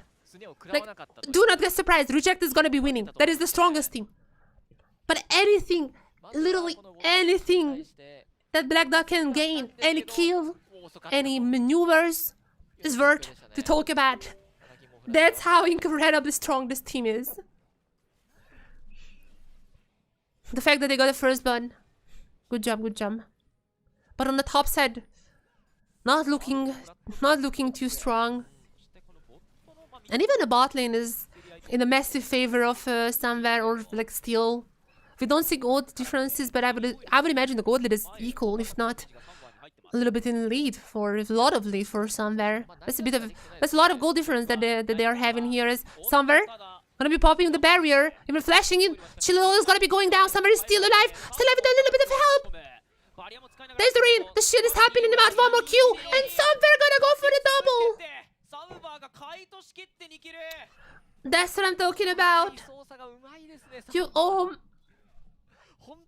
You saw the desperation. You were like, Black Dog were like, maybe we can take them down. Maybe there is a chance. And in those moments, Reject goes like, nah, nope. Why is my phone does this? What? I'm gonna just plug out my phone. Not sure what's happening there.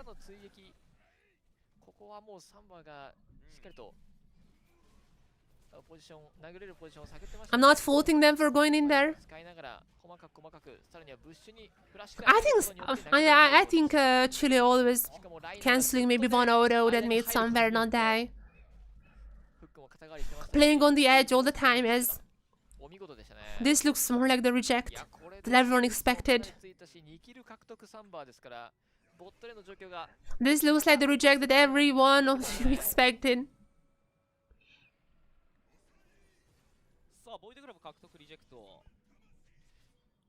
Let's see how long this game is gonna go on. As ultimate not gonna be hit area. However, the stun still gonna come through, or is it? Stun to recap was quite long, as is also here. Though I'm not sure if the marks are gonna be coming in.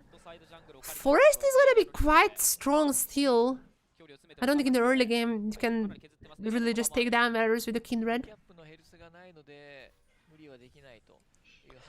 Yeah, Reject was getting low on health, so they definitely had to decide to cool off for a little while, as Rhino just going. Chili Oil cannot play this game. Rhino is making sure, also Somewhere as well. Somewhere is incredibly forward in this lane. They're making sure that Chili Oil can never play this game. Might as well fire up a game of Valorant, read something, watch some series on the side, because Chili Oil is not getting near the minions.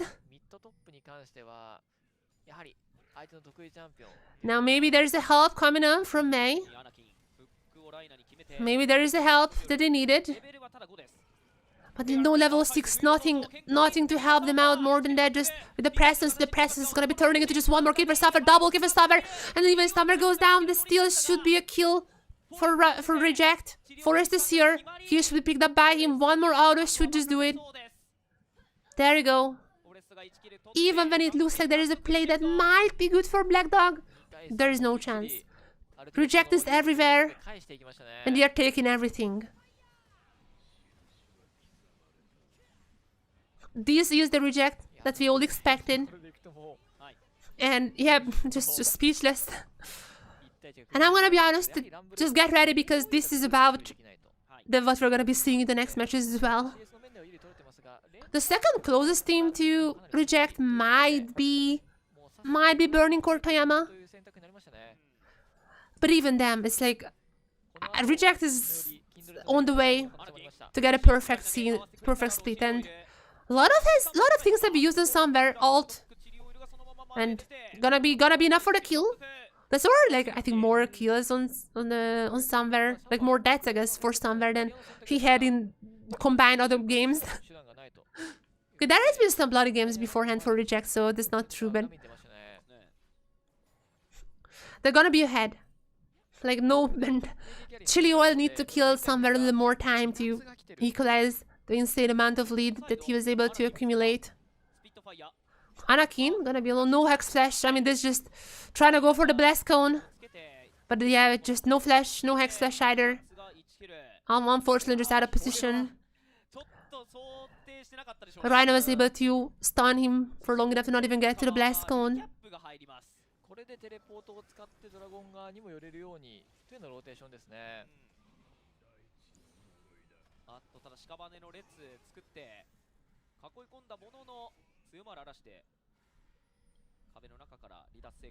Now, Yorick is actually holding up pretty well. Before 6, Recap had the massive lead, like Recap was like up like 20 CS or something, but after 6, after the Maiden is here, I feel like with the Maiden, Yoki is now able to at least like keep the lane somewhat equal. Oh yeah, Forest is gonna be helping out to not make it too equal. I mean, there's still like a 20 CS lead. Gonna remedy a little bit of that with the next phase, but even then, other lanes are just there's a ultimate from the Kindred. Happy now, it's TP coming in, but there it is actually TP from Kinetsu gonna help the kill, but Area already got a kill with the ultimate. 1 for 1 so far, but Chili all finding himself in the middle of everyone is now. TP coming in from Yoki, had to get a Maiden here. And despite all that, Reject is still gonna be coming out somewhat victorious. 1 for 1, I think, I'm pretty sure. Yeah, there was no advantages in terms of kills. A lot of stuffs have been used. Reject is definitely... I feel like this is the closest that their matches have been. But that's like, you know, they're still gonna win. It just... This is like definitely the closest I've seen them against another team. Which says a lot about how strong they are.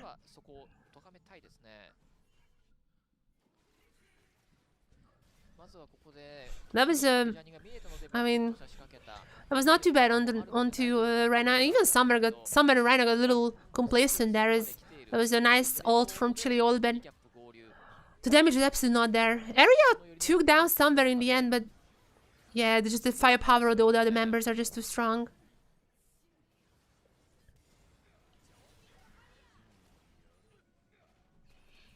The Maiden couldn't help out too much either. Area is gonna be kind of strong, I guess.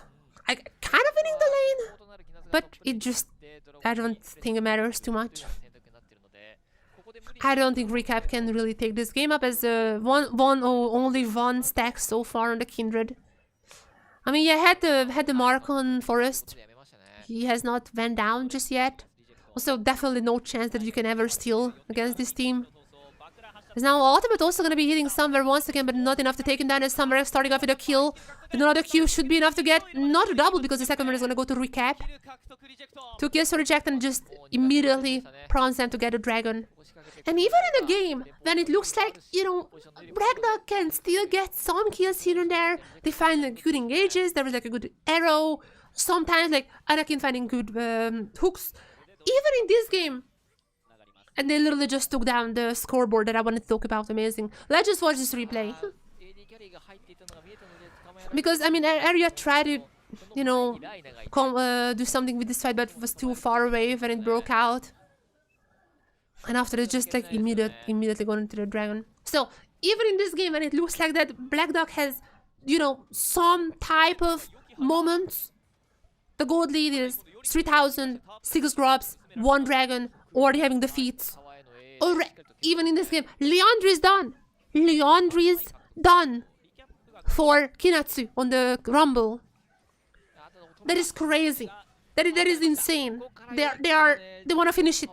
They're like, we finished every single game in less than 25 minutes. Somebody just gonna... That was really loud. Somebody's gonna be dodging everything though.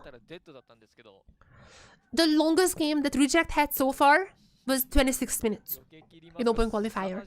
They had 26 minutes. That was the longest. Now let's see if this will be the longest or if they keep this record up and running. The average in time they had was 23. So let's see if they increase the average or decrease it as well. But I'm gonna be honest, 40 minutes into the game and it already feels like it's over. Don't go for Yokiha. Just a very easy dive. Raina gonna be getting some turret shots, but it just really doesn't matter, even putting the shield. 6 grubs, all those mites are gonna be taking this turret down quite fast. Doesn't even have plates anymore.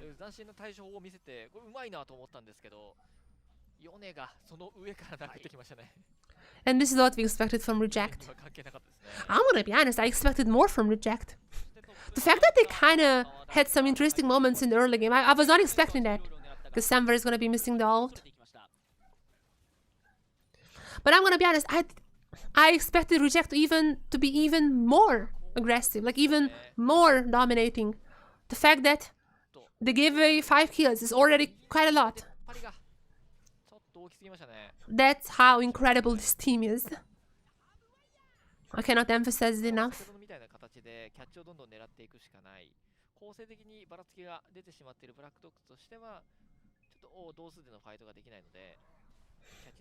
Next moves. How many? Like 6k now? They're just getting gold lead after gold lead when we are hitting like the 14-15 minute mark. More and more gold lead for Reject, and it really depends on how fast they want to win this game. Do they want to keep the 23 minute average win time? Do they want to be like super safe because they're on stage and it's Swiss and BO1, so you know, you really even don't want to have like a 1% chance of throwing a game away. We're gonna be seeing very soon what kind of strategies they're gonna go for, because we're definitely nearing 20 minute mark. Last time around it took them only that much to win against Black Dog. And compared to that, this is closer. Compared to that. But I'm getting a Herald with 6 grubs. That just basically means a threat soon enough.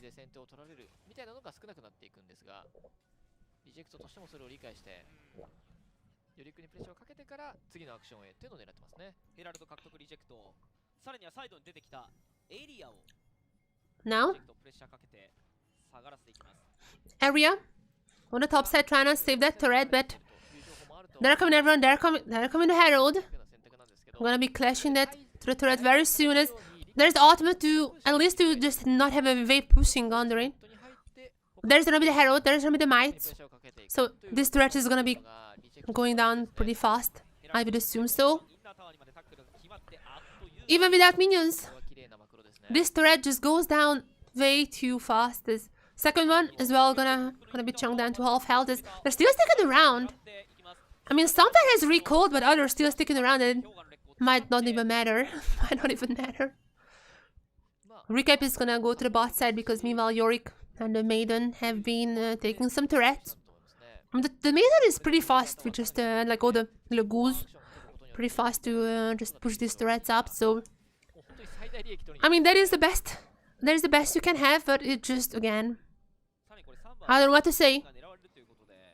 That's gonna be every single reject game that we're gonna be watching this year. Is now Forest getting low, but not too low. Ultimate is gonna be missing there, but even then it's just whatever.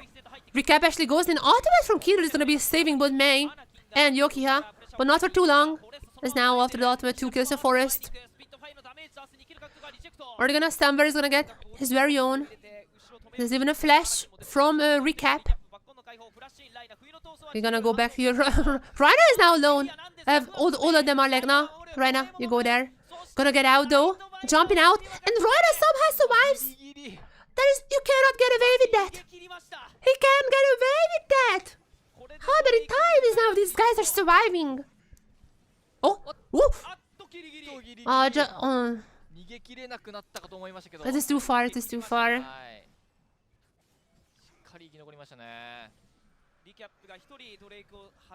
Was a little too far there.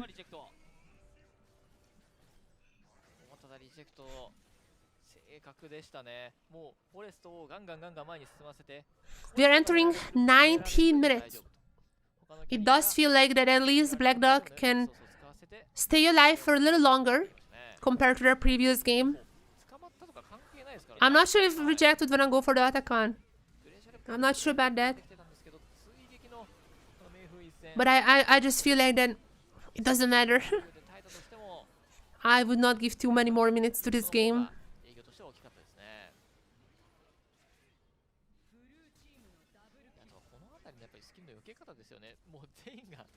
Yeah, at this point they were just trying to get the kills. They were playing pretty aggressive there. Limit testing a little as Yokiha. I mean, he was just obviously split pushing with the Yorick, trying to get anything possible, but gonna be going down quite fast. There is not much that Black Duck can do. I don't want to flame them too much. Again, they're against quite possibly the best team in LJL. The only question is if they can have a perfect split or not. Even in this game, we get Voracious. How? How do we have Voracious? We have 22 kills in a 20-minute game. How do we have Voracious? There's no chance. Oh, Killer is stunned. Ultimate is not available for a few more seconds. Oh, Ultimate was not available. That is extremely unfortunate. Anakin also gonna be stuck in their shutdown. Oh, sorry, double kill, no shutdown. Double kill for Summer.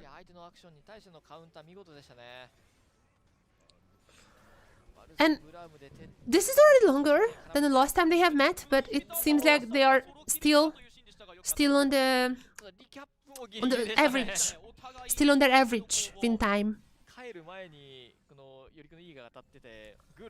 I mean, do they want to do anything else in here? Are they gonna go for Atakan? Really?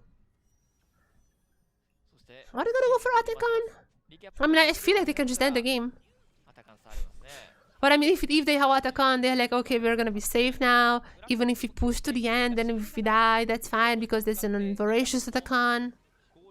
They might be going for something like that. I don't think there is any chance to survive. Are they even gonna get made down? Ooh, so many stuns couldn't even out. Stun after stun after stun. I rare use the ultimate and with Voracious Atakan. We're now killing Anakin as well. Who's gonna be the one getting it? It's gonna be Kinatsu. Are they ending it? Kinatsu doesn't have TP and recalling, so I'm not sure if they really would wanna go for the end. Probably Kinatsu just going back to stop Yokiha. But they have Atakan, so if you guys wanna end, you can. They have 1 minute to be under their average. That is like basically the thing that we can look forward to, because if you just care about their wins, it's gonna be a very boring season. So let's just look at the stats. The stats tell us that on average they have won under 23 minutes.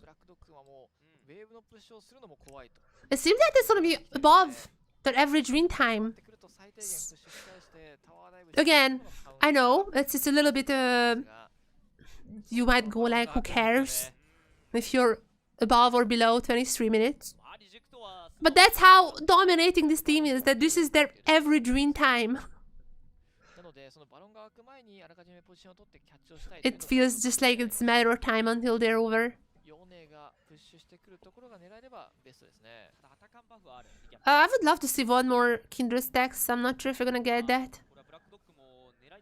I would love to see one more Kindred stacks though, just to see how it's gonna be ending. Because I've seen this one. Like if you look at the minimap on the left side, the enemy jungle, I've seen that mark there for so long. I've seen that mark there for like 20 minutes. Oh, not 10 minutes rather. And I don't think Kindred was able to take that. As of, oh my god. The Rift Maker Leandri's Rumble. Melting the enemy down. This is incredible from Kinatsu. Quite the incredible performance from them. Because now they're gonna go for May. It seems to be the case. As even if anyone dies here, they have Voracious. But are they gonna be even dying here? That's the question. Is Kinatsu gonna be withdrawing? Forest gonna be sticking around for a little while. As Recap is also here. Kinatsu has TP to come back in if he wants to. As there's an ultimate from Recap going in. Not gonna get more kills than that. They're gonna get at least one more of the inhibitor turrets. Next is there gonna be the inhibitors here. Kinatsu is here. No more Voracious Otakon for anyone. Voracious Otakon has just ended. So they have to be a little more careful, and seems like they're gonna be a little more careful. They just wanna get the inhibitor, and or are they gonna be careful? You never know. But it seems to be the case. It seems to be the case. They're still gonna be retreating. The longest game. I mean, Reject has won every single game they played, but the longest game they ever had was... Oh! That was a little... panic. There's a little bit of a panic ultimate from Area.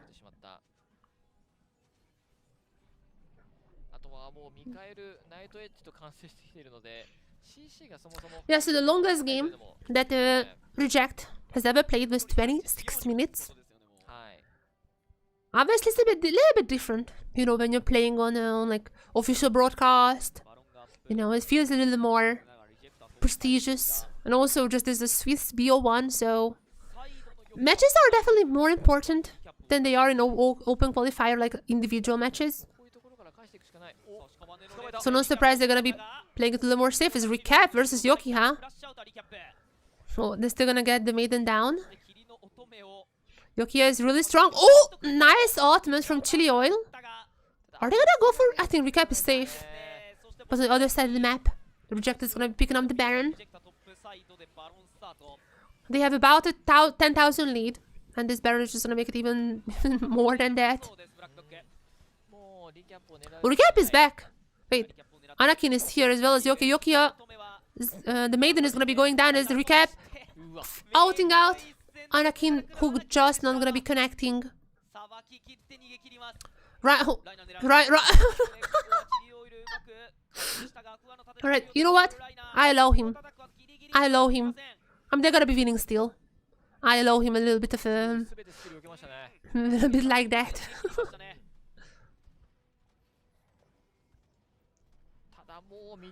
That's fine. So many minions coming in. Third inhibitor gonna be taken down. This is already our longest game. This is already Reject's longest game, but it's only longer with like less than a minute. It's only longer with less than a minute as Kindred ultimate being used, but as soon as it's over, Kindred herself dies. And even this game is not gonna go into the 27 mark, I think. And even then, the game is ending in just under 27 minutes, which is considered long for Reject. GG. It was an expected victory for this team. Absolute no emotions on the players. All business, all expected.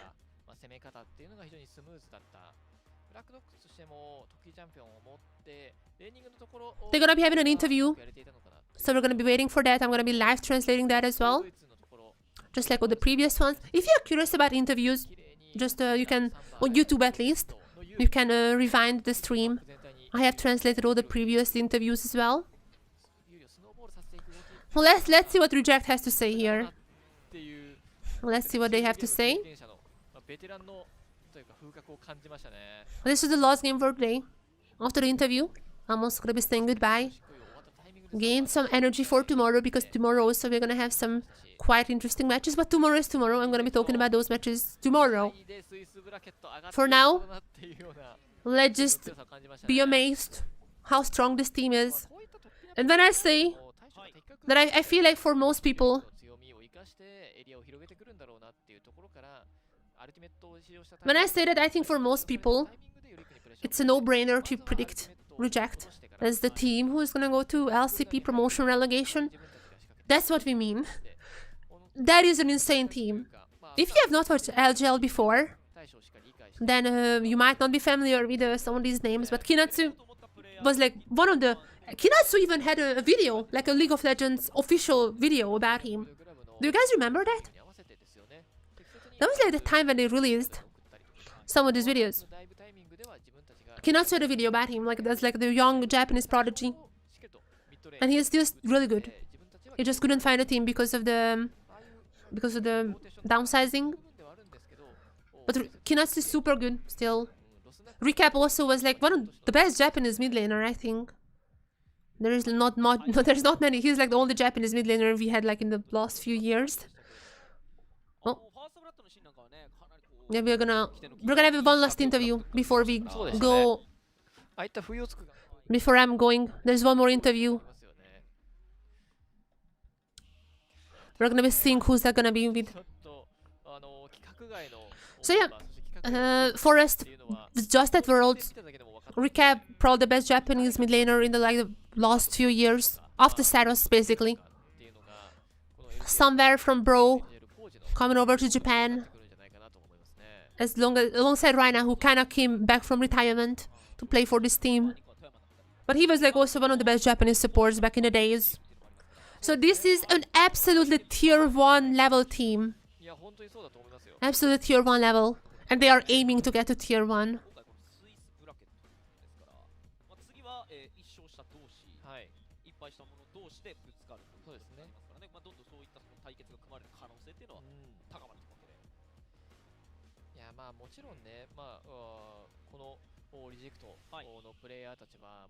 Let's see the interview.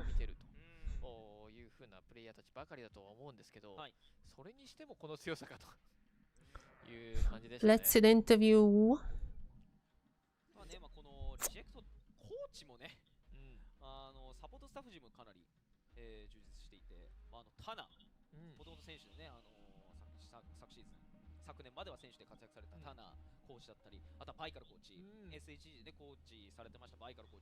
Let's see.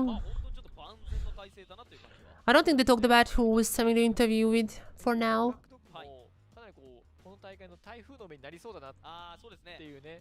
Let's check Twitter meanwhile. This is so incredibly loud. I mean, in my ears it's so incredibly loud. I'm gonna be lowering that for the time being.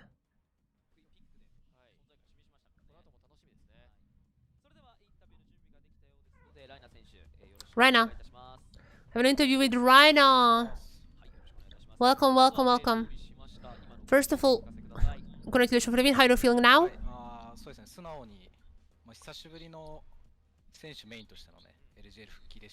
It has been a while since I played in the LJL as a player, so it is really nice to be able to win here.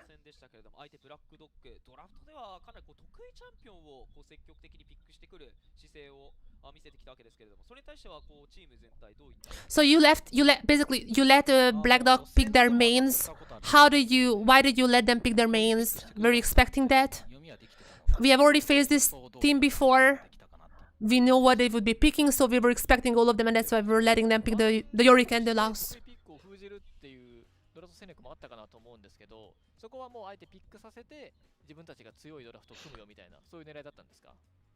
So did you just decide to let them pick their picks, and you had your own composition or your own draft in your head against that?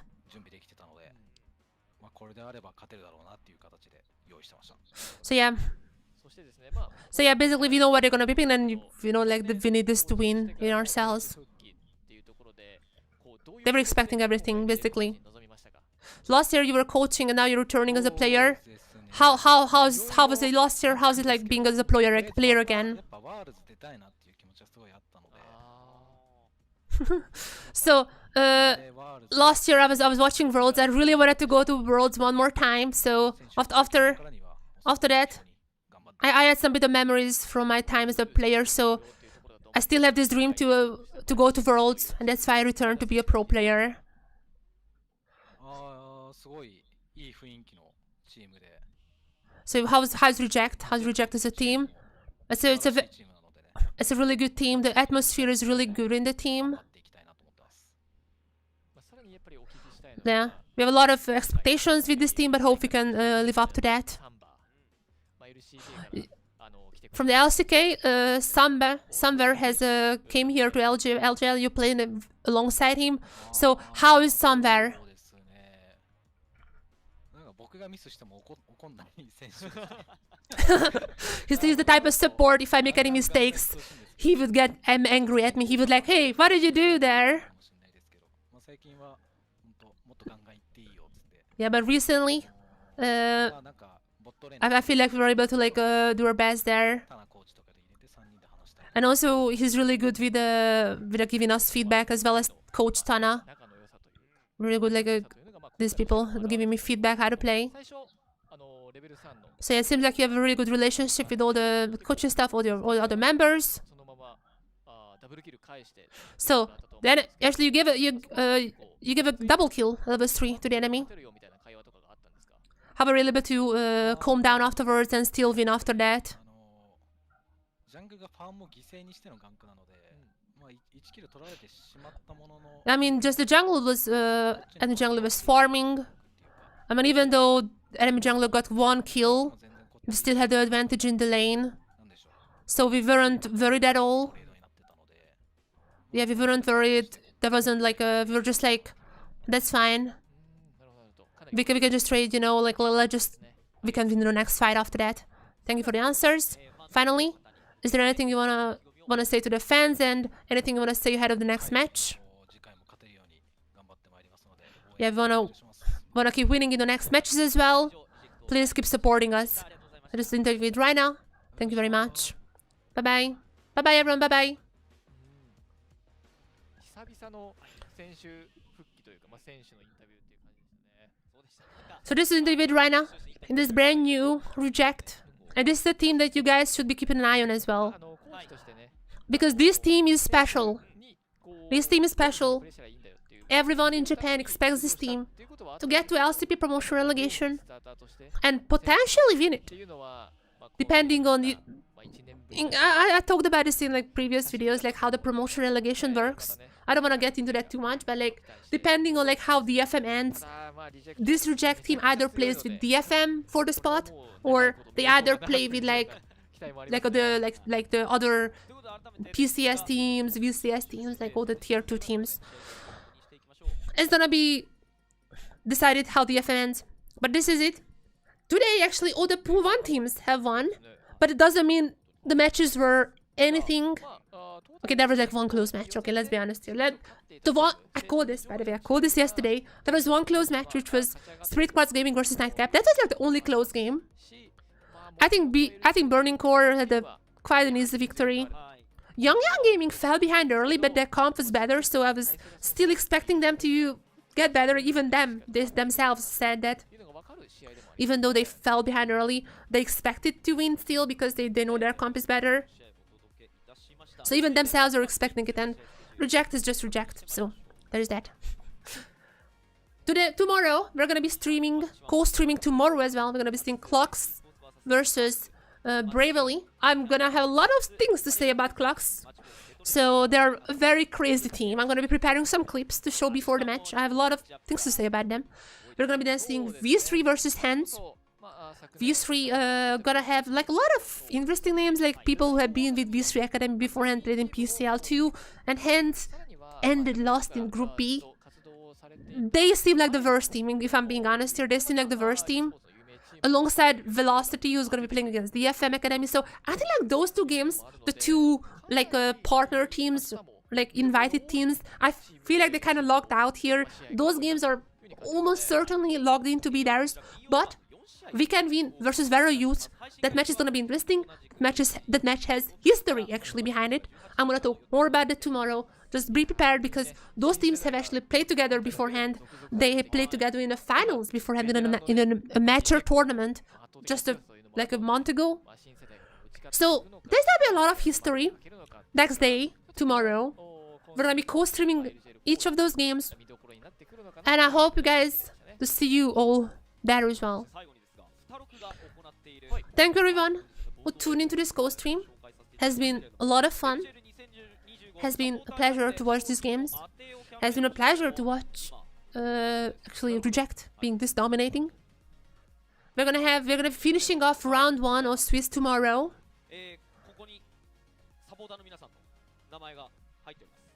Oh, sorry, they had a giveaway, and they're like doing the giveaway now live. Okay, I haven't participated in the giveaway. So anyways, I haven't participated in this giveaway. Wait, how can I... Wait, I don't have a camera, that's like full screen.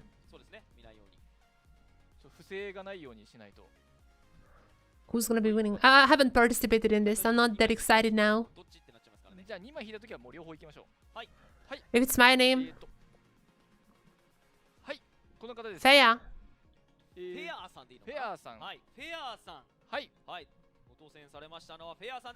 Okay, I'm gonna participate tomorrow. I'm gonna participate in this tomorrow. Congratulations, Feya. I'm gonna be participating in this tomorrow. I'm gonna win. They're winning like 10,000 yen coupons, which is insane. That's like a whole sweater. I definitely want those sweaters for free.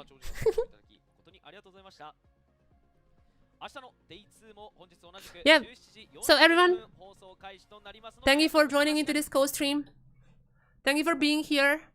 Has been great. And see you tomorrow as well. Same time as today. But also I'm gonna make the little live stream already, so you can check out when it happens and like how many hours does it take to get there. Thank you everyone who was watching this one. So great. See you tomorrow. Bye bye everyone. Bye bye bye bye bye bye bye bye bye bye bye.